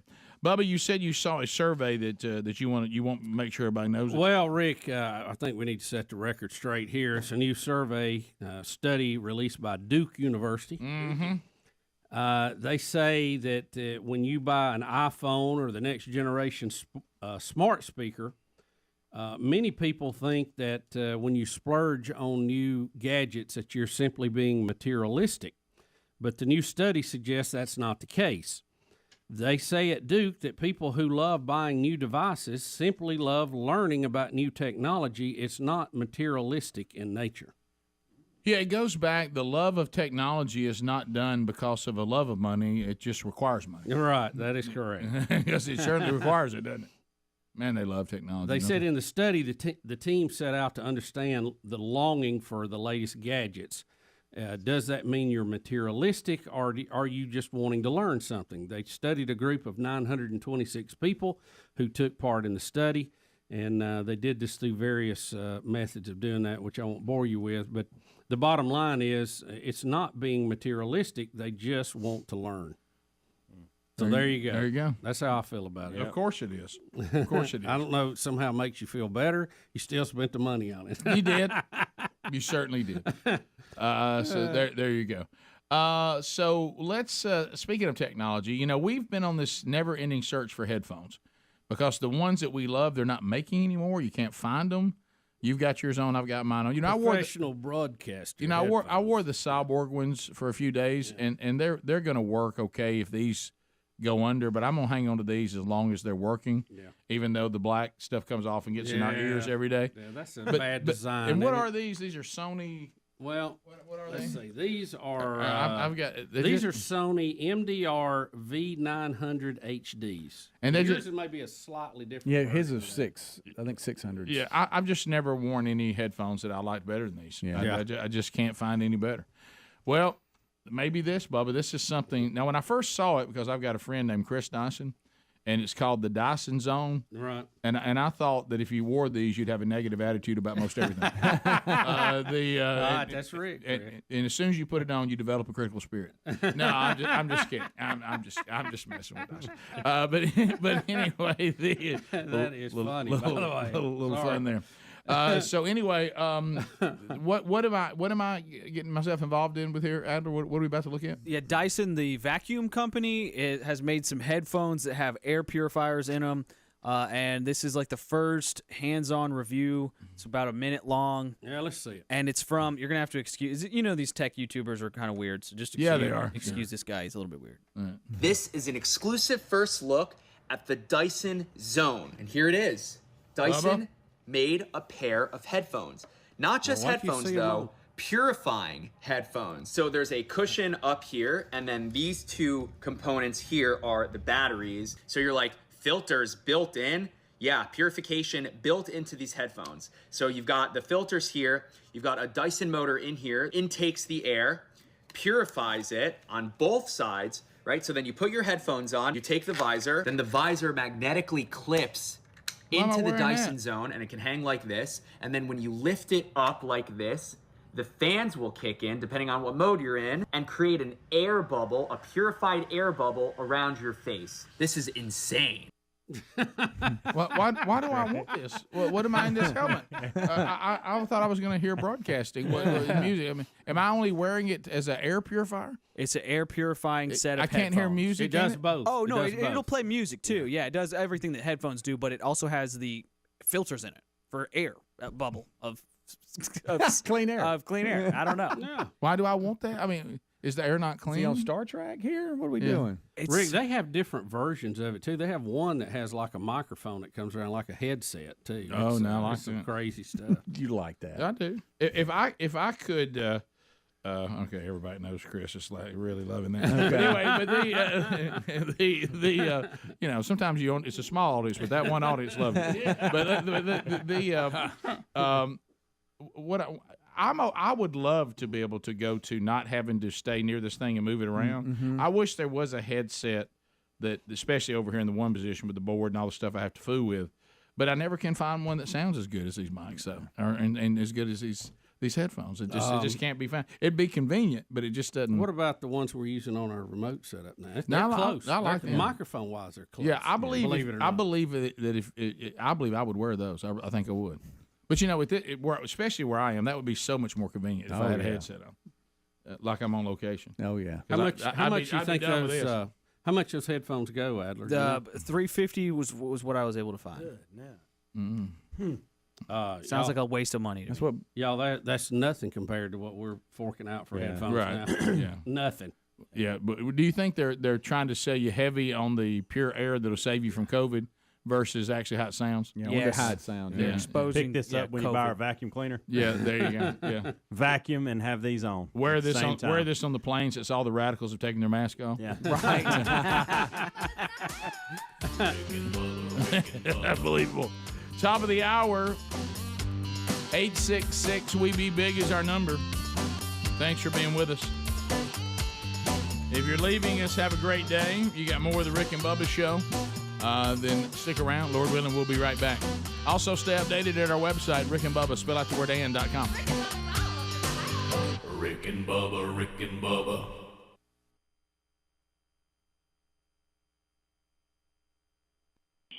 And then, this is important, leave it with God. Leave it with God. He says, with thanksgiving, so I can be thankful. Say, okay, Lord, I've left that problem with you today. I'm not going to take it back. And so keep leaving it with him. Just deposit it with him like you would an appliance at a repair shop. Just leave it with him and trust that he's going to fix it. And then meditate on good things. Meditate on what is good, what is true, what is noble, what is just. There are 9 different virtues the apostle tells us to meditate on. So it's CALM. You celebrate God, ask God for help, leave the problem with him, and now meditate on good things. Doesn't do you any good to focus on the problem. Make sure you take time to meditate on things that are much better than the problem. You on that last one, and I know we've all had to do this. I've heard us talk about it here on the show. We do need to be informed. Don't misunderstand me. But I can tell you, some of the days that have the least anxiety are days that you just kind of disconnect. You don't sit there in front of that box that keeps telling you how horrible things are over and over again, and disconnect from some of that. And as you said, don't trash in, trash out. Go and meditate on the things. If you get to know who God really is, that devotion to God will result in a lot less anxiety. It used to be the shootout, and they made them change it because we're so stupid we don't know the difference between a football game and an actual shootout. Rick, it's quick. It's 33 seconds if you want it. And then we can move on. His apology? Yes, it's up to you. Okay. Totally up to you. Sure. But since he didn't mean it. Game. I told you guys that last week that it was. I knew that it was going to have a lot of implications on the playoffs, and so that's the way we were prepared. And so it was an emotional game, and so. After the game, it did not mean for it to be disrespectful towards any Ohio State people at all, especially not the team or the players. Of course you did. They're a great team and a great program, so I didn't mean it to be disrespectful at all. I mean, we do the flag thing at OU Texas, and so that's just something that I got caught up in an emotional win, and it should have been something I did in the locker room, so I apologize for doing it in the middle of the field. Not only did he not mean that, he's a liar, too. Right. What he should have said is they did it our field last year and beat us, and this year we beat them, and I was giving them a little taste of their own medicine. And now if some of you get upset about that, I apologize, but that was my motivation. Well, that is the athletic director and the first-year coach who just marched him out there for that. Oh, 100%. Exactly. And he sounded like a robot saying, I did not mean to. I am sorry. They did it to us, but I did not mean to. Hey, look, they handed it to you. If they stick the flag in the middle, danger. Yeah. Are we going to take on the Adler thing? What he said? We do need closure on it. Adler said that the picture online, he doesn't think it's real, that it's computer generated.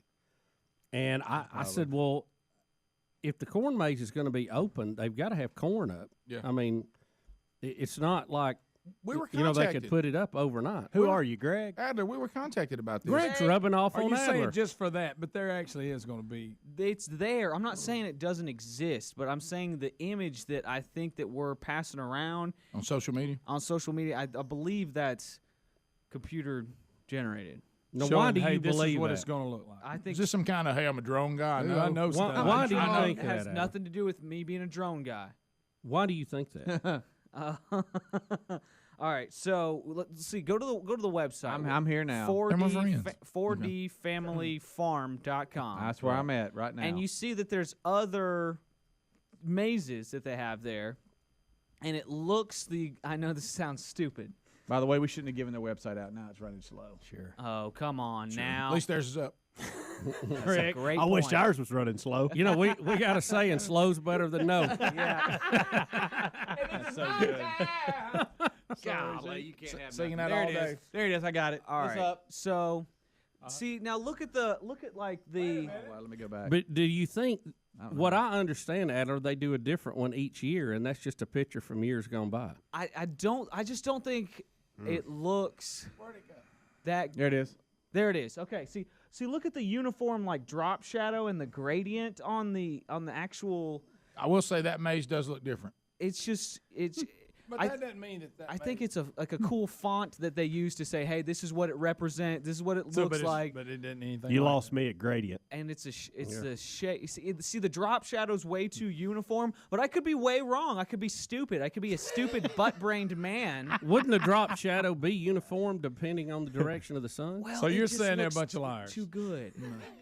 I'm not saying they're a bunch of liars. No, they're just saying, hey, So 4D Farms. No, that's not what I never According to put my Adler. thumb upside down and made a fart noise, Greg. I never did that. That was you. This is my corn. But Well, maybe you know how we figured it out. We'll just go up there and look at it. We'll we'll talk. go up there, fly the What drone you're saying over it. is there is a Rick and Bubba corn maze, but this picture we're putting around may not be the way it actually looks from above the corn maze. Yeah, maybe it maybe in like a month. It's a replica of what it's going to look like. Yeah, and that kind of thing. And I think they actually even. Aren't you all up in Wow, we know more. I think they changed. Drop shadow. I think. Come back Oh, over we in my have those house. Okay, we're not doing that, guys. I don't know where it's By the way, ran into her at Costco yesterday. Oh, good. After all of this mess, and thankfully she doesn't listen to the show, guys. Was she buying rice? By the bulk. Yo, you know how they ask for your card at the they ask for your card at the front of Costco. Right. Yeah. She didn't know I was behind her, and I watched her give them so much attitude. She's tried to just go straight in, and the person's like, "Ma'am, can I see your card? Can I see your card?" And she just holds it over her shoulder and keeps walking. So this lady, Now, why they not a pleasant disposition. No. Well, see now I'm Why going are you, against why everything. Why are you being that way talking about? Yeah. See, I'm going against everything I tried to. Why you be so mean to me? Okay.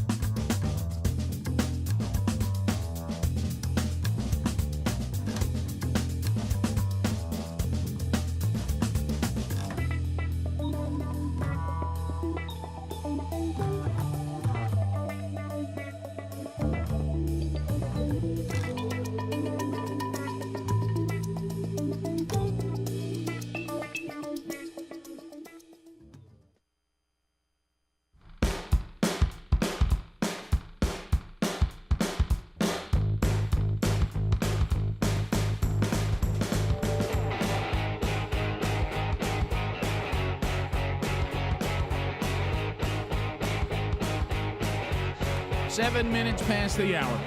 The Rick and Bubba Show, 866-WE-BE-BIG, our number. Thanks for being with us. And we'll chat with you this hour. Speedy, the real Greg Burgess, Helmsy, Eddie Van Adler, all here for another hour, and we hope that you will join us. Let's welcome back number 12 on his jersey, but number 1 in your heart, Bill Bubba Bussey.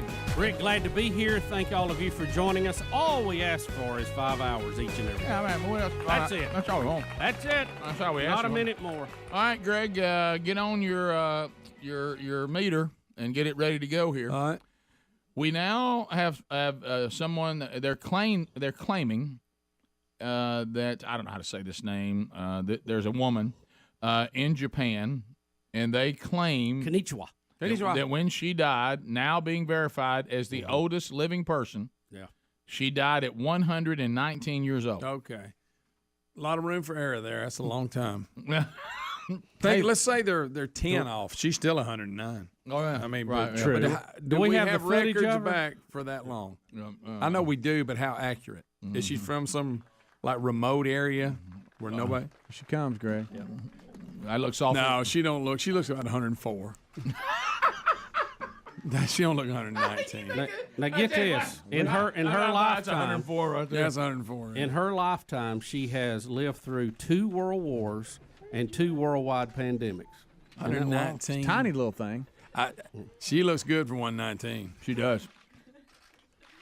She does. How you feel like If I'd have said that, it says I verified. thank Verified. you, Bubba. You're all over if that. I had said that, Oh, yeah. you realize what I would, the Oh, yeah. ridicule I would be No, under I'm just right now? saying. I don't I think know, she's that's- 119. Was my point. But if Bubba had said it, Yeah. Now, Bubba Oh, said yeah. she wasn't You'd bad. have me trying to tear up that sugar. Oh, wait a minute. I got a different angle of her. Let me. oh no, never mind. I was That's wrong. your worst nightmare, Rick. No, Rick, I think this was. she's telling us the secret to her long life. Rick. if they give her a spoon. Okay, that she picture doesn't look earlier as must have good. been her 110th There's few things birthday. that make you turn like that. Oh, look at her eating. No, I'm kidding. I can't watch that. Are you saying that the second picture you're going 119? Yeah, hey, it looks more. That one she really don't look 119. Well, I don't think like I think some years That ago. might be some file footage. I believe what we see here is her last cake Yeah, because she's in the bed. but And- 119. Well, she passed. I know. Do so you I mean, really know I if think it's- that last shot with the cake, we're getting toward the Well, end. that was the last birth. Yeah, she can't stop her mouth. Because think about it. Let's say she was 110, and they've added 9 to it. Greg. I want to know if she, Are again, you willing listen, to say the woman died at 119? That's what I'm I'm asking. saying that probably it's going to be hard to really verify it, but Bless her little left 106. eye. She was born in over 1903, okay, before the airplane. I mean, before so many of our modern convenience. Electricity was run everywhere. I mean, it was before all that. That's amazing. She's clapping. she is clapping Sort on of. beat too. Well, somewhat. Oh, bless her little left eye. Well, I mean, goodness, Speedy. I mean, things are going to start shutting down at I 1:15, know, 16. What kind of? How long did she go quality of it? That first picture, she still got some pretty good quality. Yeah, that was not the same time. I'm like you. I think that was file footage or something. I wonder what her diet was. Like, what'd she eat?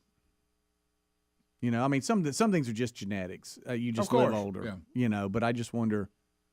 Yeah, I understand what you're saying. What was her routine? Yeah, you know.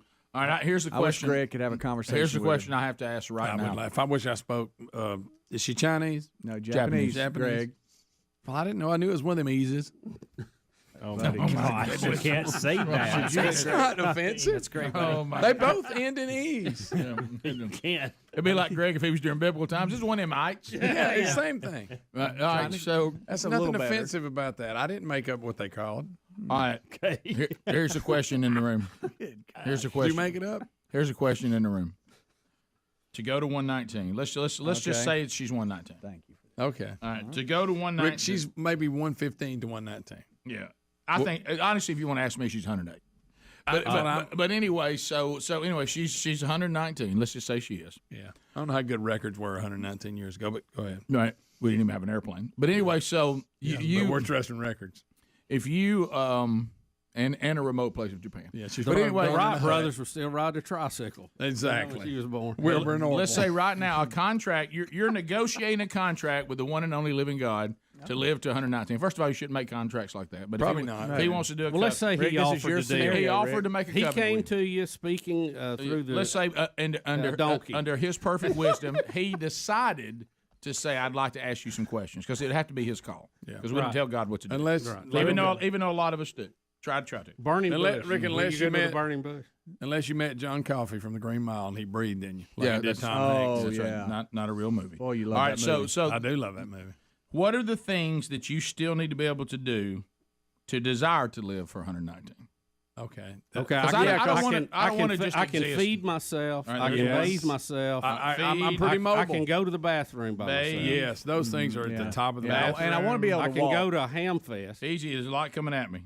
So, all right. So we're eating. All right. So I want to be able to run a 5K. All right. Listen. We can feed ourselves. We can bathe ourselves. We go to the restroom under our own power. Those things are if somebody else drives, I can go to a ham fest. Are we okay? I'll give up driving. All right, yeah, I don't have to. I have to drive. I give up driving today. Yeah, yeah, but I don't want to lay. We're gonna in have bed. cars that do that for us. I don't want to lay in the bed. What about eyesight? Or be picked up and put in a chair. So you have to be able to walk. Yeah, I got to be Yeah, mobile. oh, I yeah. got I to want to know. What about eyesight? Eyesight. Hey, I think that's a must for me. I want my mind to be hot. Oh yeah. You know who you are, what day it is. Yeah. Oh, Yeah. I mean, I may be a little forgetful. I mean, I'm 119. Give me that. Rick, Right. so we got eating, At least be able to work out with a bag of bathroom, rice. mind, and mobile. Oh, my gracious. What about? Well, you know what I mean. Have some muscle. Do you want to be able to enjoy your marriage if your wife's still alive? No. Nah. You don't care about Not that? that old, right? I care about that. What do you mean by enjoy your marriage? Yeah, what do you know mean what by I mean that? by that. I You know what I mean by that. No. That's top of my list. Intimacy. At 119? At 120? Yes. I'm just saying, we're putting a list together. Yeah, no, if you want to say you don't need that to desire to live that old, then just I'm say thinking no. that's shut down around 90. Yeah. Oh, you going 90? 90. Wow. By the way, That's impressive. by the way, catch tomorrow's Bible study. Abraham's about to look at the Lord and go, I don't know how you going to do that. I'm 99. Yeah, but here we go. See, everybody always talks about Sarah, but you forget Yeah, good Abraham's point. got an uphill climb too here. Yes, he does. This thing's going to be miraculous for both of them. But anyway, so So I got eating, bathroom, everything in the bathroom. all right, so Getting okay. to dress yourself. Like, you know, we're Whoa. using the bathroom Function. and do you need to dress yourself? I yeah, don't I have want to to do dress that. myself. I If just you want to can be able to. still- I then want to you're be gonna able. be How able to about see. this? I want to be able to live by I myself. think we're saying things that are not You possible. want to live at 119. independently. Yes. At 119. She See, can that's not possible. That's not possible. No, I think it is. I want to see my great, We're making great, a deal. great Rick, we're grandkid. going here. I mean, Yeah, I'd be lying. Live independent. oh, so if I check out at 93, I want my so eyesight bad. to be good. I'll tell you, get me in the right retirement home, I Enough. might be okay. Yeah, I want to be able to see. I'm like JT on that a little bit. I'll give you my smell for eyesight. You at gonna that stink age. a little bit? Oh, Well, no, I you're- just how often if I was can't- sense of smell? Yeah. I thought you said you Y'all would going- smell as y'all- long as you could see. That's what I thought he said. They're sidebarring Here's the what we deal. said. Could I sum it all up and say we want to be able to live independently?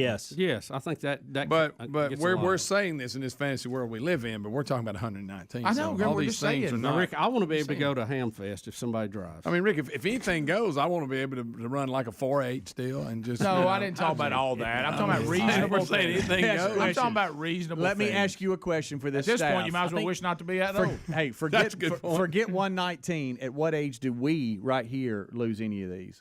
Oh, us.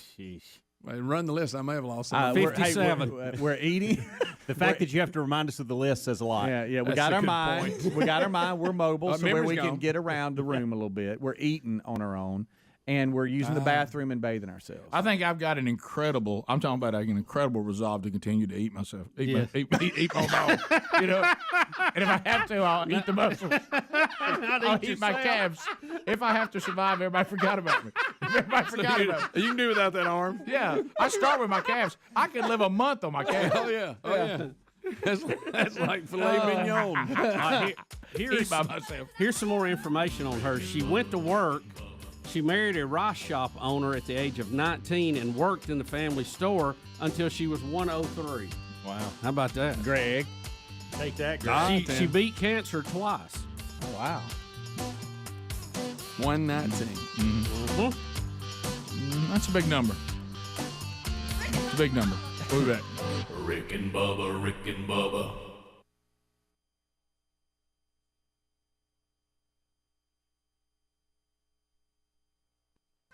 I let you come get drawn. What's your problem?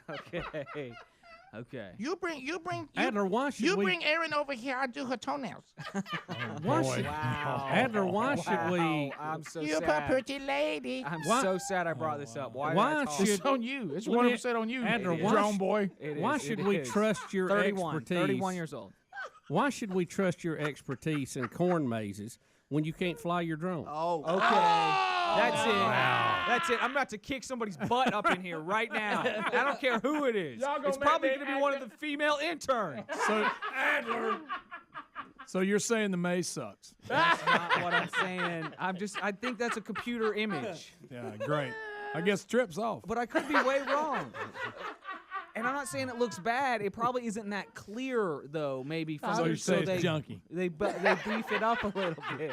I'm not saying it's junky, and I want us to go. Don't you think the corn would have to be up right now? Stop singing that. I want all of us to go. It's going to be so cool. It's going to be so fun. Hopefully, Greg gets stuck forever. Hey, first thing we're gonna do is run that drone up and see what it looks There like. you go. Then we'll know. And if it ain't right, we're leaving. And we're getting out of there. What?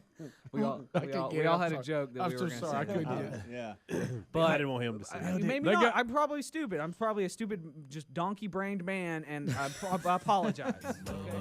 Right now, Speedy is on the phones, and we're going to try to get to the bottom of this thing with the Rick and Bubba corn maze that went out on social media yesterday. And so there's a corn maze that's got our cartoon faces and the Rick and Bubba logo. And we're wanting to make sure we have all the right information. Somehow this spawned into a discussion where Adler says he thinks the picture we're putting out is computer generated and not an actual depiction of what the actual corn maze will actually look like. So we're actually calling them just to find out ourselves. Yeah, we want to get to the bottom of this corn stalk. It's one of these new things that no longer exist.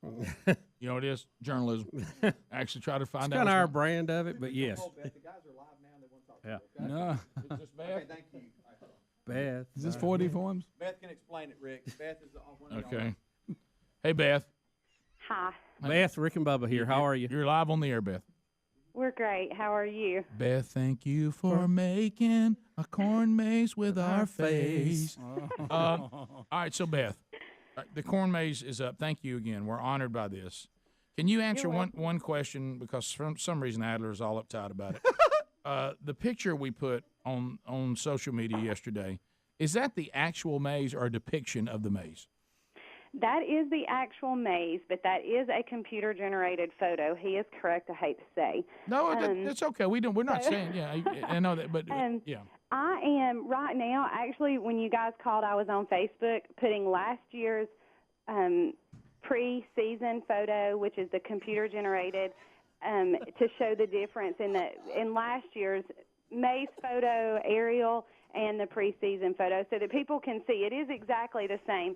And Dr. Shane Lee here in Coleman, he always comes out and does an aerial shot of our maze, and he came last week and he couldn't get his drone to work, so we will have the actual photo of the maze up pretty soon. But it looks just like that, right?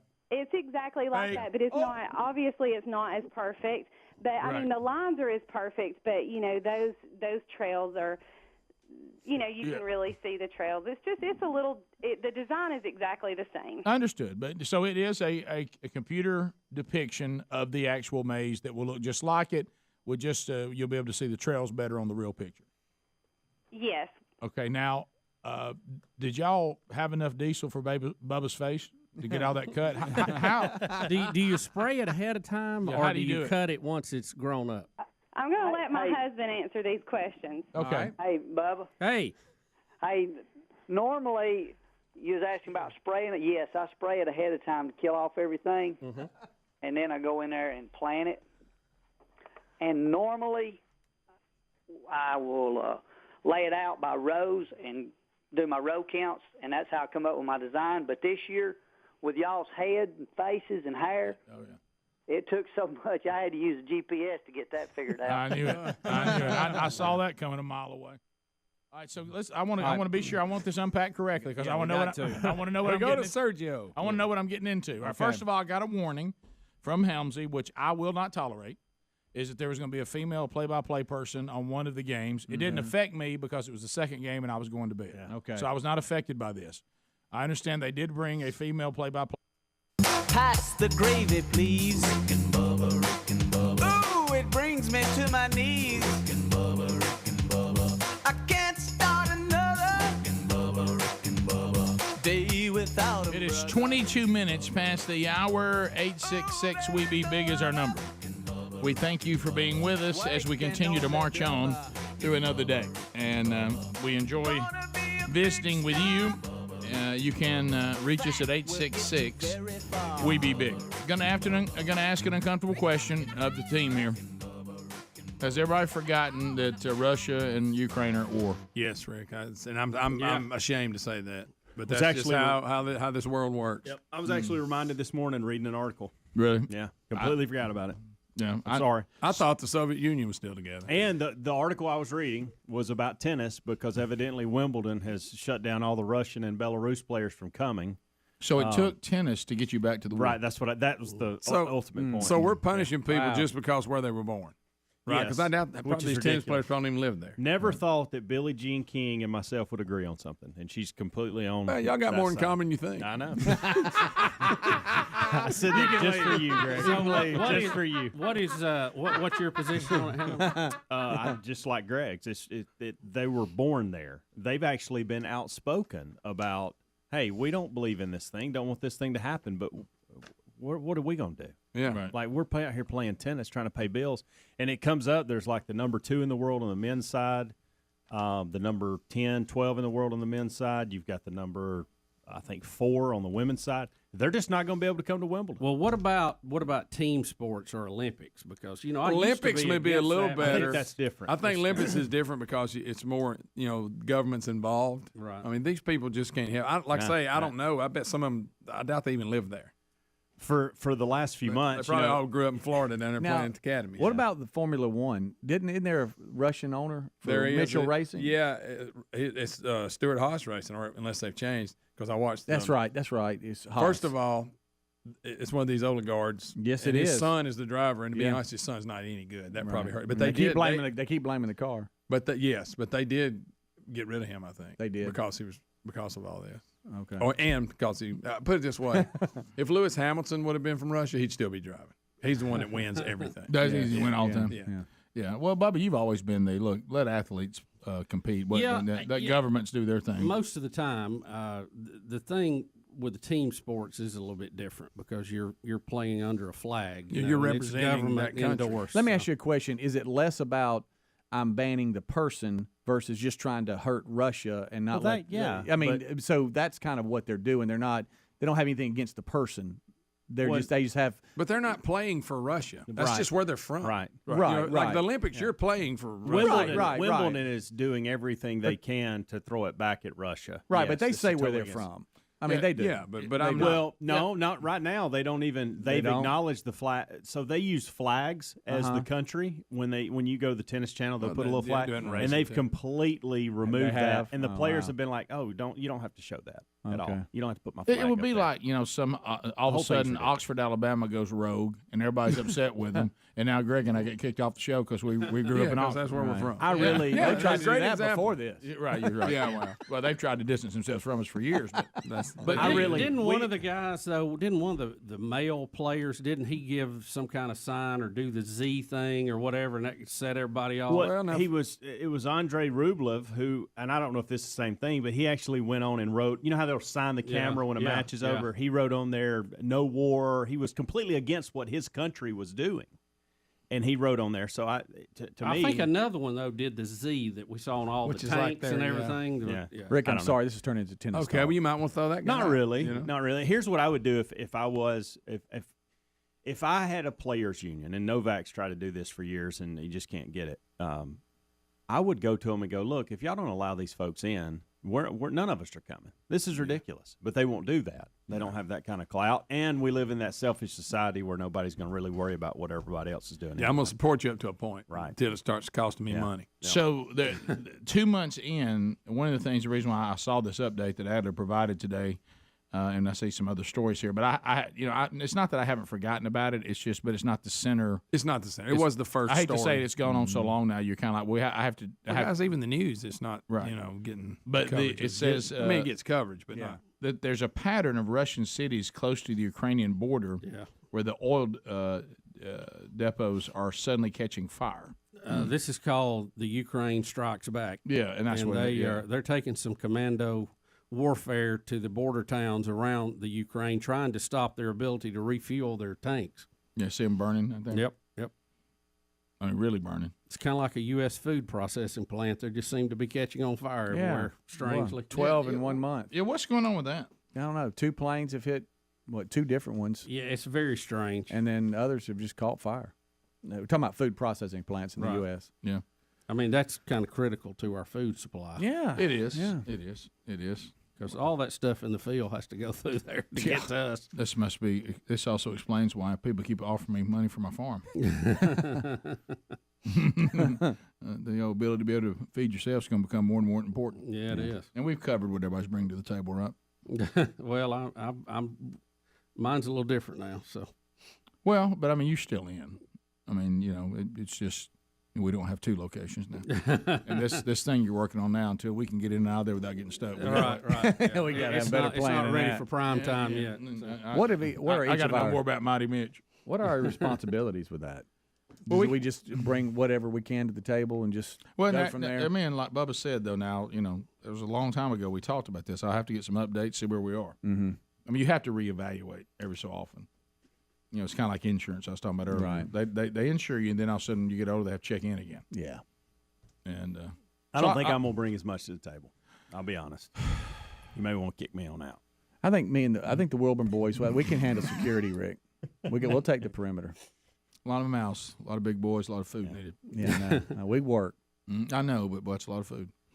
You got to catch a lot of fish. Yeah, but plant. I guess Greg won't plant because he doesn't like to even take fruit to your parents. Now, let me tell you something. We're all He ain't planting the garden again. Is that what you're saying? No, if we get down where we ain't got no processing plants, I may have to. Rick, don't start that again. Let me tell you something. If we're all starving, I bet I'll see you shucking corn. You're right. Now, Rick, you're right. Now when we were supposed to have been fishing instead of that, that's a little different. We weren't starving. In fact, we had stopped and ate on the way. How about this? Now we're going to fish in a whole new way, though. Yeah. You're right. We ain't throwing them back. Don't throw it back. Can we fishing with nets?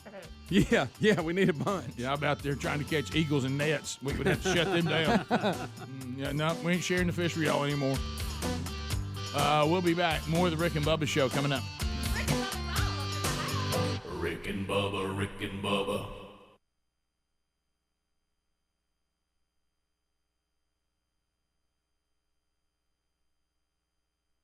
Person in, which I just can't listen to. Yeah. And then we had a sideline reporter that was so bad they wouldn't go back to him anymore. Well, yeah. Now let's go a little further here. Right, Beth, who you're referring to, is the first female to call the game for the NFL since 1987. Yeah, okay, there's a reason why that's never happened before. Not only was it that, but she was also saddled up with Rex Ryan, who is going to be in studio. That's the two they put is going to be in studio the rest of the year. But he was the color guy. I thought he did last a night. great job, by the way. Well, he just didn't have a whole lot of energy, but that's, Rex is Rex. And so it was fun if you're a big Rex fan, you enjoyed it. Probably, Bubba, you loved him because he was doing color for a female play-by-play person, meaning when you heard him, it was comforting. It was. Right. Well, I thought his opening thing, he was full of energy. I mean, she was like, wow, we got to, tone you down here. He was telling it like it was right out of the gate.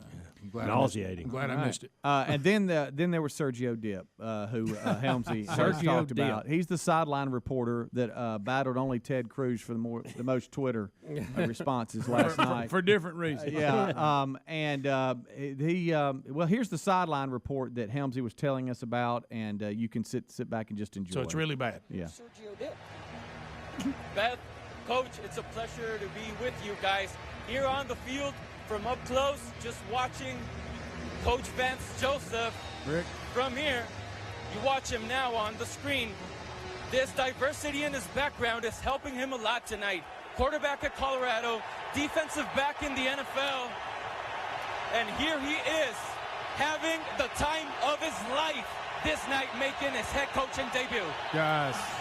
Oh my gosh, that was horrible. Seriously, Monday Night Football. Where does this guy come from? He has been with ESPN for a while. Deportes. Yeah, well, ESPN you know what? Deportes, He needs to go speak Spanish. And they wanted to do something for minorities. That's what they do in Deportes. I guess with a woman in there. Now we got to do this. You're already saying it. So you're already saying it. So we're getting to the point now. We couldn't give a rip if it's worth a crap. Right. That was diversity. So let me tell you, that was diversity over excellence. Is what that was. Thank you, Bubba. 100%. I'm going to do this.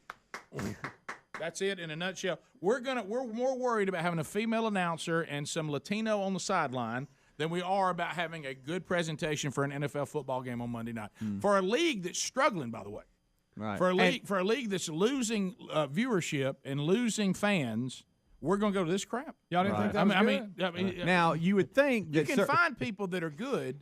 Go with excellence. We'll have diversity. Just keep demanding that excellence be the standard.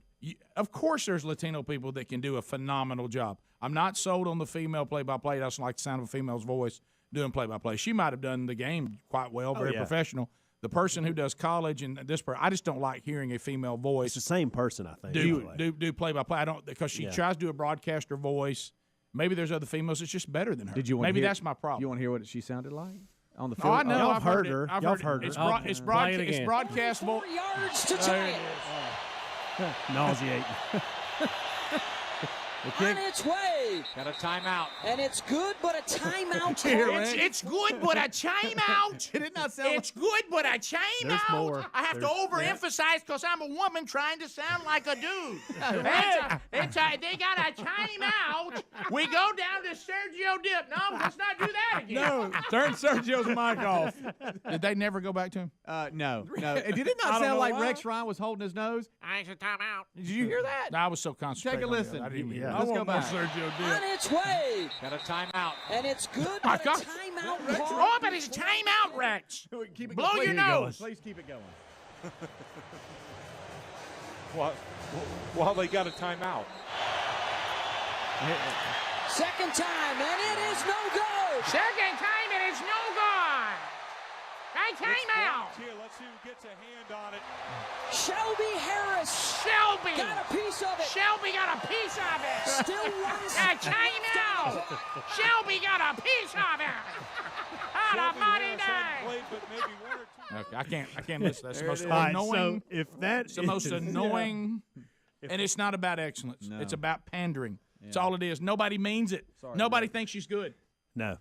And after the game is over, for some reason, or this morning, Sergio Dip stays in his hotel room, sits in his bed he got a coat on, dressed up, and he tries to explain what happened last night, and it makes it more confusing and worse than what actually happened. You think you were lost then? Come on, Sergio. A couple of hours now trying to Still got his jacket on. what just happened to a 29-year-old Mexican guy.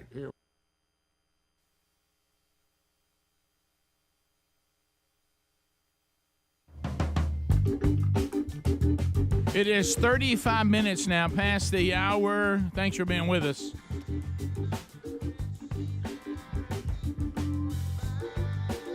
To the phones we go. 866 We Be Big is our number. Drop the hammer. Drop it. All 10 lines are available. Talk about whatever you want to at 866 We Be Big. Make comments, ask questions, bring information to the table. All 10 lines are available. You dictate the topics we talk about. Hey, I'd like to comment on this. I'd like to ask a question about this, and what do you think about that? Let us know at 866 We Be Big. And we will get all the information from you. At the end of 30 seconds, the buzzer will sound. Your time will be done, unless you get a timeout. And then we'll go to the next caller. Couple of things you need to know while you are calling us, and lines are available if you want to move now. Time to vote. Go to rickandbubba.com. Contest button. The 3 finalists for Fix Mama's Mouth are now there.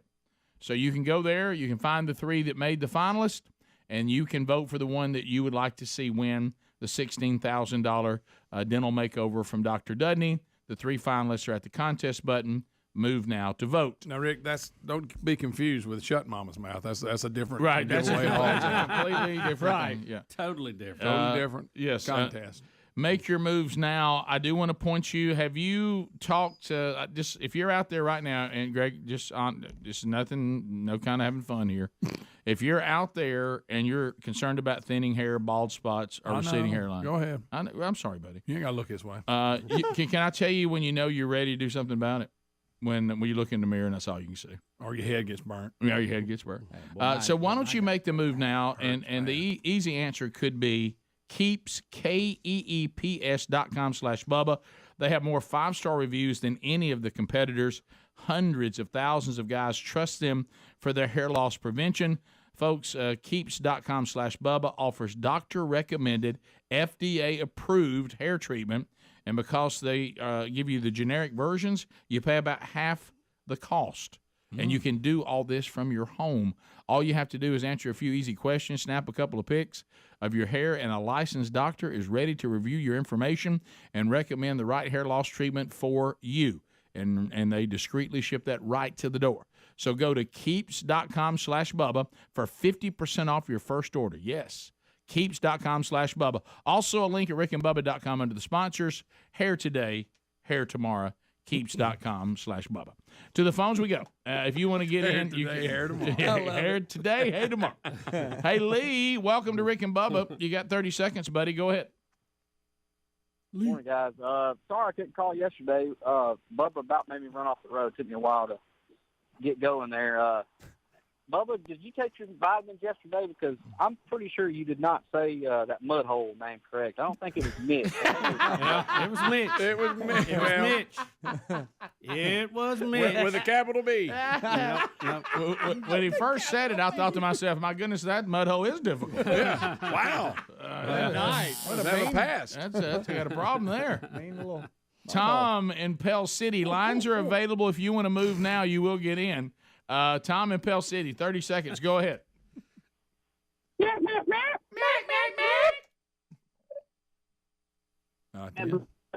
Oh, cutting out.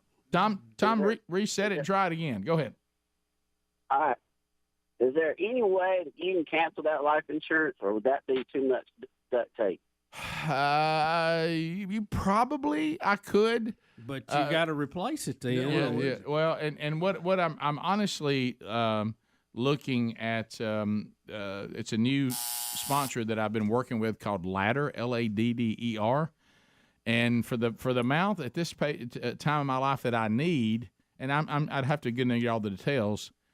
I believe that it's possible I could be approved without having to do all the doctor stuff and all that. So I'm looking at all options on the table right now, but and that's one that intrigues me very much. Well, in theory too, as you get older, you don't need as much. Right, that's what I'm saying. That, but the thing that was that Ladder, A.L. Williams at Ladder that fired me up, and I'd have to get all the details, and I'm sure there's there may be some restrictions or whatever. But I mean, they're talking about $3 million and down. I know that And that sounded almost too good to be true. Yeah, Didn't it? I saw you perk up. Yeah, I don't need any more than that. I mean, not this stage of life. No. Let's go to Barry in Gadsden, Z93. Barry, go ahead. Yeah, pig me. Oh, hey, well, that's old school right there, Barry. Thanks. Appreciate you calling. Hey, that's what brought me in. But I have a question. Okay. When y'all go to a sporting event now and go to the concession stand, do you still look at the condiments and the condiment dispensers like you did during the pig? Oh, I do. 100%. 100%. Yes, I hate. Now, I may have to eat either way, but I'll be like, oh yeah, this is cool setup, or oh no, not packets. Because you know your fingers are going to be sticky. I hate those packets. I'll just do without them. I just won't have condiments. I can't do packet condiments. It's just a scourge on all food. I like the pump. I will. The udder machine is also very good. The pump's a good one with them little cups. Yeah. Pig me, baby. The udder machine. You have that's the whole another world. I don't see those much anymore. I don't either. I like the bottles. That's my favorite. You know, I mean, the squeeze Just don't bottles. sit it out in the sun. Yeah, that's even better. I like the squeeze bottles. Really? Yeah. Because when how about more squeeze, you gotta touch. How about squeeze bottles in like a little bucket of ice? Because some of them are set outside and the sun starts hitting them. You don't want hot. The reason why I like the squeeze bottle is look right here. See my hot dog. When I'm trying to do the pump and run my hot dog and get it lined down, it splots in the middle. It splots in the middle. You got to make sure it hits that right deal, and then you can walk. A little air get in and then go. Oh yeah, I hate that. It gets all over the place. Everybody looks at you. Yeah. Let's go to John. John, welcome to Rick and Bubba. Go ahead. Yeah, I want to cover a misconception by the media. The farmer has no way of passing his input costs on. So the prices you pay is due to other things. Fertilizer is more than double. Feed prices have went through the roof. But we only get what they're going to pay us. We have no way of negotiating it. That's all I wanted to say. Thank you. That is true. Yeah, that's a misnomer. They can't pass the cost on. You're right. Let's go there. John in Tuscaloosa. John? Well, you can if you won't take the low ball price they're giving you, and if the other farmers won't take that, they'll have to offer more. Well, yeah, but you're going to get everybody in line. You got to work together. Yeah. John, welcome to Rick and Bubba. Go ahead. Yes, sir. Long-time listener here. Thank you. I don't get to listen to y'all every minute of the day, but I was just wondering if, with the new studio and everything, if y'all are going to roll back the golden ticket seats and bring them back in. I really want to. Bubba's kind of against it, but so good. No, we have plans to do that. I think we're to the point now, and we'll have to have a meeting about this. I think the side of let's wait to the pandemic is not an issue, and people don't worry about sitting together and all that. But I think we all know these variants and all that, they're probably going to be around forever. So that's never going to end. We're going to have to learn to live with that, just like and go through life. And it's always everything we do always has a risk associated with it. But the problem we're having now is not that, because I think we've kind of moved on from that. Is that the golden ticket seats are not set up. They're not. They need to be set up where they're ready. So we're even thinking now, do we just punt the whole idea of these comfortable old golden ticket seats, throw these things away, and just line the walls with set-out chairs? Or, Rick, how about this? Bring your own blanket and just sit on the floor. Right, yeah. Or snuggle up to a coyote. Well, here's got plenty of those. But here is a legitimate I'm gonna bring a issue, few more. and it may just have to be what you're getting into. But a legitimate issue that we still don't have a really good plan for is we don't know how to get y'all to the bathroom and back. Yeah. With such a small staff, because it's going to require a key to get through several doors. So the other idea is you can go the way that wouldn't require it, and you would have to leave the studio, go around the building, and go to the bathroom on your own. Or just stop at one of the bushes. Yeah. But then the problem happens, what if it's pouring rain and storming? Then where are you going to go? Yeah. And problem. So we have some logistics that are problematic. So problematic. It certainly won't be the experience of the past. No. It'll be a new experience, but only people with good bladders can come. Right. Yeah. Now Speedy has committed he will still overgreet. He said he's Absolutely. not doing away with that. He'll be a little closer to you. Yeah, I will. I will. And I'll have to give for you. Sure. So that's two over great. So we're still trying to figure it out, but we're going to try to make it work. Anonymous and Boaz. Anonymous, go ahead. Hi. I don't know if it's been mentioned on the show before, but as of 2021, Bill Gates owns over 200,000 acres of farmland. Yes. So that's kind of something important to connect to all these fires going on, as conspiracy as it may sound. Well, I know How'd there's fires get in it? I know there's concerns about Bill Gates buying up farmland. Now, there's two ways to look at this. He thinks that farmland is going to be essential for growing crops, and he wants to own it all in the future. Or is this part of the green movement where he's buying it so someone does not plan on it? Yeah. Don't know. No. But where'd the fires get in there? I think she threw in the fires at the processing plants. Oh, I see. Okay. Oh, I thought she was talking about like wildfires. Oh, I got you. Okay. Yeah, I guess so. Chase and Helena. Chase, go ahead. Hey, Rick, this is Chase from Helena. I actually go to church with you. Just wanted to call in and say hey to you guys. Also, Speedy's old neighbor. All right. Shout out to Speedy. How you guys doing today? Good. Great. Good. Hey, yeah, Rick, I actually walked up to you and introduced myself, told you I had the Speedy cut, and did the Rick and Bubba theme song. Oh, yes. I do remember that. So listen to it all the time. Woke Thank up you. to Speedy on the TV today. Good-looking guy with that haircut. Oh, yeah. I just wanted to get your guys' input on this off subject of farming and agriculture, but college football is a big change coming up this season. I just wanted to get you guys weigh in and thoughts on Now, what what big that's gonna change? affect it. If it's there's Time the out. NIL, I think they're putting in players, portals, transferring, all that kind of deal, and how it's going to change. Well, it's been around, but pretty much. it's really kicking into high gear. I was looking at a list of people who had transferred from some of the local colleges around us, and man, it's some impressive, and it's all over the board. It's the winners and the ones not doing so good too. Yeah, it's it's a good question. I mean, it is changing the landscape of football, which is important, but not near as important as I think it's teaching a bad lesson to these players. Rick and Bubba, Rick and Bubba.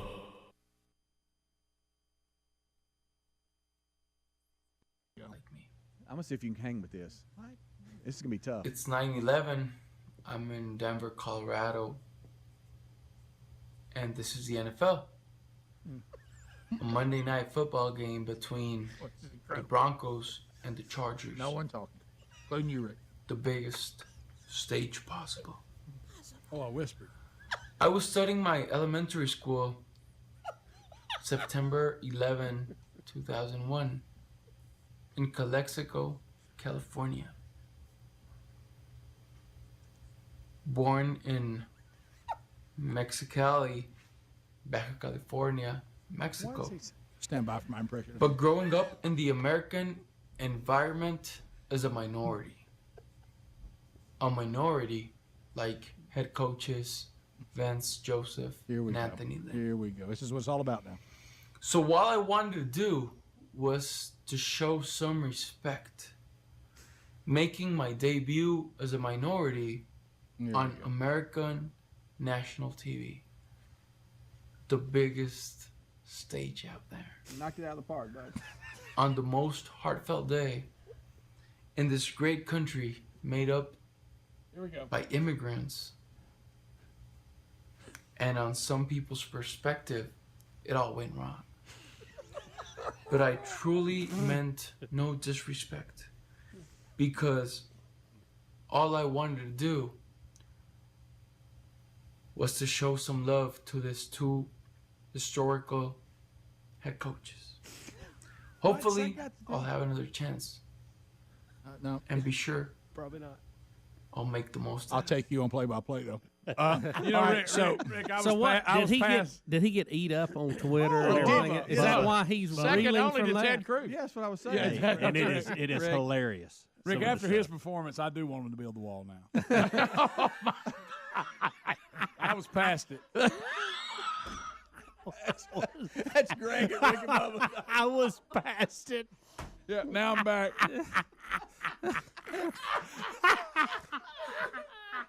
Let's hear him on the sideline one more time.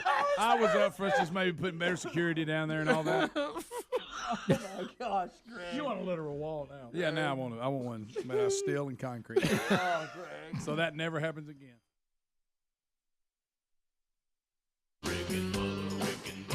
This is the Rick and Bubba Show. Watch more at blazetv.com/Rick and Bubba.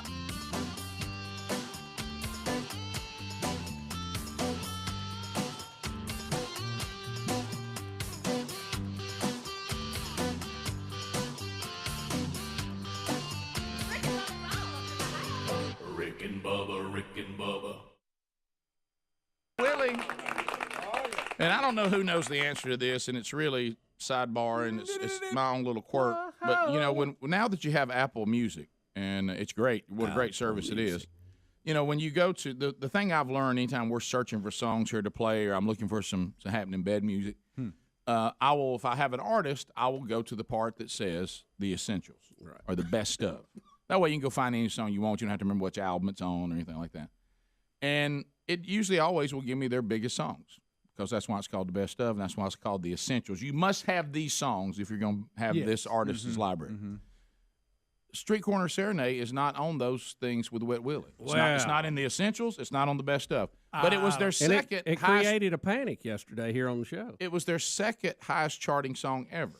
Yeah, that doesn't make sense. So that time I had to back up and just search the single's name, and it came up.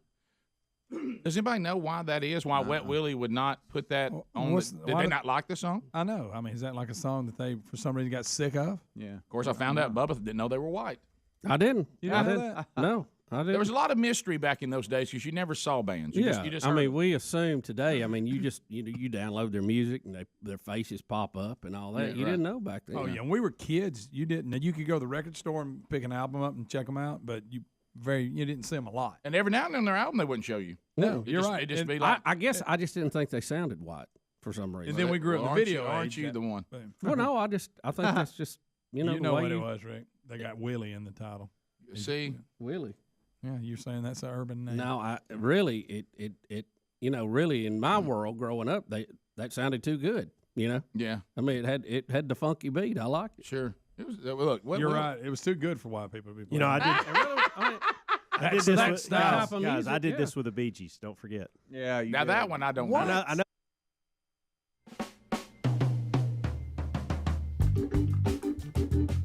It is 8 minutes to the top of the hour. The Rick and Bubba Show. 866 We Be Big. Just announced 3 finalists for Fix Mama's Mouth. They are there. Go to the contest button and vote.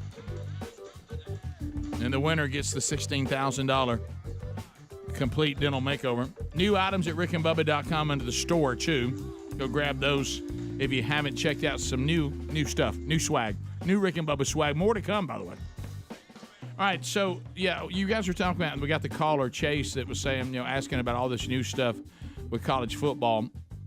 And there's ways to go about it, but on the transfer portal, they said what they're seeing now, and Bubba, we knew this was going to happen when the NIL thing really doesn't have a whole lot of rules other than the coaches can't be involved in it, but that's about it.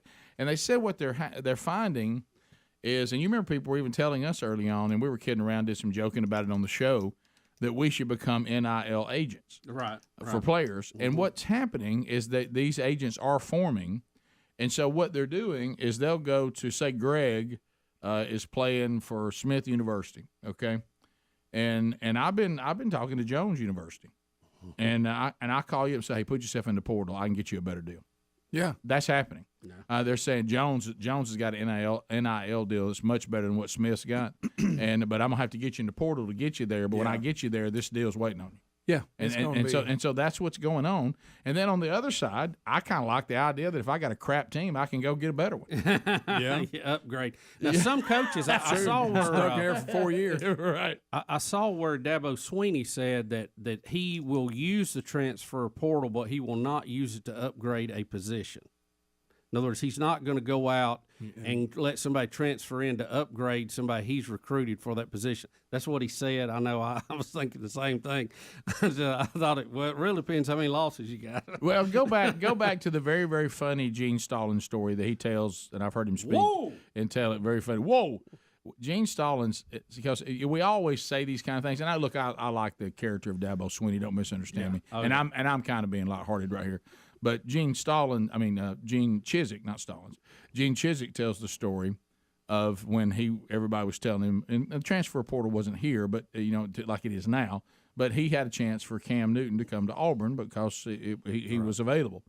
And all the coaches were all fired up, and Chizik was talking about he was doing this big stand about, and look, I've got my quarterback, I've got all this. I don't know about getting these guys that, hey, nobody better have offered him a scholarship.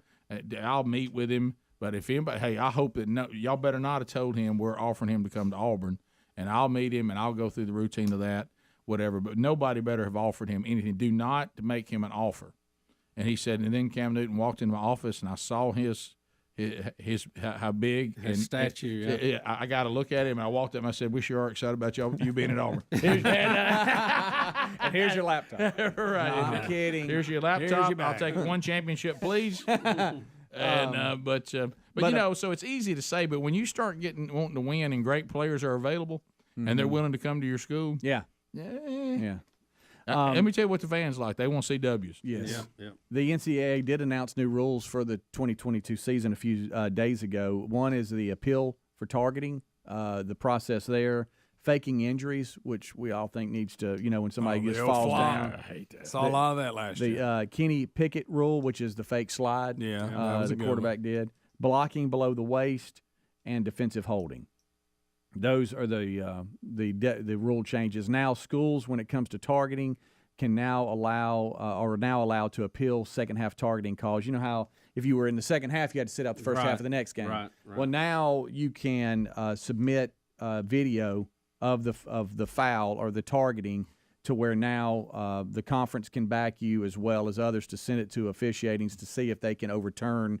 Maybe it was ruled wrong or something like that, where you can maybe have them relook. We don't need to be kicking people out of the game. Just call it a penalty. Yeah.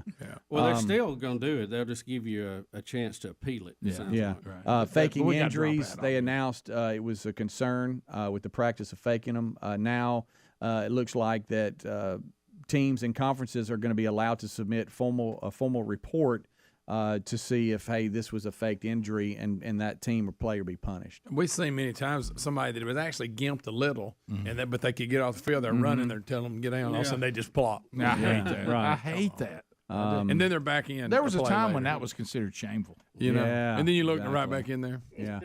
Blocking below the waist, I mean, it's standard that, inside the box there, the lineman can block stationary running backs, but now any below the waist blocking outside that tackle box is prohibited. I thought that was already a rule. Right. I did too. Blake in Savannah, Georgia. Blake, welcome to Rick and Bubba. Good morning. How are y'all? I'm good, Blake. How about you, Rube? Good. Fired up, ready to go. Good. What's on your mind? So I had a story that related to Bubba's breakdown with the ATV and the tie rod this weekend. Years ago, me and a buddy of mine were riding four-wheelers, and we used to ride dirt roads all the time. And you got to visualize this. So there's a 90-degree curve, and we would go slide around sideways around this curve. Well, we were side by side, and my buddy went to turn to start sliding, and his tie rod broke, and he just goes straight through the ditch into a field through the air. Whoa! Oh, my goodness. Didn't even get to slow down. Yes, flipped him off of it. So I related that story to Bubba's riding down through there, hitting a tree like that. Oh, man. Hey, yeah, you're fortunate. At least you hit something that stopped you. Yeah. It didn't come off while you was rolling. It stopped you all right. Because you know what happens? You know what happens when you like that? The minute it stops, snakes can tell. Yeah, they hear it, and they start coming toward your vehicle. Checking it out. Climbing up in there. See all that heat over Are you glad you had your seatbelt on, I should say? I mean, was it that big of a jar? I didn't think it was, really. No. You'd think it breaking like that, it would have been maybe just hitting the right spot. Yeah, maybe in just the right angle. Or you couldn't, some of that right there. Some in certain areas could be cheap. Or Bubba could have been a little bit out of control. He could have been just a little bit out of control. Trying to avoid limbs. You know why? Because he thought ticks was in them limbs. Ticks. And he could have swore he saw a snake. But he would have seen him on his white shirt, so that ain't a big deal. That's true. Could have got to him before he got on. He'd have seen him. Just because I'm a responsible outdoorsman. Top of the hour. Rick and Bubba, Rick and Bubba.